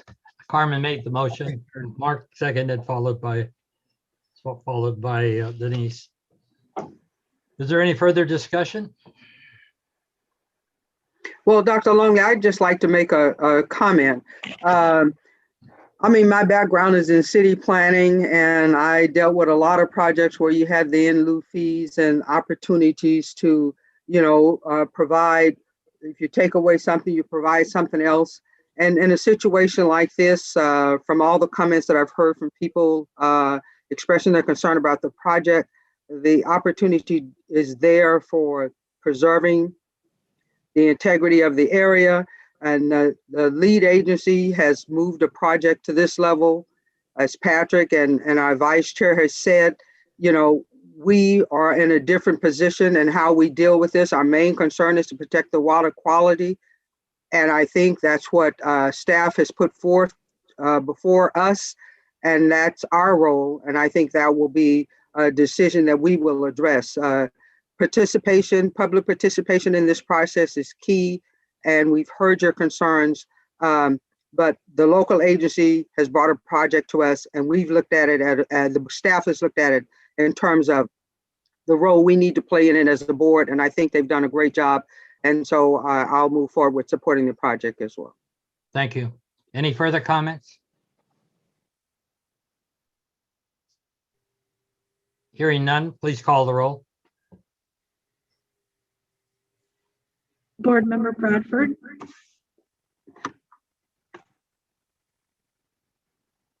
Yes. thank you. Board Member Brar, Yes. Board Member Kadara, Yes. Board Member Yang, Yes. Board Member Avdis, Yes. Vice Chair Ramirez, Yes. Chair Longley. Yes, motion carries. We'll take about a 7-minute break at 1:15. We will be beginning agenda number 19.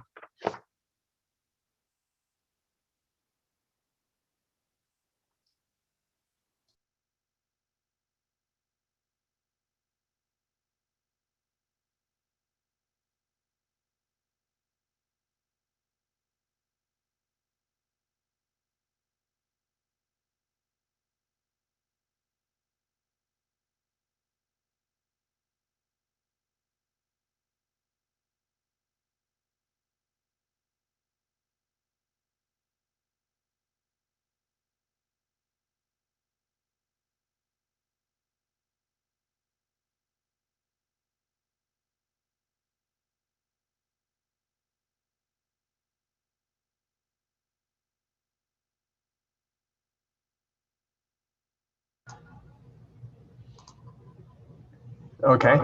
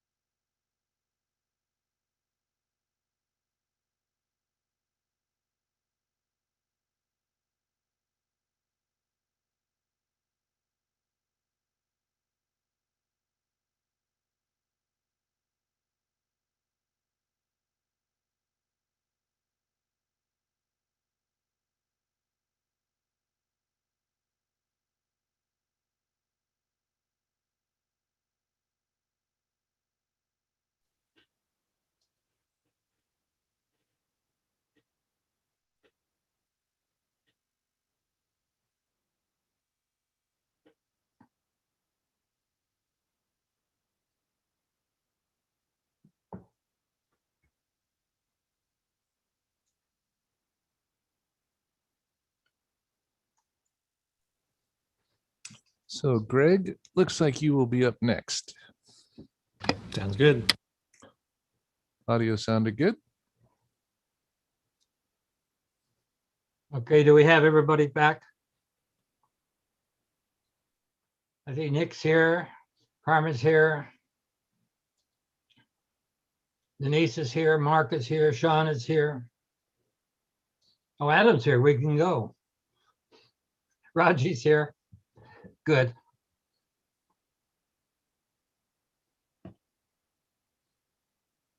So Greg, you'll be sharing your screen? So we're back in session. I'll go ahead and kick off agenda item 19, Brookfield Sunset LLC, Amorosa Ranch Project, Placer County. This is the time and place for a hearing to consider adoption of waste discharge requirements for Brookfield Sunset LLC, Amorosa Ranch Project in Placer County. This hearing will be conducted in accordance with the notice of public hearing and the meeting procedures published with the meeting agenda. At this time, evidence should be introduced on whether the proposed action should be taken. The designated parties are Brookfield Sunset LLC, Mr. Michael Garabedian of Placer County tomorrow. Designated parties will have 20 minutes each for presentation and a closing statement. All other persons are interested persons and shall limit their comments to 3 minutes. A timer will be used. All persons expecting to testify, raise your right hand and take the following oath. Do you swear the testimony you're about to give is the truth? If so, answer, I do. Before testifying, please state your name, address, affiliation, and whether you've taken the oath. If any designated party is having technical difficulties, please notify us immediately by either raising your hand virtually on Zoom under the Participants tab, or if you are using a phone by pressing *9. You may also send an email to agenda5@waterboards.ca.gov. Once again, that's agenda5@waterboards.ca.gov. If there are technical difficulties, we will stop the hearing to address those issues and will not resume until all designated parties can participate. Does council have any legal issues to discuss at this time? Yes, Chair Longley. Go ahead, please. Board member Avdis has told me that his previous law firm represented the discharger to ensure that this is fully disclosed to all participants and that he can participate fairly and impartially in this item. Again, I'm going to ask him a few questions. Certainly, go ahead. Board member, was the discharger a client at your firm while you were at Loduca and Avdis? Yes. And how long ago did you leave the firm? We parted ways in 2013. And did you do work for the discharger and represent the discharger while you were at the firm or afterwards? While I was at the firm, no, not that I recall. Since, no. And have you made any prejudgments about this permit prior to the hearing? No. And are you able to be fair and impartial when considering this permit? Yes. Thank you. Thanks. Thank you very much. Do you have any other legal issues? I don't believe so. Thank you very much. We'll now begin with the staff presentation. Good afternoon. Can you guys hear and see the presentation all right? You'll need to reshare your screen, please. Okay. All right. 1 second. We hear you well.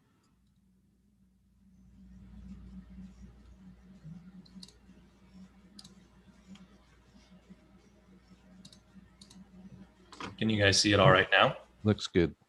Perfect. So good afternoon, Chair Longley and members of the board. My name is Greg Hendricks. I'm an environmental scientist working in the 401 Water Quality Certification and Dredging Unit here in the Sacramento office, and I have taken the oath. The next item for your consideration are the waste discharge requirements for the Amorosa Ranch project. I'll provide an overview of the project, including impacts, a description of the aquatic features avoided and preserved, and mitigation requirements.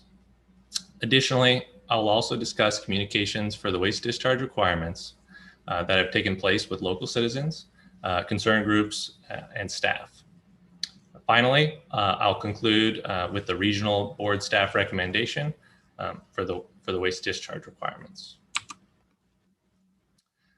The Water Quality Certification Program is responsible for regulating discharges of dredged or fill material to waters of the state. It ensures no net loss of wetlands or other aquatic features through permitting requirements, as well as avoidance, minimization, and mitigation measures. Typically, these 401 water quality certifications are reviewed and signed by the executive officer. But in this case, the ability to permit the project through the 401 process was waived by the United States Army Corps of Engineers prior to the completion of the CEQA document, which is required by the Central Valley Water Board prior to issuance.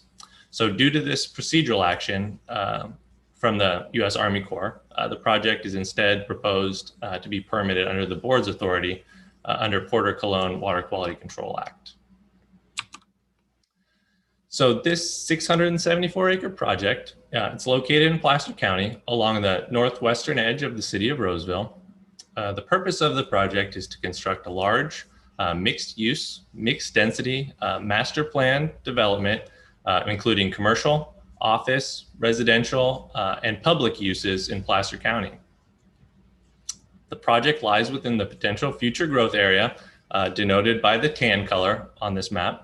The green and the light green denote either the reserve acquisition area under the Western Placer in lieu fee program, which is created under the Placer County Habitat Conservation Plan, or an existing protected area. The green area, which lies within the project, if you can see, are part of the proposed open space preserve. The project impacts consist of mass grading for future development, including 51 acres of commercial and office facilities, 328 acres of residential housing, 17 acres of public uses, including a new school and parks, with approximately 157-acre open space preserve. The total impacts to aquatic features are 13.98 acres, consisting of predominantly wetland and vernal pool habitat. This picture shows the impacts for the Amaruso Ranch project. The green and blue areas are the areas being preserved and avoided, predominantly at the bottom. The areas avoided were further expanded by an addendum to the project design. And additionally, the map shows the proposed Placer Parkway project outlined in pink and shaded. So this is, Placer Parkway is a separate project that will require permit approval on a future date.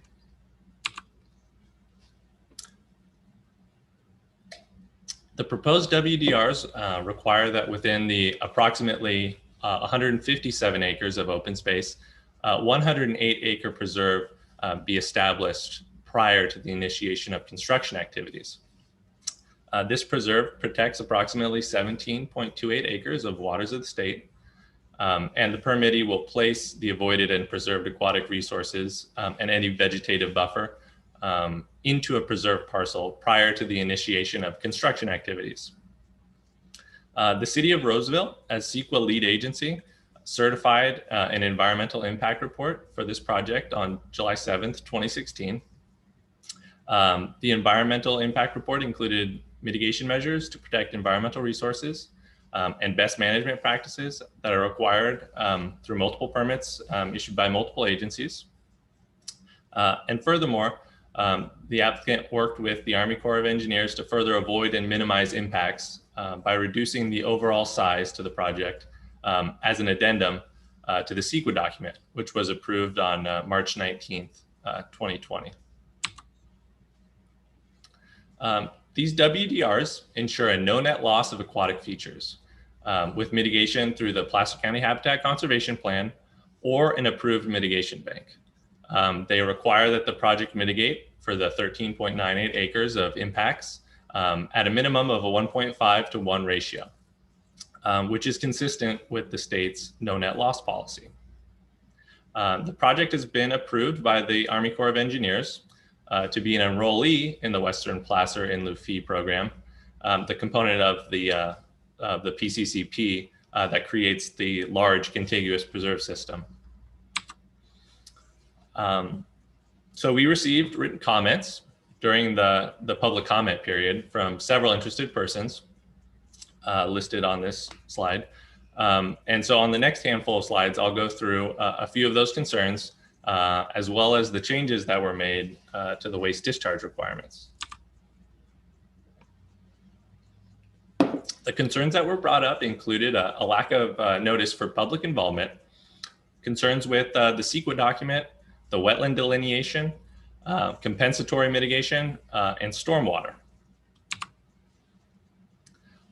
Prior to permitting the project through waste discharge requirements, the applicant was, or the application was received as a 401 water quality cert. At that time, adequate public notice of the then pending application for the 401 water quality cert was provided for public comment on our website on 3 separate occasions. The WDRs were then posted for public comment from December 8th to January 8th. Then with the public notice posted on the Central Valley Water Board website, we sent via email to known interested persons those links. Additionally, the 401 program has begun to develop and implement additional public review and comment opportunities at the advisement of the board during the October 2020 board meeting. Such outreach includes developing a LIRIS list for interested persons to receive information regarding incoming 401 applications and issued certifications. The major comments we received for CEQA were that the final environmental impact report did not address cumulative effects, including the impacts of the Placer Parkway project, and that the findings in attachment C of the WDRs were insufficient. In response to the first comment regarding cumulative impacts, on July 7th, 2016, the City of Roseville, as lead agency, certified the final environmental impact report for the project. And additionally, the city prepared an addendum to include greater avoidance and was approved on March 19th, 2020. The final environmental impact report did evaluate cumulative impacts, including the potential impacts from the proposed Placer Parkway project, which is within the project site, but separate from the proposed project. There's no indication that, that any changed circumstances or new information that would trigger further CEQA review following the lead agency's certification of its final EIR. In response to the second CEQA comment, attachment C of these WDRs containing the findings of the CEQA process that address significant and corresponding mitigation measures analyzed within the final EIR that are within our jurisdiction. We further detailed the findings in the WDRs as a result of these comments. And additionally, the City of Roseville adopted a statement of overriding consideration to address significant and unavoidable cumulative biological resource impacts. Staff has revised this section as a result of these comments to include the statement of overriding consideration for this project. The major comments we received for the wetland delineation were that the delineation was inaccurate and that it was insufficient. The project consultant, eCore Consulting Inc., conducted the wetland delineations for the Amoruso property and offsite infrastructure, as per the Army Corps of Engineers guidance manuals. These manuals guide the standards for identifying and mapping wetlands and waters that may be regulated by the Central Valley Water Board and Army Corps of Engineers. All wetlands and waters within the project area were mapped, verified, and determined to be federally jurisdictional.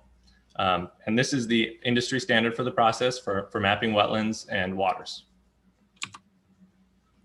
The major comments we received for the compensatory mitigation section included comments on the inconsistencies between the EIR, which speaks to mitigation being conducted on site through the creation of a preserve, and that the project should be postponed until the PCCP is fully approved, and that the compensatory mitigation section of the WDRs was unclear. So the final EIR did contemplate offsite mitigation through an approved mitigation bank. And so through these mitigation banks, the proponent pays fees in exchange for credits used to restore, create, enhance, or preserve aquatic features. Additionally, the project has been approved by the Army Corps of Engineers to mitigate through the Western Placer in lieu fee program. The Placer County Habitat Conservation Plan is capable of providing mitigation through the in lieu fee program. And these WDRs are conditioned that proof of purchase of this mitigation be provided prior to the initiation of construction. And in response to comments that the mitigation sections were unclear, they've been revised for greater clarity. These sections were left general so as to allow the project to have the flexibility to either mitigate through the purchase of credits from a bank or to use the Western Placer in lieu fee program. The major comments we received for stormwater concerns were that the drainage facilities to handle runoff were not yet constructed and were not part of the project before you, and that the runoff from the site would negatively impact endangered salmonids. So separate from these WDRs, the project will be enrolled in a number of different water board permits that protect water quality from stormwater impacts. The first is the construction general stormwater permit, which addresses stormwater impacts during construction. The city of Roseville is also an enrollee in the small municipal stormwater permit that requires the implementation of post-construction stormwater management program.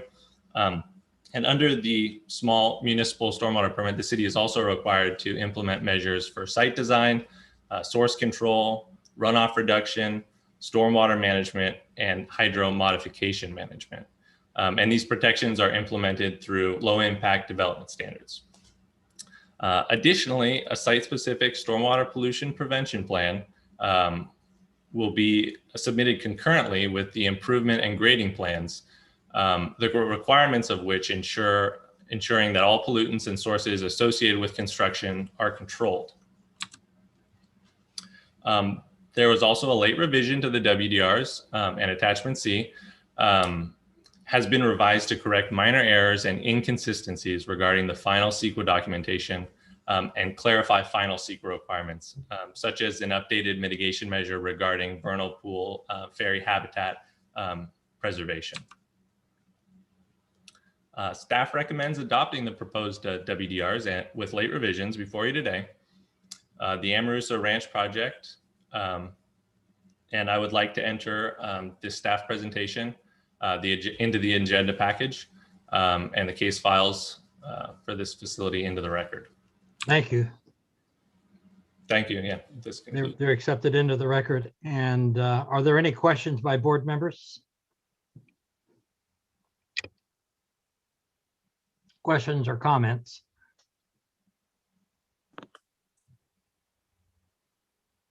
Seeing none, we will proceed with testimony by Brookfield Sunset LLC. And Gina, you can unmute the representatives of Brookfield, it'd be appreciated. Hi there, this is John Norman. Can you hear me okay? Very well. My name is John Norman, Vice President of Brookfield Residential, 2271 Lava Ridge Court, Suite 220 in Roseville, California, 95661. I have taken the oath. I want to thank you, Chair Creason, Longley, and Vice Chair Ramirez, and other board members. I also want to thank staff, Stephanie and Greg. They've had to absorb over 13 years of processing in a relatively short period of time, and they've done so in an admirable fashion. And we support their recommendation for approval. I will try to make my comments as short as possible. I know this has been a long day for all that have been on this call, and so I'll just get right into it. This project has been contemplated for over 20 years, 16 years under my guidance. And there's no secret that there's a housing crisis in California. And we feel, and the city feels, that this is a very necessary project to accommodate I think one of the previous commenters on the previous project was talking about lack of attainable housing is what I like to refer to. But I wanted to point out on our project, we have 283 dwelling units of affordable housing that is part of it. And so that is also addressing that sort of need. Our processing began in 2007. City approvals in 2016, as previously mentioned. We were annexed to the city in 2019, and our 404 permit issued in 2020. So you can see there's been quite a progression over time. This is not something that we've done many studies, and again, I don't want to cover too much ground, but that's been covered already. But biological assessment, air quality, stormwater management, low impact development features, traffic. Our roads are on a diet. One thing that I want to point out, that there are no collectors within the plan itself. We do have a major road, Westbrook Boulevard, that runs through us, but virtually all of our roads on site are 2-lane roads, and that's to try to make it pedestrian friendly, encourage people to not get in their cars, but walk amongst the community, and then to the mixed use areas that we've got on site. Acoustic studies, water availability, sewer, just to name a few. So this is no accidental process. Once again, we've had many public meetings, voluntary and required, over 13 years. We've outreached to our neighbors, worked with them on multiple occasions, and have made modifications to our plan based off of those public meetings. We had early consultation side by side with the city of Roseville per a mandate that was that the city had worked out with the Army Corps. We had the Army Corps of Engineers, U.S. Fish and Wildlife Service, EPA, Regional Water Quality Control Board was involved as well. And we did that very early in the process to determine the footprint that would be acceptable. So we did this in a different way than a lot of developers approach things. Instead of saying, hey, we're going to do 640 acres of development and then have people push back, we put our best foot forward and met with the agencies ahead of time to find out what might be an acceptable envelope, and then worked within that framework. We completed that process, and then unfortunately later on, when we got into the final process, as was mentioned before, we did have to make a modification to our plan on the southern boundary, which increased our on-site preserve once again up to the 108 acres that you see on the plan today. That's really the conclusion of my comments. My consultant team is available for any specific questions from the board or staff. And I'd like to reserve any time for the response to comments, which I know that there's time reserved later on. I do want to hand off over to Derek Ogden. He's here from the city of Roseville to talk about their engagement in the process. And will Mr. Plant be speaking on your behalf? Not at this time. Thank you very much. Before we go any further, any questions for Mr. Norman from board members? Hearing none, then we'll move on to, I believe you said Greg McKenzie, is that correct? No, Derek Ogden. Oh, Derek Ogden. Okay, thank you. You are unmuted. Yeah, good afternoon, Chair Longley and fellow board members. Thank you for having me this afternoon. As John mentioned, my name is Derek Ogden. I'm a senior planner here with the city of Roseville. Our address is 311 Vernon Street in Roseville. And I've been a planner here for about 19 years. I did work on the Amoruso plan back in 2014 and 15. So I'm familiar with the project, and I've also taken the oath that was before us this afternoon. So I'd just like to kind of tear off of what John said and give you a little bit more background on the Amoruso specific plan, the history of the environmental review, and the processing of the plan within Roseville. As you're aware, the Amoruso Ranch specific plan is within the incorporated boundaries of the city of Roseville. The plan was adopted by our city council in 2016, and the formal annexation was approved by Placer County, LAFCO, in early 2019. These actions were all the culmination of over 12 years of effort by the developer and the city in processing the project.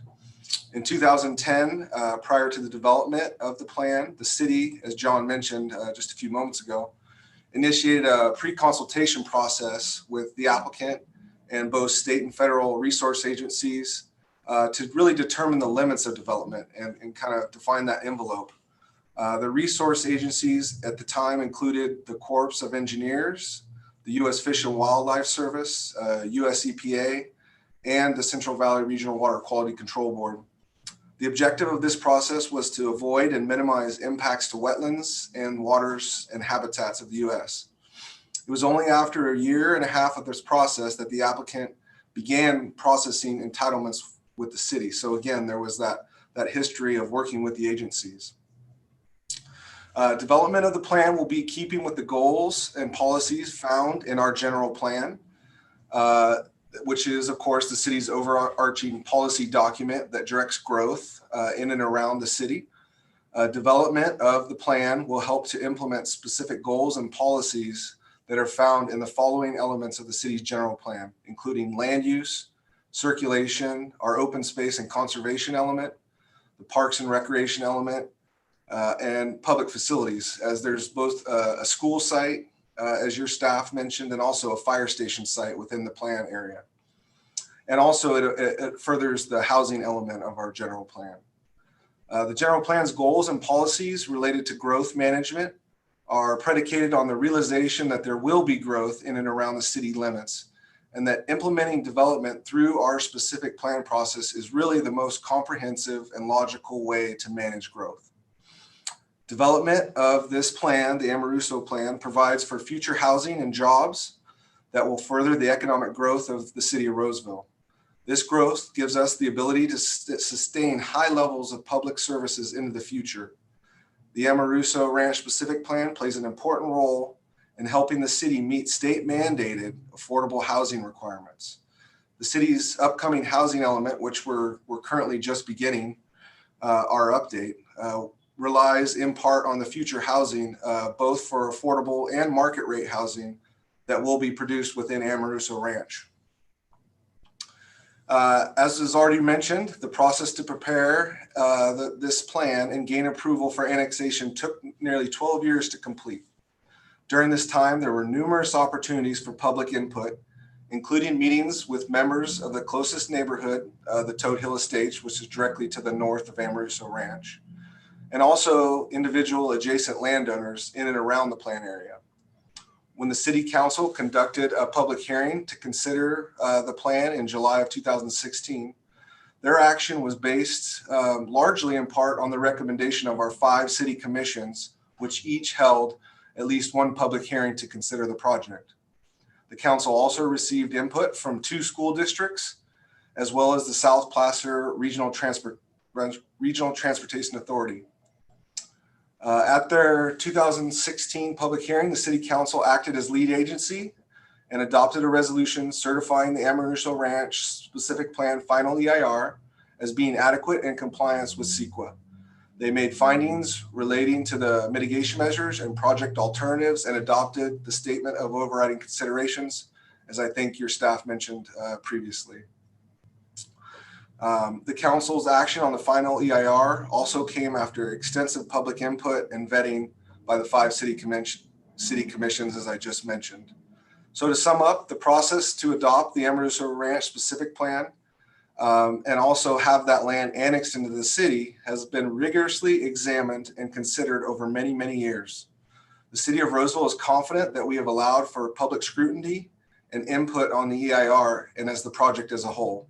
The city is anticipating the development of this plan in order to continue to meet our vision, goals, and policies as set forth in Roseville's general plan. So I just thank you for the opportunity to provide input on your decision today. And if there's any questions, I'd be happy to answer those along with Brookfield's consultants. So thank you very much. Thank you. Are there any questions from staff? Or Yes, board members? I'm sorry. Dr. Long, yes, I'd like to ask the gentleman that just spoke a question that's come up a couple of times about the housing and the need to address housing. So I'm curious, what is your breakdown in single family, multiple family? If you have any senior, veterans, disabled, lower income housing, can you address that? Sure, I can try to address that. I don't have those numbers right at my fingertips, but we've had several projects in our downtown area right now that are actually just recently constructed for veterans. And the city has a general plan policy to provide 10% of all new housing as affordable. And that's available for very low, low, and moderate income levels. So we kind of divide that in thirds. But all new development provides a minimum of 10% affordable housing. Thank you. Sure.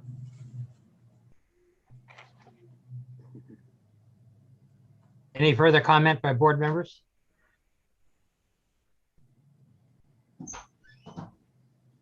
Thank you very much. Is there anybody else presenting on behalf of the city? Not on behalf of the city. Thank you, Chair. Thank you very much. We'll now proceed with testimony by Mr. Michael Garabedian of Placer County tomorrow.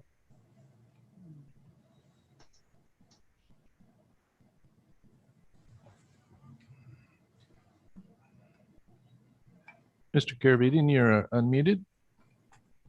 Thank you. This is Mike Garabedian with Placer County tomorrow. I live at 1725 Shellbach Drive in Lincoln. And I took the oath at the beginning of the meeting before each of these items, 18 and 19. Thank you. Thank you. I have a couple questions for Mr. Ogden. Well, sir, this is your time to present. I'm sorry? This is not a question and answer period. This is your opportunity to present. Okay, I call Mr. Ogden as a witness. Counsel, what's the process here? Dr. Longley, as a oh, I'm sorry, Patrick, are you saying something? Yeah, no, I think we're about to say the same thing. So as a designated party, he would have the right to cross-examine. Essentially his opportunity to do his case in chief would be first, though. So that would be whom? Mr. Garabedian. So if in order to, I mean, his testimony would come before his cross-examination of any other witness. Okay, so Mr. Garabedian, if you go ahead and provide your testimony, and then we'll take your cross-examination. Thank you for explaining the procedure. So again, we have an issue here, two major issues involving this development and the part of Placer Parkway that is in it, with major water quality issues that are not addressed by CEQA. CEQA does not take away the discretion of this board to exercise its discretion on water quality issues based on WDRs and Porter Cologne and so on. So it's an interesting comment by counsel at the last hearing about anti-degradation analysis, if I understood it, meaning that the project would not have been approved, which probably has to do with the fact that when the water disappears when you do the fill. So I'm concerned we don't want to have water quality decisions today that are weak or absent on exercising of the water quality duty of this board. The highway issue, the Placer Parkway running through it, which you see, this project has to be permitted by the Placer County Conservation Plan. It is a permittee of that plan. And this is this highway is a major potential source of runoff affecting really the survival of protected species, or perhaps others, but certainly impact on the entire water system, from the invertebrates to other mammal to mammal life. And this is the time to be looking at that. It's a 15-mile highway, and it goes right through this project. It's mentioned that it's going to be a separate project. I don't know if that means it's already been approved or if the project comes later. I think what we should be looking for is decisions that are made not independent of each other, maybe condition on the parkway later, because that parkway is a major water quality issue in itself. So we need a creative way to make sure the water quality issues of that are. Mr. Garabedian, I have a question to council. Thank you. We're talking about, Mr. Garabedian talking about a project that has not come before us. It's my understanding, and correct me if I'm wrong, that we cannot consider a testimony that is so framed on projects that we haven't seen. Is that correct?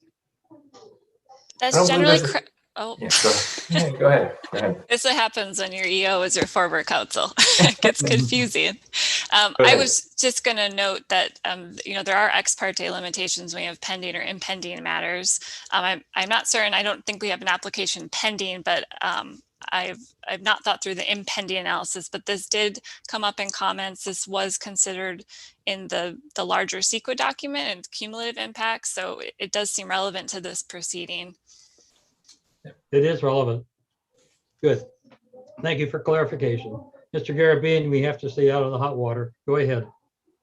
I'm not sure I understood it correctly, but because a key point here I wanted to make is that we don't want to bring this up when it's too late, the water quality impacts of that project. So to the extent that that can be addressed in this order, I hope it would be.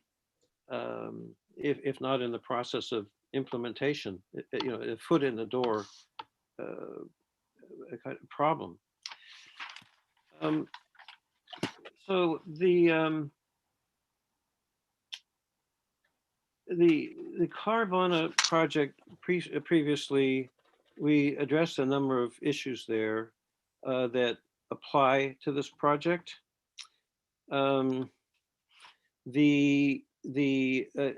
Another one that's really important in this case is to, which we didn't discuss before, and that one is to use the PCCP land disturbance figures, to look at those figures and not the figures that are proposed for both projects for fees. And those land disturbance issues are your water quality issues. Because that land disturbance affects the water quality, and as I'll want to talk about with Mr. Ogden, the proposed order is weighted substantially to the development, the construction process, without really covering the water quality issue.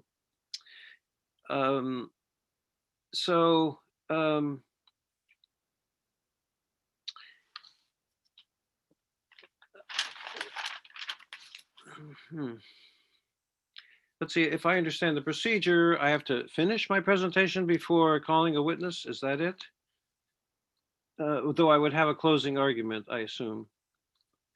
So maybe that doesn't need an answer. You are correct. Oh, I'm sorry, I was muted.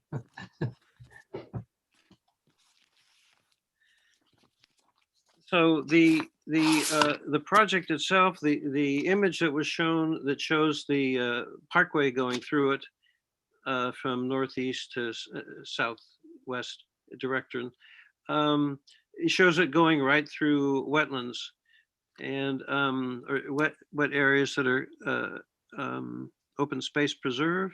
Well, that's the lower part. In any event, this is a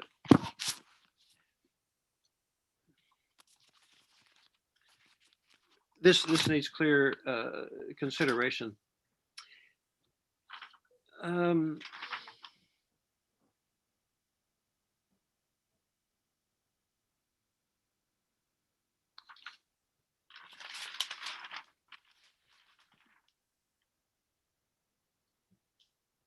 So the points made about the water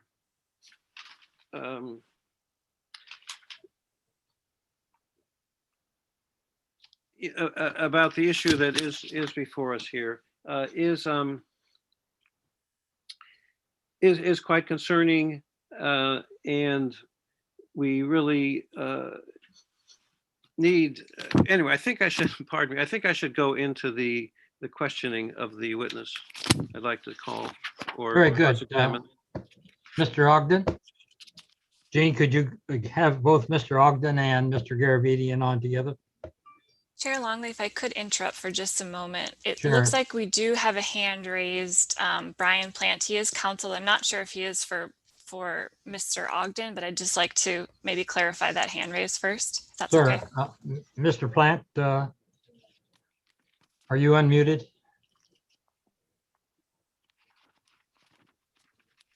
You may unmute. I am unmuted. I do not represent Mr. Ogden, but a point of clarification. It was my understanding that even if you're designated as we are, you have to make a specific designation as a witness to be cross-examined, and maybe I misunderstood the regulations. Counsel? Designation as a witness to be cross-examined, that would not be in our regulations if you're testifying. So whether it's staff or the party's witnesses, they are open to cross-examination. So as a designated party, we are witnesses to be and subject to cross-examination.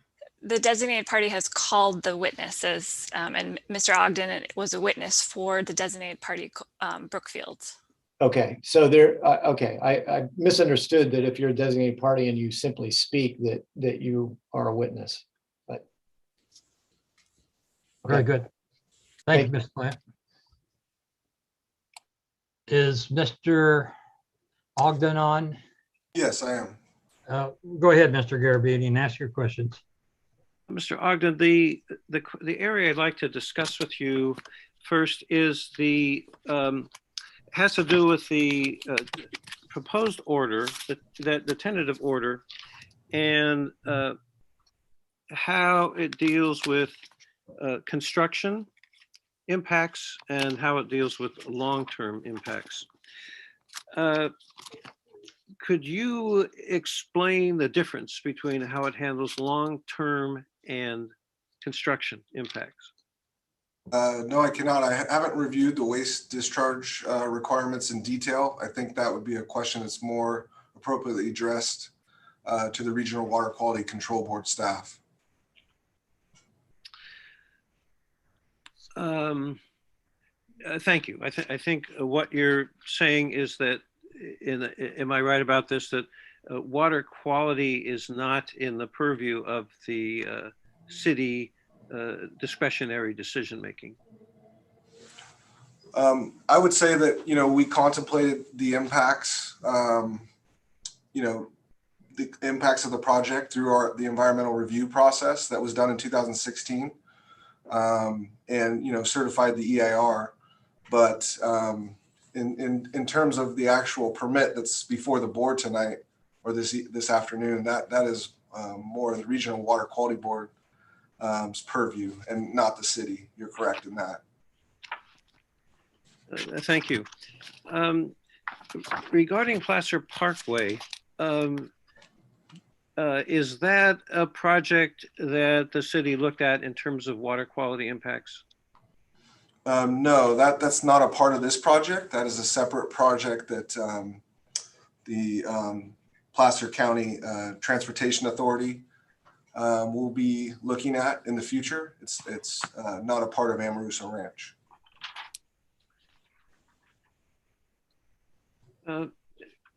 Thank you. I don't think I have any further questions. I don't. Thank you very much, Mr. Garabedian. You have So time for a closing statement. Do you have any further testimony? Well, I would before a closing argument, I would emphasize how important it is on these initial projects within the Placer County Conservation Plan area. And this board has approved that, the PCCP. But I don't think that should mean not giving the necessary attention to the water quality that you're charged to protect. So the missing anti-degradation analysis is the information that you actually need, that this board needs to have that analysis. There's no way that this board can make a decision that there is not degradation of the water quality without knowing what it is now in these affected areas. It certainly has to do with destroying the area, but it has to do also with the effect on downstream water quality from both whatever's done to water on the wetlands, waterways by the project, but how downstream is affected. So I don't think that the anti-degradation analysis is excused by the severe restraints it might put on development, because that's why you are here on this project, as you know. So let's see, there's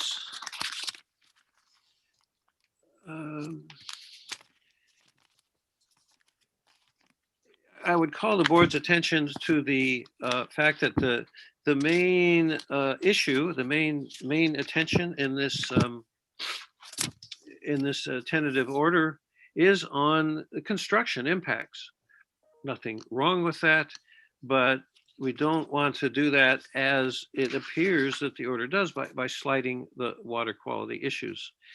And we want to make sure that that's not what's happening. Now, when it comes to the water quality monitoring on page 11, it talks about a continuous visual surface water monitoring during construction periods. But it's not inquired a wetland where the wetland is being permanently filled and provided. And there's no outflow connecting wetland to surface waters. So it does describe when surface water sampling is done, when performing any in-water work during the entire duration of temporary service, if project activities result in materials entering surface waters, and when activities result in the creation of a plume in surface waters. There is some confusion in this. There is some lack of clarity in this, the way this is drafted for construction versus long-term impacts, about how and how we are looking at the question of filling in, putting waste, bringing the waste question to the waters.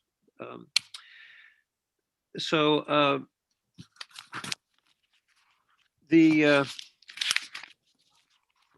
think that's the points I want to make. Just referring again to the Basin plan that requires the anti-degradation. It doesn't excuse it for the reasons stated. And now I will make a closing argument. Well, we're not prepared for that yet, sir. Thank you. Is there anyone who wishes to, any board member who has questions for Mr. Garabedian? Hearing none, we'll now go on to interested persons. Have a card for Leslie Warren.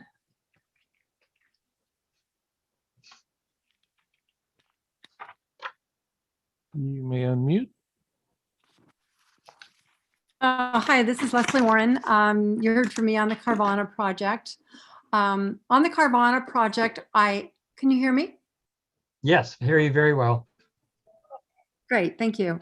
When I made comments on the Carvana project, I asked how the governor's executive orders were implemented by the state board.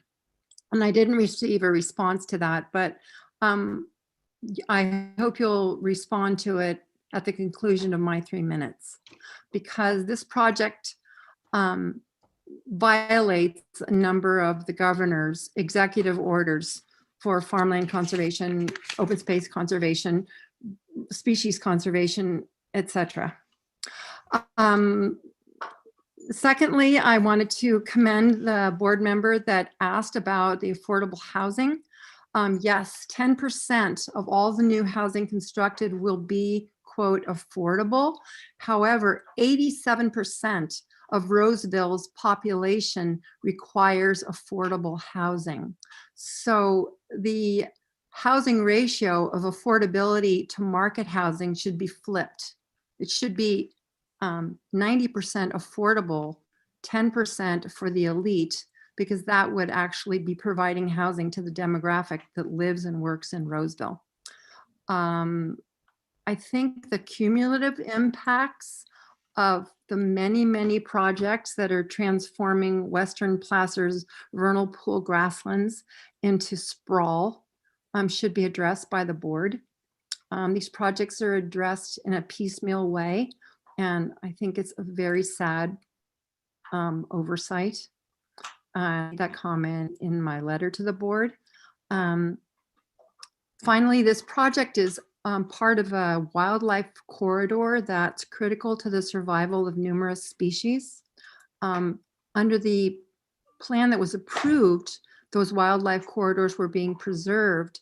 But if this project mitigates by buying off open space and paying into the PCCP, those wildlife corridors that the EIR protected will be lost. So I'm wondering if the board should consider whether an EIR specific to wildlife impacts of the switch from on-site mitigation to PCCP mitigation should not be considered. I have also concerns about the pumping of water in the event of drought. Again, Placer County has not completed its Surface Water Management Act analysis of groundwater levels, and therefore I don't understand how the board can approve projects that have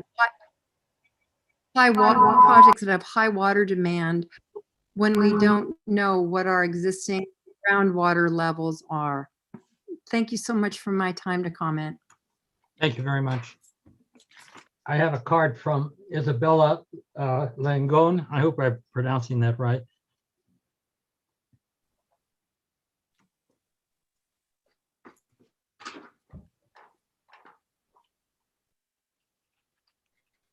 No one by that name, sir. Might be a phone number ending in 528.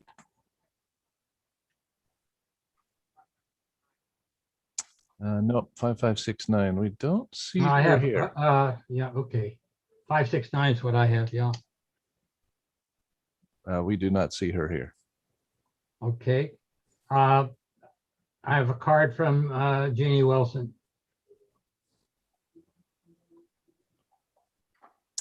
And you are unmuted. Hello, this is Jean Wilson. I spoke earlier. I am president of the Redwood chapter of the California Native Plant Society, and I did take the oath this morning. I raised an issue in my earlier comments about the 2-to-1 versus the 1.5-to-1 ratio. And I went and I was told in the responses that it was actually 1.5-to-1 for both. And I went back and looked at the late revised version of the order for the Amoroso Ranch. And it does say on page 2 that it's a 2.2-to-1 ratio for direct impact. and I think it's in the context of the fairy shrimp.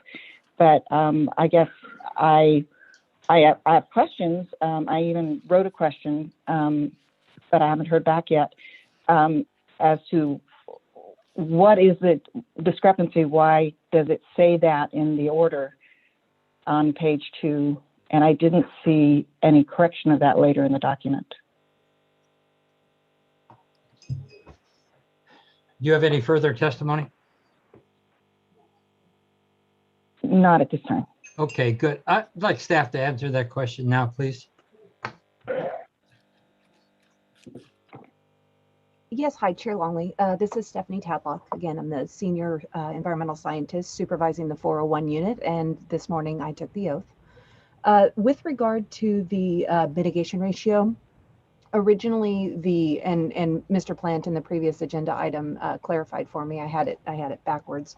The reason the mitigation is at a 1.5 to 1 is that it's at a minimum of, and because Amarissa Ranch is considered a special designated party as part of the Placer County Conservation Program land area, it is being held to the standards that are set forth within the PCCP, which sets a 1.5 to 1 ratio on water quality impacts. And also, I believe on page 2 of our late revisions, it does state that any PCCP ratios will apply to that project when it comes into effect. So even though it hasn't been implemented yet, we're allowing for the ability to be under the PCCP standards at 1.5 to 1 when it becomes implemented at a later date. Thank you. And there was an earlier question by Leslie Warren. I'm not sure if I get this entirely correct, but I'd like a staff response. How are governor's executive orders pertaining to farmland implemented in the review of this WDR? So I can take that one, and Cal EPA is participating. More broadly, the October executive order directing state agencies to preserve biodiversity and increase the carbon sequestration capacity of natural working lands, wetlands, et cetera, really was deferred to a new committee, the California Biodiversity Collaborative, which is coming up with a plan to address the ag and working lands conservation proposal, and that proposal is going to be done February of 2022. I think these type of projects actually that enhance or preserve additional wetlands is consistent with some of the initial discussions of that collaborative. Thank you very much. At this point then, unless there's any comments or questions by board members, seeing none. Cheryl Burkema has raised her hand. Let's see what Cheryl has to say.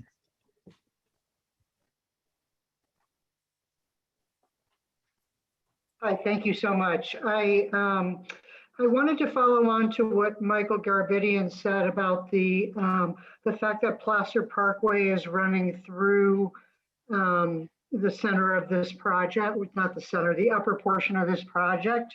And my concern from, I guess, a project or a CEQA perspective is that any mitigations must be feasible and funded. Placer Parkway is not funded. It supposedly may be on the next ballot, but it seems to me that the question of why were these projects even allowed to be separated, because there is no mitigation feasible or funded, why would we look at like the parent project, if you will, even though it's reverse, why would we look at that and not take it in the reverse order, which is consider the impacts that are most severe to the environment and the water first, and then I guess I'd just like clarification. It seems to me that the fix, the mitigation, is worse than the actual project. Thank you. Can staff take that question, please? I mean, I think the big picture question has to be taken up with the planning agencies that divided the CEQA analysis. As a responsible agency, that's really not within our purview. Thank you. Ready for final comments by closing comments by Mr. Garabedian?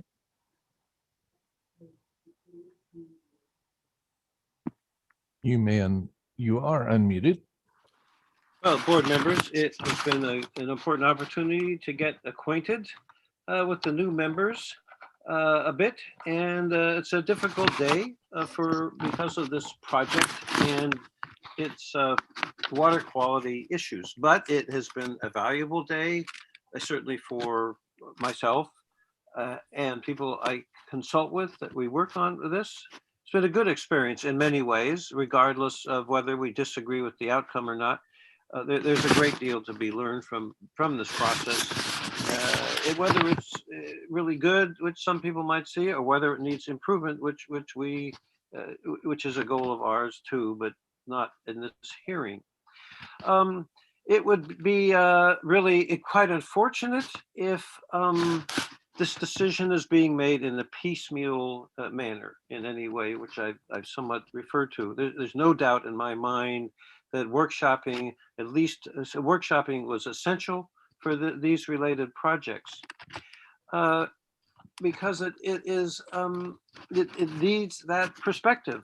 This is like I say, a 200 square mile development area without a break. So the other issue that I will close on is the manner in which your decision on water quality has an influence on other state agencies. Kind of a perfect example would be the water quality decisions affecting wildlife. I mean, that is a decision where this board should be working closely with those making wildlife decisions about this project. Hopefully this has happened. Maybe something happened in the process of CEQA. Certainly it did with the different agencies' comment there. But here you are in charge of the water quality decision, which will have an impact on climate change, perhaps indirectly, but it will influence decisions about transportation, housing, and so forth. In other words, air quality, pollution, and so forth. The anti-degradation analysis is critical. The need for considering the botany, we would like to be able to call a witness or have that issue discussed in a workshop or with you in the future on other projects. The loss of California wetlands, there's no perspective on this in here talking about the loss of wetlands that we've had and what this means to them. Carbon sequestration by grasslands, just the question of fire regime and the fires next to or by the property. Need for independent science review. A soils witness to talk about the soils capability and how that affects the water quality and the wetlands, vernal pool, prairie that are affected.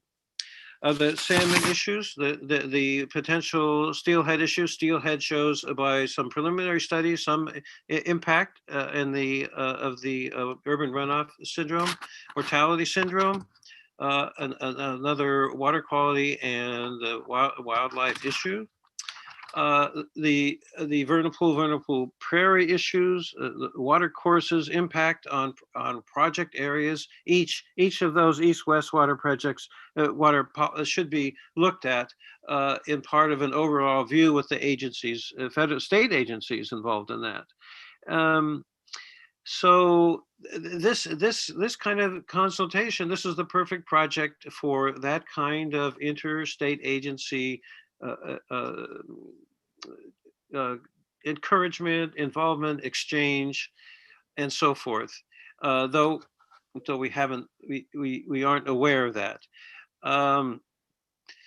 So we hope you will take that into account and not let this project go without addressing these issues in the order, and certainly for future projects that have the same kind of dependence on the PCCP and its nearly 20 years, though the 1994 county general plan really kicked this off. All these old chestnuts of projects coming back to life because of the financial crunch of 2008, but not being updated in terms of what we know now about how these project impacts on your and other responsibilities, but especially yours here. It's time to take a new look and to assure that the parties, the people proposing these projects are not put in an unfair position. But it's also really important because you are the stewards. You are the ones that affect or have this opportunity, and maybe the last opportunity in this case, we don't know, to have a solid approach, adequately based decision on the water quality issues, and not leave this, not unintentionally leave this decision up to the city of Roseville and the local agency formation commission. So with that, probably the most important thing that our presence here is both about today, an important day, but also future actions of this board, and look forward to that. Thank you. Thank you, Mr. Garabedian. Any questions for Mr. Garabedian? Board will now hear a closing statement by Brookfield Sunset LLC. Am I on? You're on, sir. Thank you. Appreciate the board's attention today and staff. And in the interest of brevity, just go through this real quick. We are not a piecemeal project. This has been thoroughly thought out. It's been vetted at local, state, and federal levels. We've taken a conservation approach to the design by starting with that and then backing into where the development area is, and accommodating all of the external concerns that were associated with our project, including the extensive collaborative outreach that we had to the neighbors and in the area and other interested parties within the existing city of Roseville, Arcona, and others. So we feel that we have put something together over here that we can all be proud of in the future, that does protect water quality and does protect the environment. So I thank you for your attention, and I would hope that we could have a positive outcome from this. I appreciate your time. Thank you very much. Any questions from board members? Thank you very much, sir, for your testimony. The board will now hear closing remarks and recommendations from staff. I think I'll handle that one. You know, what we are seeing here today represents the culmination of a lot of effort by a lot of consultants and a lot of planners locally, regionally, certainly at the state level as well. I will be recommending this permit for board adoption here today. I think, you know, this is one of those projects that makes me grateful to be a part of California.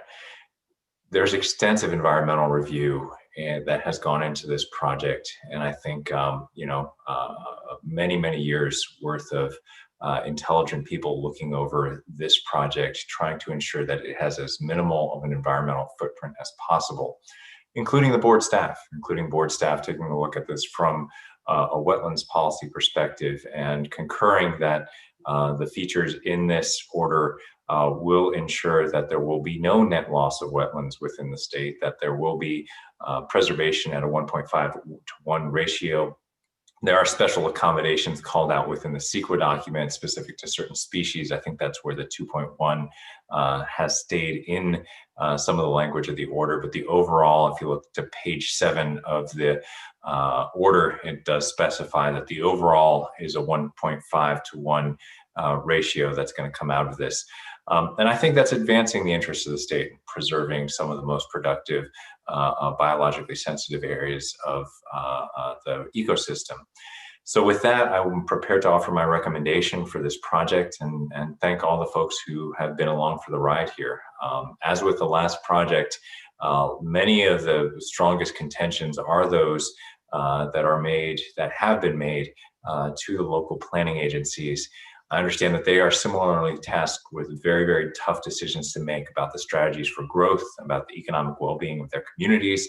And it is not really the board's role to supplant their judgment in place of the local judgment for those particular projects.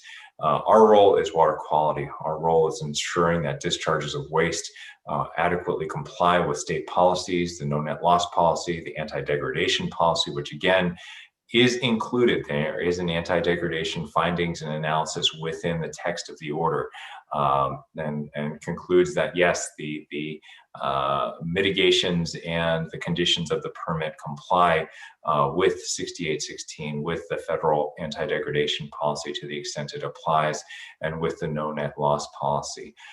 With that, I recommend that the board approve these WDRs and vote to advance this project. Thank you. Any board member wish to ask questions of Mr. Palupa or anyone else for that matter before we close the hearing?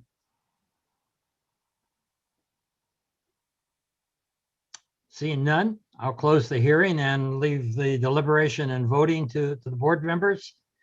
I'm always open for a motion.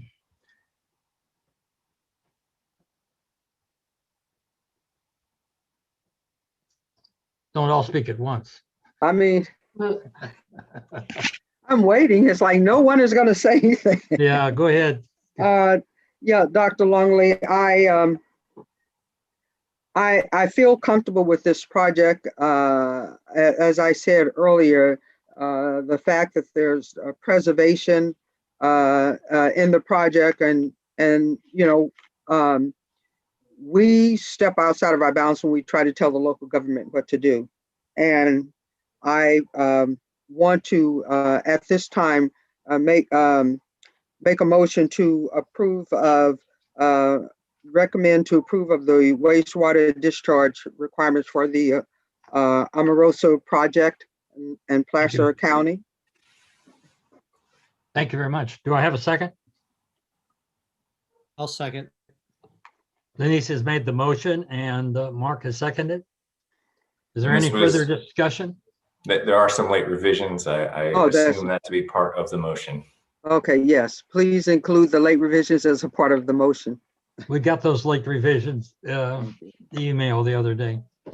Thank you. Mr. Chair, I would just like to say that I'd like to thank Mr. Palupa for that artful description about regarding the role of the board. We have to be mindful of the lane in which we operate in the grand scheme of things that relates to. I think Mr. Palupa is a student of the board's roles and knows it very well, and I will join with you in complimenting him on that description of our role. Thank you. Okay, and Dr. Longley, before we go to the vote, I'd just like to thank the residents, the organizations that came out and voiced their concerns. They spoke at the local level, I'm sure. They've come before the Regional Water Board and expressed their concerns. We do appreciate it. That's the part of the process where everyone has a chance to express their concerns. And we appreciate you coming out, and not coming out, but we appreciate you being on and representing the communities that you serve. Thank you very much. Very good comments. Thank you. Mark, do you accept the late revisions as part of your second? I do. Thank you. Any further discussion? Hearing none, call the roll, please. Board Member Bradford? Yes. Board Member Brar? Yes. Board Member Kadara? Yes. Board Member Yang? Yes. Board Member Abdis? Yes. Vice Chair Ramirez? She had to go to a doctor's appointment. Okay. Chair Longley? Yes. Motion passes. I thank everybody for their time and effort. I think we all learned a lot through this session today. We have another item. I will note one more thing, and this is aside from the permits themselves. There were some comments made about education, educating the public on how to better interact with the board on what are admittedly very complex permitting actions. You know, Adam Lapitz went to the community and staged a listening session. We have expanded the reach of our 401 certification notifications and our WDR notifications, and we are currently working with the Office of Public Participation to ensure more broader access to trainings and other mechanisms to better inform the public about how they can participate in these actions.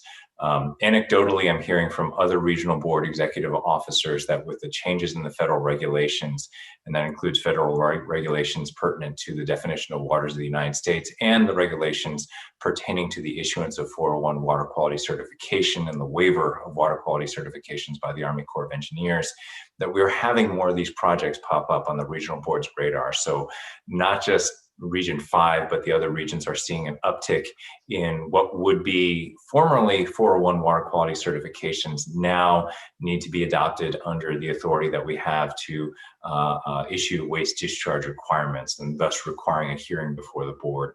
So as that process continues to evolve, we'll try and stay on top of it from a standpoint that the public, including the people who appeared here today and others, including tribes, disadvantaged communities, have a full voice in participating in those type of hearings, because the hearings are changing. The regulations are changing, and that's a dynamic legal environment that's tough to keep track of if you don't have a full-time consultant being paid to tell you what to do, if you don't have legal staff, and we want to make sure that that information gets out there to the people it's most relevant to. Thank you very much. Next item is agenda item 21. Tell you what, I don't know about the rest of you, but I need about a 7-minute break. So try to be back in here about 7 or 8 after 4, and we'll finish up the last item. And I believe during the last item, our executive officer wants to talk about board member working groups also. Okay.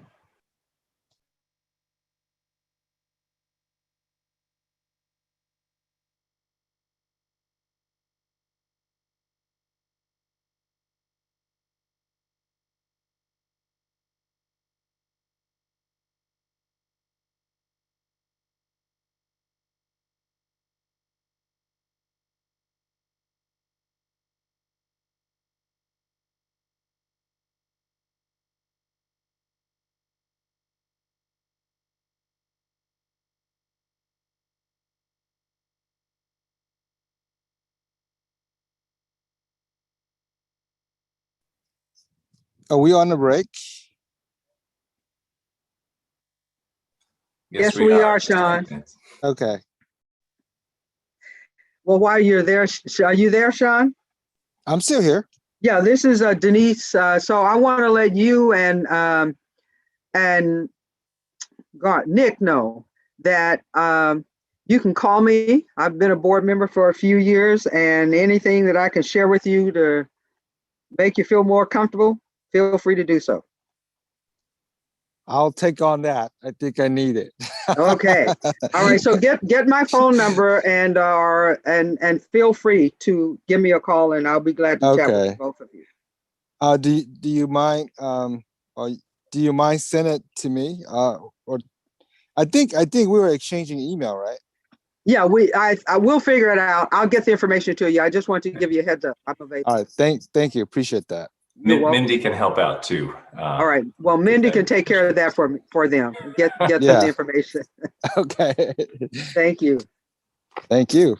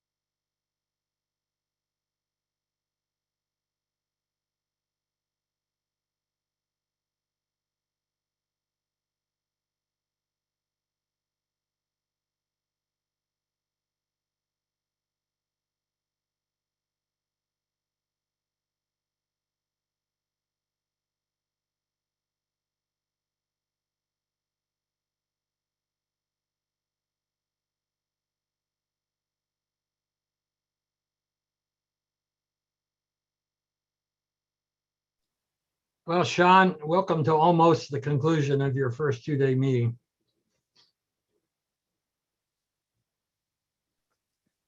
Yeah, well, thanks for the heads up. Yesterday, I thought that the meeting might end around 1. That wasn't a surprise. I thought this meeting was going to be over quite a while before this. And I knew that Carmen had to go at 3:30. But some days they just drag on, and it's amazing. We can talk about this sometime as they're in the right forum as a board, but my philosophy is that you have to let people speak. They come here to speak, and they need that opportunity. I understand. And the day I got my shot yesterday, and the only effect I have is just like last time. This afternoon, I am dragging. I am tired. Yeah, I bet your arm's hurting a little bit, huh? Arm hurts, and that's not so bad. It's the Yeah. But well, my second shot, I had a little chill. So I don't know if you had a little chill. No, I didn't have that. Okay, well, that's good. That's good. And our daughter works for a medical group, and she got her shots already. And she was telling me how everybody was throwing up and nauseated and all this. I thought, oh my God. Yeah. Well, I wasn't throwing up, but because I got my second shot January the 12th. I wasn't throwing up anything, but I was having a little bit chill, especially a second shot on the second day. The first day I didn't really feel anything, but the second day started feeling a little chill, but nothing more than that. So, but I did hear something that people are actually got kind of sick on the second shot. First shot I didn't hear too much of it, but I'm glad you're not feeling anything. So you're a Superman. You're a Superman. If I start snoring, my woman my wife is the Iron Woman, let me tell you. Oh, is that right? Wow. She never feels anything from these. Wow. Yeah, that's great. Well, that's good to hear that. I'm just a male wimp, I guess. Yeah, well, I guess when some people decline, taking the shot, we'll refer them to you, and you put 2 cents to them. Okay. So I don't see Patrick. I'm here. Oh, there he is. Are all the board members but Carmen here? Checking here. I believe so.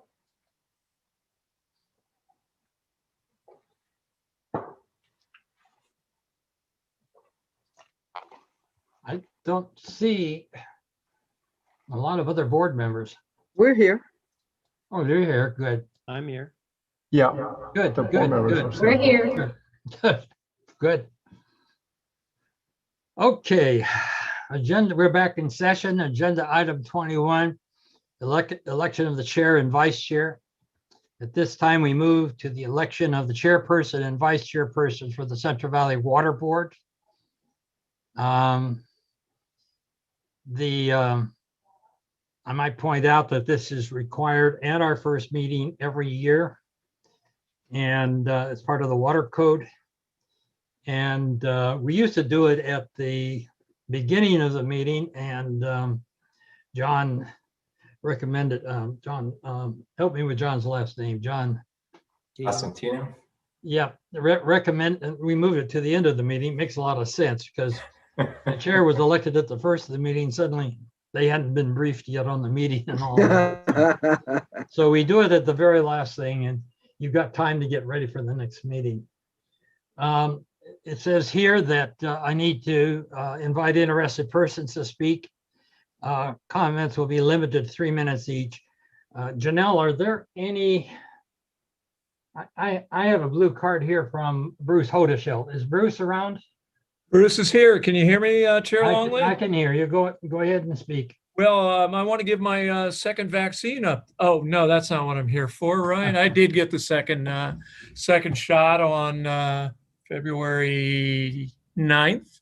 I, like yourself, Chair Longley, felt a little fatigued on Wednesday. That was the day after I got it. But, by Thursday, I was back bugging your regional board staff about things and setting up Zoom meetings. So you got a bright future ahead of you. Thank you. And so Bruce, if you could tell them who you're with. yeah, thank you.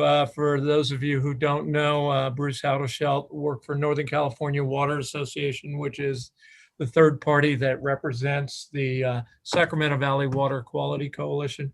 1.3 million irrigated acres of agriculture that shares a footprint with rice, but does not include the rice, and about 8,600 owners and operators of irrigated agriculture that go from Sacramento and Solano County in the Delta to the Oregon border, Goose Lake, which is a bi-state water body. I just, welcome to another year. I know we were fortunate to have Patrick join us earlier this week in our Coalition Management Advisory Committee and our leadership talk about the strategic plan that you're embarking on, and we're very interested and going to be participating in that. And I do want to welcome the two new board members. It's good to have a full board. Today was a little bit longer than most days. I was actually surprised when I logged on that you were still going. It is the business of the people that you're involved in. And so I understand and respect that you have a lot of stakeholders who have a lot of interest in the water quality aspects of land use decisions, but you're narrowly focused on the water quality aspects, whether they're wetlands, irrigated agriculture, and wastewater treatment, and so on and so forth. So that's what I want to chime in and say hello. And I'm looking forward to the item that on the chairmanship and the committees you're going to be setting up. But welcome to 2021. Let's hope that it's not a +1 of 2020, and we can all be back in the same room soon. Okay. And to the new board members, Bruce is a regular at our meetings, and from time to time he provides us with good advice. Bruce is also a regular with CV Salts, and that's yet another organization where an awful lot of a board's business goes on. Hey, Bruce, I have a quick question. Do you know if NCWA is going to have their annual meeting next month on Zoom, or obviously not in person? Oh, can't hear it. No, I was muted by your controller there. We're going to be virtual. We're going to be much shorter. We had hoped we would be in the big room at Sierra Nevada, but that's not available. So we'll be doing a 9 to noon meeting. We'll have a lot of things that will be of interest, and I will send Patrick and Adam, and is it Mindy Maxwell, if I got the name right? Send it Patrick, to Mindy, absolutely. I will send information as soon as I get off this to those folks, so they can share it with you, and you can participate if you're able. It's March 5th. It's always the first Friday of March, but it will be virtual this year. And I think we've got Jared Blumenfeld and Wade Crowfoot. So there will be some folks that are looking at things that are on the governor's working lands agenda. So I'll make sure you get it. So thank you, Commissioner Bradford, for asking that. Thank you. I'll bring my own beer. Thank you. Yeah, if I could get an email telling me the time and so forth, I'd appreciate it too, Bruce.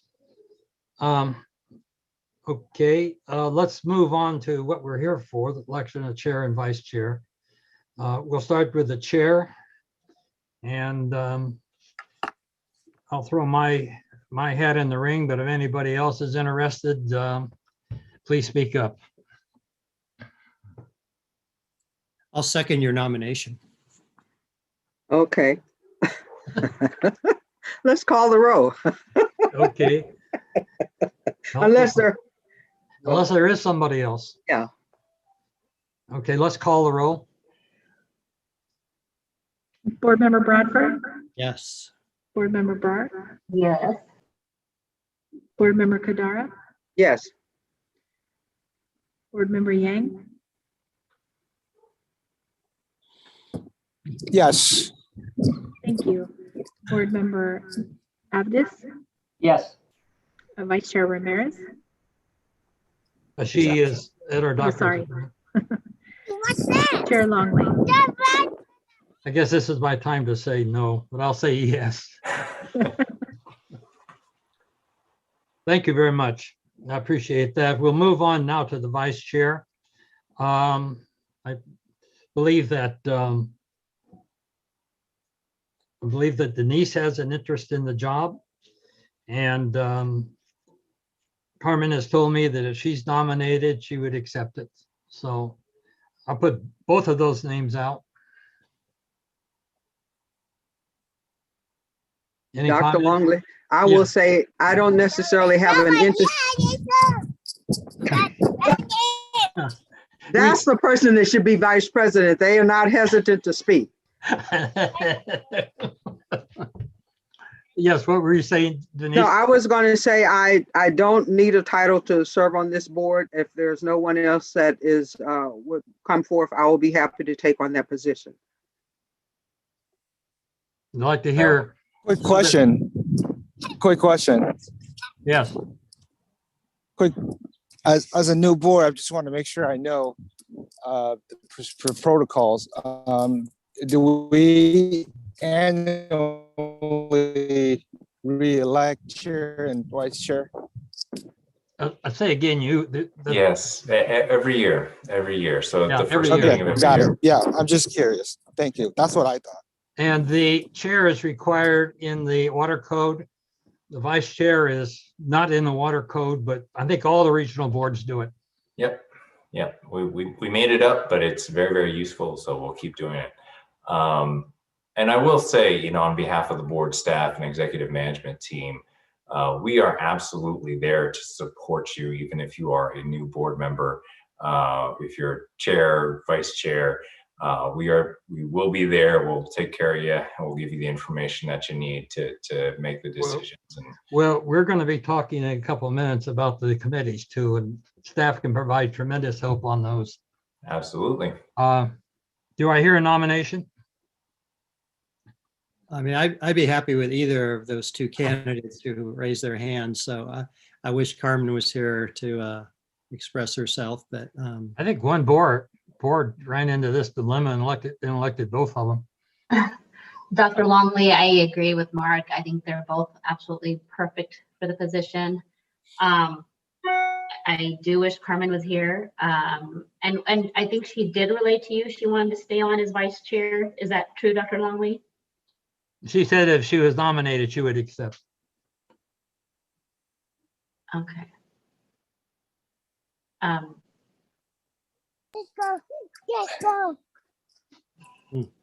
So I will say that the challenge with having two vice chairs, and I think the Office Chief Counsel told that board not to do that again, because the concern, I think, is that we will give briefings to the board chair and vice chair, particularly on critical procedural issues.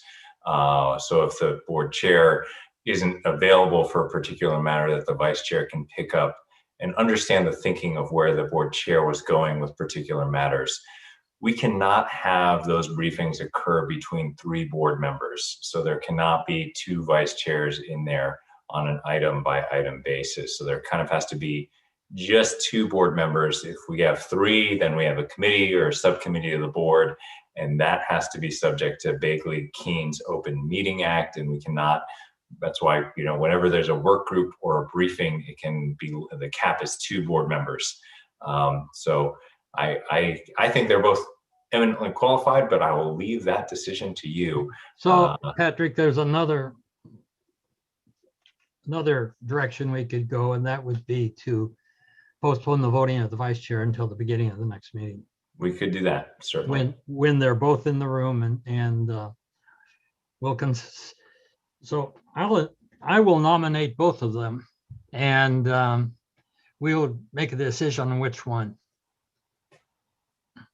Does anybody have a problem with that? No. No, it sounds like a good time to kick the can down the road till we get Carmen back. Yeah, I'd like to thank you, Carl, for stepping into the role again. I don't know where we'd go without you sometimes. Well, I think you'd probably get by, but one of the reasons I'm sticking around is salt. That may seem strange, but if anyone wants to know about salt, get a briefing from staff and then come talk to me. I would recommend that the board take a vote on continuing the election of the vice chair to the next meeting. Procedurally, it's a little cleaner that way. Okay, can I have a motion to that effect? So moved. Okay, do I have a second? No second. It's been moved and seconded. Roll call. Board Member Bradford, Yes. Board Member Bart, Yes. Board Member Kadara, Yes. Board Member Yang, Aye. Board Member Abdis, Yes. Chair Longley. Yes. So that'll be one of the first items on our agenda next time. And we'll handle it promptly and move on. And I will say, just to make it clear, to the extent there are enforcement matters being teed up for the April calendar. And in the interim, my operating assumption is that Carmen will continue in the vice chair duties until that election occurs. So we might want to have that changeover should it be required at the end of the April board meeting. Okay. Moving on to board working groups. I think you all got the email from Patrick, or from, maybe you had somebody send it out. Now, Patrick, I forget, but there's 12 groups. I'm on a lot of them. I don't need to stay on all of them. We have an agriculture group. I'm the only one. We have cannabis. Carmen is the only one. Nobody's on climate change. CV Salts is Denise and myself. Wetlands are Mark and Carmen. Disadvantaged communities is Denise and Raji. Forest activities is myself and Mark. I'm the only one on mining issues. And quite frankly, I would suggest we move mining issues into forest activities. Most of them occur in forest areas anyway. Mercury issues are myself and Mark. Oil fields is Raji and myself. And Raji and I have a good picture together, all suited up to go into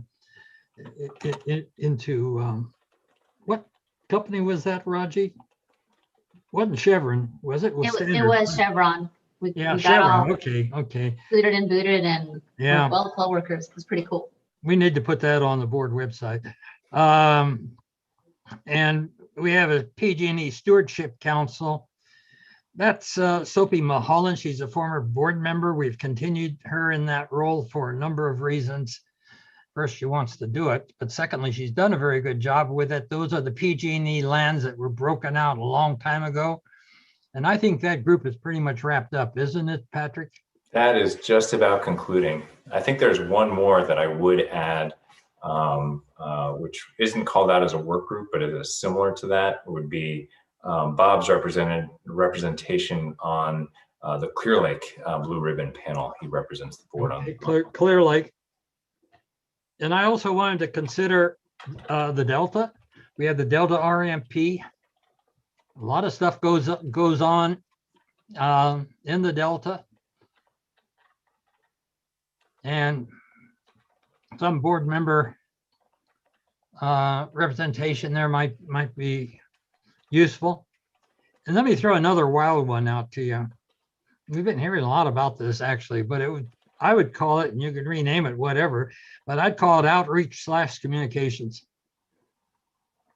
We have an issue on reaching some of the folks that don't speak English well or don't speak English at all. And we also have issues sometimes with people that are just living in the middle of nowhere where they may not have internet or whatever. So I But could be, can I throw my name in there? Yeah, I think so. I think that would be good. And is it possible if I throw my name in agriculture as well? Certainly. Okay, thank you. You're next, Nick. Well, Sean beat me to it. I mean, I've actually, certainly have a certain interest in ag, but it looks like Sean beat me to the punch on that one. I mean, what's the protocol here in terms of? Let's go. The two members, so the ones that members. Well, the main So part. I'll go over there. I'll go over there. The main part of the protocol is no more than 2 board members can be together. Yeah, so I think the challenge would be, Carl, I don't know if you want to give up your spot there. But I could. Who else would like to go on ag? I mean, Chair, if you're willing to step down, and I'm not suggesting that, but certainly I'd be interested in agriculture. Other areas that I've considered, but again, there's already 2 folks, is certainly wetlands. In terms of climate change, what exactly is that, Patrick? I apologize here, but just for my own quick edification, can you briefly? Yeah, so I think, and just to kind of, I'll run through what's been happening with these panels and kind of just what the working groups, what they've been doing up to recently. Most of them relatively dormant. Agriculture, they get fired up essentially. Carl was participating in that. Say, we just had the East San Joaquin expert panel review presentation. So when that was forming up, we've made sure that Carl was included on some of those conversations, and particularly the conversations about the East San Joaquin order and its implementation. I don't think there's been an invite or a meeting of that working group since the kickoff of that expert panel. So it was about 1.5 years, maybe 2 years ago. Cannabis has been dormant. There has not been a lot of movement. Really, cannabis probably can be folded up, is kind of my recommendation there, simply because the state board took over all of the cannabis roles. Yeah. They supplanted our order, and then subsequent to that, the staffing was cut by over 1/2. So really, there's not a whole lot of innovation really happening in the cannabis permitting front, except for staff are coming up with very, very creative ideas to expand the program with the tools that they've got. There's just not a whole lot of extra resources to do kind of cool stuff that there was maybe 5 years ago when the cannabis program was funded very heavily by the legislature. Climate change used to be something. Go ahead. I'd recommend putting a line through that. And climate change, we had a board member, John Constantino, and John was, help me, Patrick, he was the author of what legislation? Well, he worked on AB 32 issues. Yep. Yeah, so climate change was interesting in that I think particularly during the Schwarzenegger administration, and I'm throwing this back a little ways, there was a lot of talk at Cali, PA to do a lot of climate change work at the regional boards. There's a lot of little subgroups set up to work on that. A lot of that has been, it kind of, the pool cue hit the billiard balls and they went in a lot of different directions. Cali, PA is still working on kind of unified climate change issues. I think a lot of them have come down to very specialized areas. So the harmful algal blooms are certainly an outgrowth of climate change. The drought and conservation policy that's part of the CV Salts P&O study, that's climate change. There's a lot of effort going on for delta salinization and coastal kind of preservation or coastal issues, not with our region, but with other regions. And then certainly the forest activity stuff, dealing with wildfire and wildfire response are kind of where a lot of that climate change work has kind of migrated to. So there's not a kind of a unified climate change strategy that the regional board is concocting, but there kind of was some ground, I guess, about 8 to 10 years ago where the climate change was kind of active. But that one, I don't think an invite has gone out for a climate change centered kind of policy to be undertaken by the regional board in a long time. I suggest we leave it vacant unless somebody wants it. I wouldn't take it off of the list because it may come back as being an issue we have to deal with. And I'll keep running through just so that, folks know what's happening. CV salts, I think folks are very well aware of. That's both the nitrate control program with the drinking water issues. I think that's one of the reasons why Denise raised her hand on that, and certainly salt and the nitrate issues is why Carl. I did not raise my hand. I was put on that committee, and I only assume because I've been sitting in. Shame on you, Denise. I saw you raise your hand. No, my name was on the. My name was on there, and I said my name was on there, and the only thing I could do was relate it back to the times I've participated in the discussion. So I'm okay with it. Yeah. I think your hand was raised for I just wanted to by Carl. And for wetlands, I think that the specific issue dealing with wetlands, just for what it's worth, has to do with what we as a irrigated lands regulatory program was wrestling with about what we're going to do with the regulation of wetlands. They got caught up in the irrigated lands regulatory program about 2003 under the concept that it was mostly a surface water program. As it transitioned to, frankly, a surface water and a groundwater program with a heavy emphasis on nitrate reductions, the wetland managers were kind of left with the question of, hey, we don't really contribute to groundwater problems. What are we doing here? And so we've been working on essentially lessening the burden of the irrigated lands program on wetlands and possibly extracting them from aspects of the program, provided that they do things like still look at salt, still look at mercury and mercury generation within their footprint. Disadvantaged communities, I think, to a certain extent, speaks for itself. That's kind of if the board had an issue kind of propping up in disadvantaged communities, we'd have the work group to kind of bounce ideas off of. Forest activities, Carl, I think one of my suggestions would be to keep it separate or to kind of tease out a separate committee, because really what we're talking about with forest activities is both the federal permit, the Region 6, Region 5 federal permit, and all of the wildfire activities that have happened on forested lands and in the wildland urban interface. I was trying to be practical because almost all of our mining issues are on forest land, but a lot of them are up in Northern California and might be able to make one trip rather than two. Yeah, no, I totally get that. I think the mining issues, the most pertinent issues that are kind of popping up is that there's a not federal, but state legislation that keeps, being tossed about in concept to deal with some of the legacy contamination issues. In addition, we have some thorny issues at some mine sites that we'd like to get the opinion of some board members. I think that some of the mine sites, Carl, you recall the conversation that we had about what do we do with some of these ones where we've got a little bit of money to do something. Do we try and get it cleaned up, or do we just try to put it into a managed decay position? Okay. And some of these issues are vacant because board members have left. So you're looking for someone that might have some background in cleanup, is that correct? With the mining issues, yeah, that would be my suggestion. Who on the board has some background in cleanup? That's a loaded question, by the way. Mining. I'm doing the forest with Carl already and have been involved in a couple of mining discussions, so that'd be fine. Got some remediation experience with mines.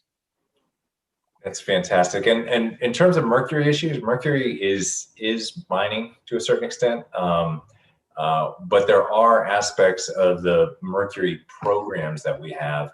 Carl, I know you're familiar with them. When we did the Delta methyl mercury TMDL, which I think the US EPA said was the most complex TMDL that they had seen to date, it involved a lot of kind of work planning and other studies that will be coming due this past year, and so we've got a stack of materials that that's the one we passed in 2010, right? Yes, yes. Yeah, and you know that I voted no on that. Oh yeah. I've got the binder. Just want to make sure. I've still got the binder, but some decisions have to be made about what we're doing, and to be honest, that's migrating. The mercury is migrating into a discussion about tribal beneficial uses too. The mercury tends to be one of the major limiting factors with respect to subsistence fishing, and tribal beneficial uses. The new designation from the state board contained very, very strict mercury objectives, ones that can't be met in a lot of areas. So we have some tough decisions over the next few years with the stakeholders on mercury issues. If you go back to the record, I believe you'll find that the reason I voted no was I didn't feel that what we voted on dealt with those stakeholders, the subsistence fisher people and the tribes. I do recall. It's a different board back then. Yep. The oil fields issues, I think those are somewhat self-explanatory as well. I know Raji and Carl have both been very active in the development of the Food Safety Expert Panel Report. PG&E Stewardship Council, we mentioned. Blue Lake Ribbon Panel, Bob Schneider is still the board's representative there, largely because of his involvement with Tuolumne and other projects in the Clear Lake watershed and Poudre Creek watershed. Delta RMP, newly proposed. Strategic planning, Carl and Mark have been involved in those discussions.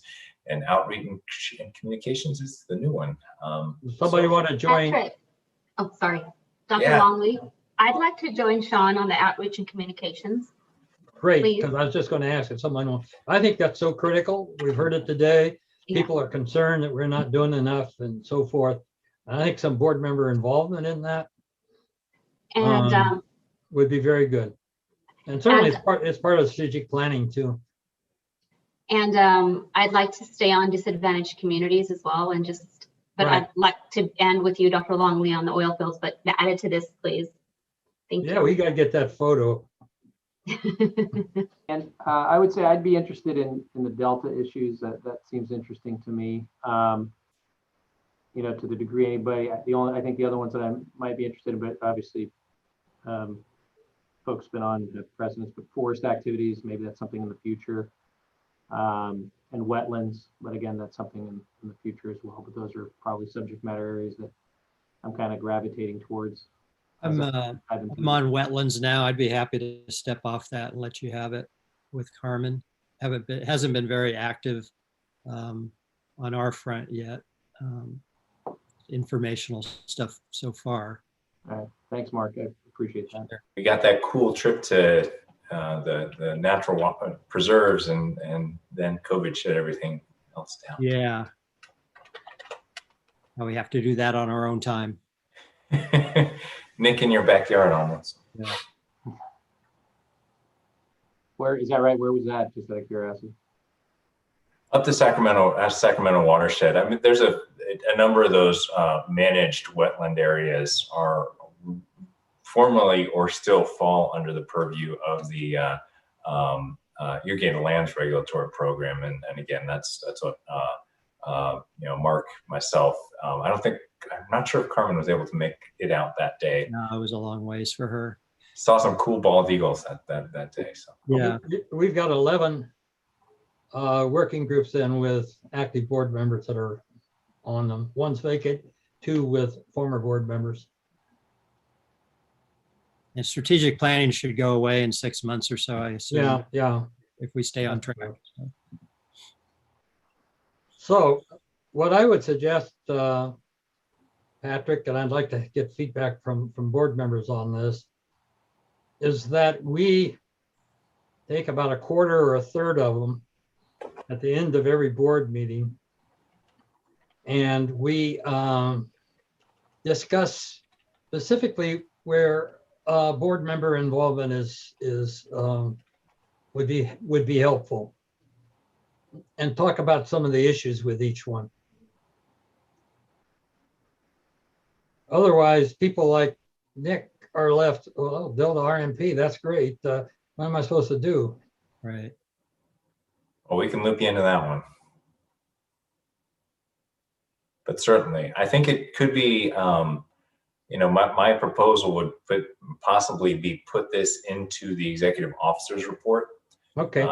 As kind of a standing item that even members of the public, if they wish to interact with you. I know often, as board members, you get pressed upon by a number of different stakeholders, and possibly if your name is on this list, maybe you can say, hey, I can't take that meeting, but here's the work group, who would be able to kind of talk with you and get involved in those issues in greater depth. Okay, that sounds good. And maybe then if a board member has questions, we bring them up during the executive officer's report session.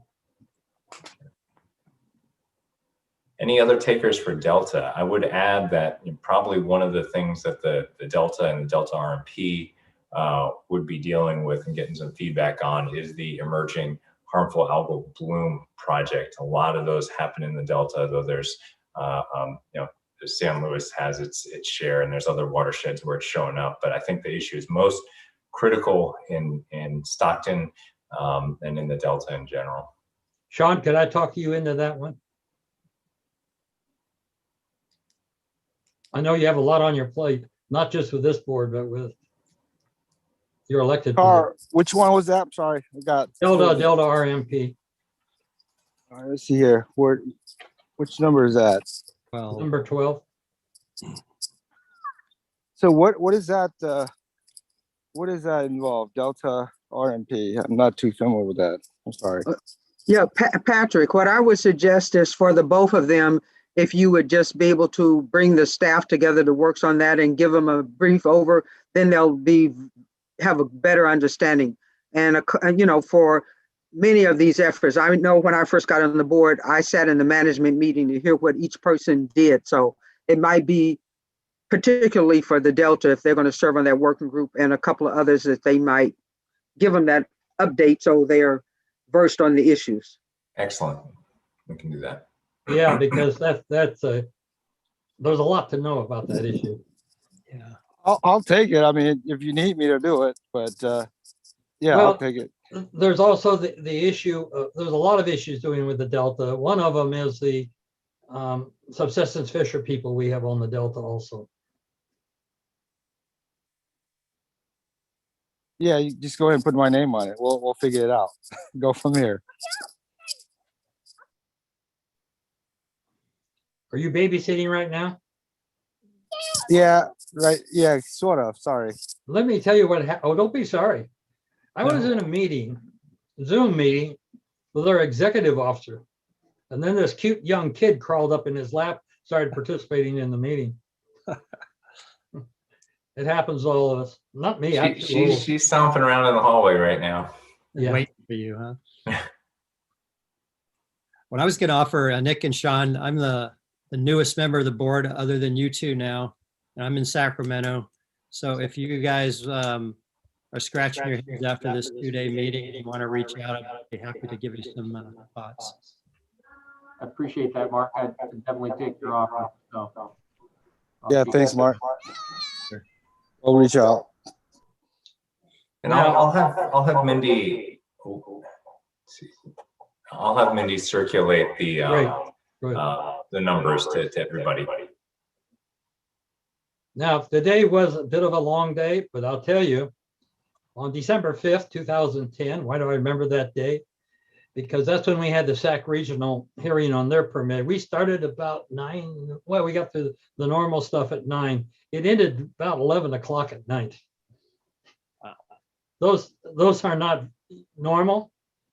I've been in meetings that are supposed to be all day and they ended after about 3 hours. So one of the things I've learned, don't tell anybody when you think the meeting's going to be over with. I blew it today completely. It never works. It never works. it's like the Fight Club. You don't talk. In fact, you jinx yourself. You tell them it's going to be a short meeting, it'll undoubtedly be a long meeting. Okay, anything else? Are we ending the meeting now? Yes, we are. Okay, well, I just want to take this opportunity to say a couple words to my colleagues and the staff. I just want to say I'm honored to be on this board, and I'm looking forward to working with you guys. And definitely, I need a lot of help being a new board. So please be patient, and I will do what I can to be efficient and helpful among you all, and let's work as a team and let's help the community. So thank you for the opportunity. That's all I got to say. Welcome aboard. It is drinking from a fire hydrant for the first couple meetings, but you'll get used to it. He gave the same speech I did. Yeah, Sean, that's great. Let me just tell you, the governor's office had glowing words for both of you. So we're proud and happy to have you here. Looking forward to getting to know you all a little bit more. Very good. Anything else? If there is nothing else, I will adjourn this meeting until the April, what's the date in April, Patrick? We'll need some help on that one. Adam, you have it?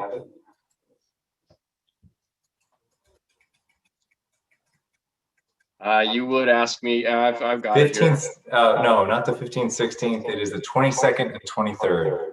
22nd, 23rd meeting. So we're adjourned until April 22nd. And stay safe, and we'll see you then. Thanks, everybody. Bye-bye.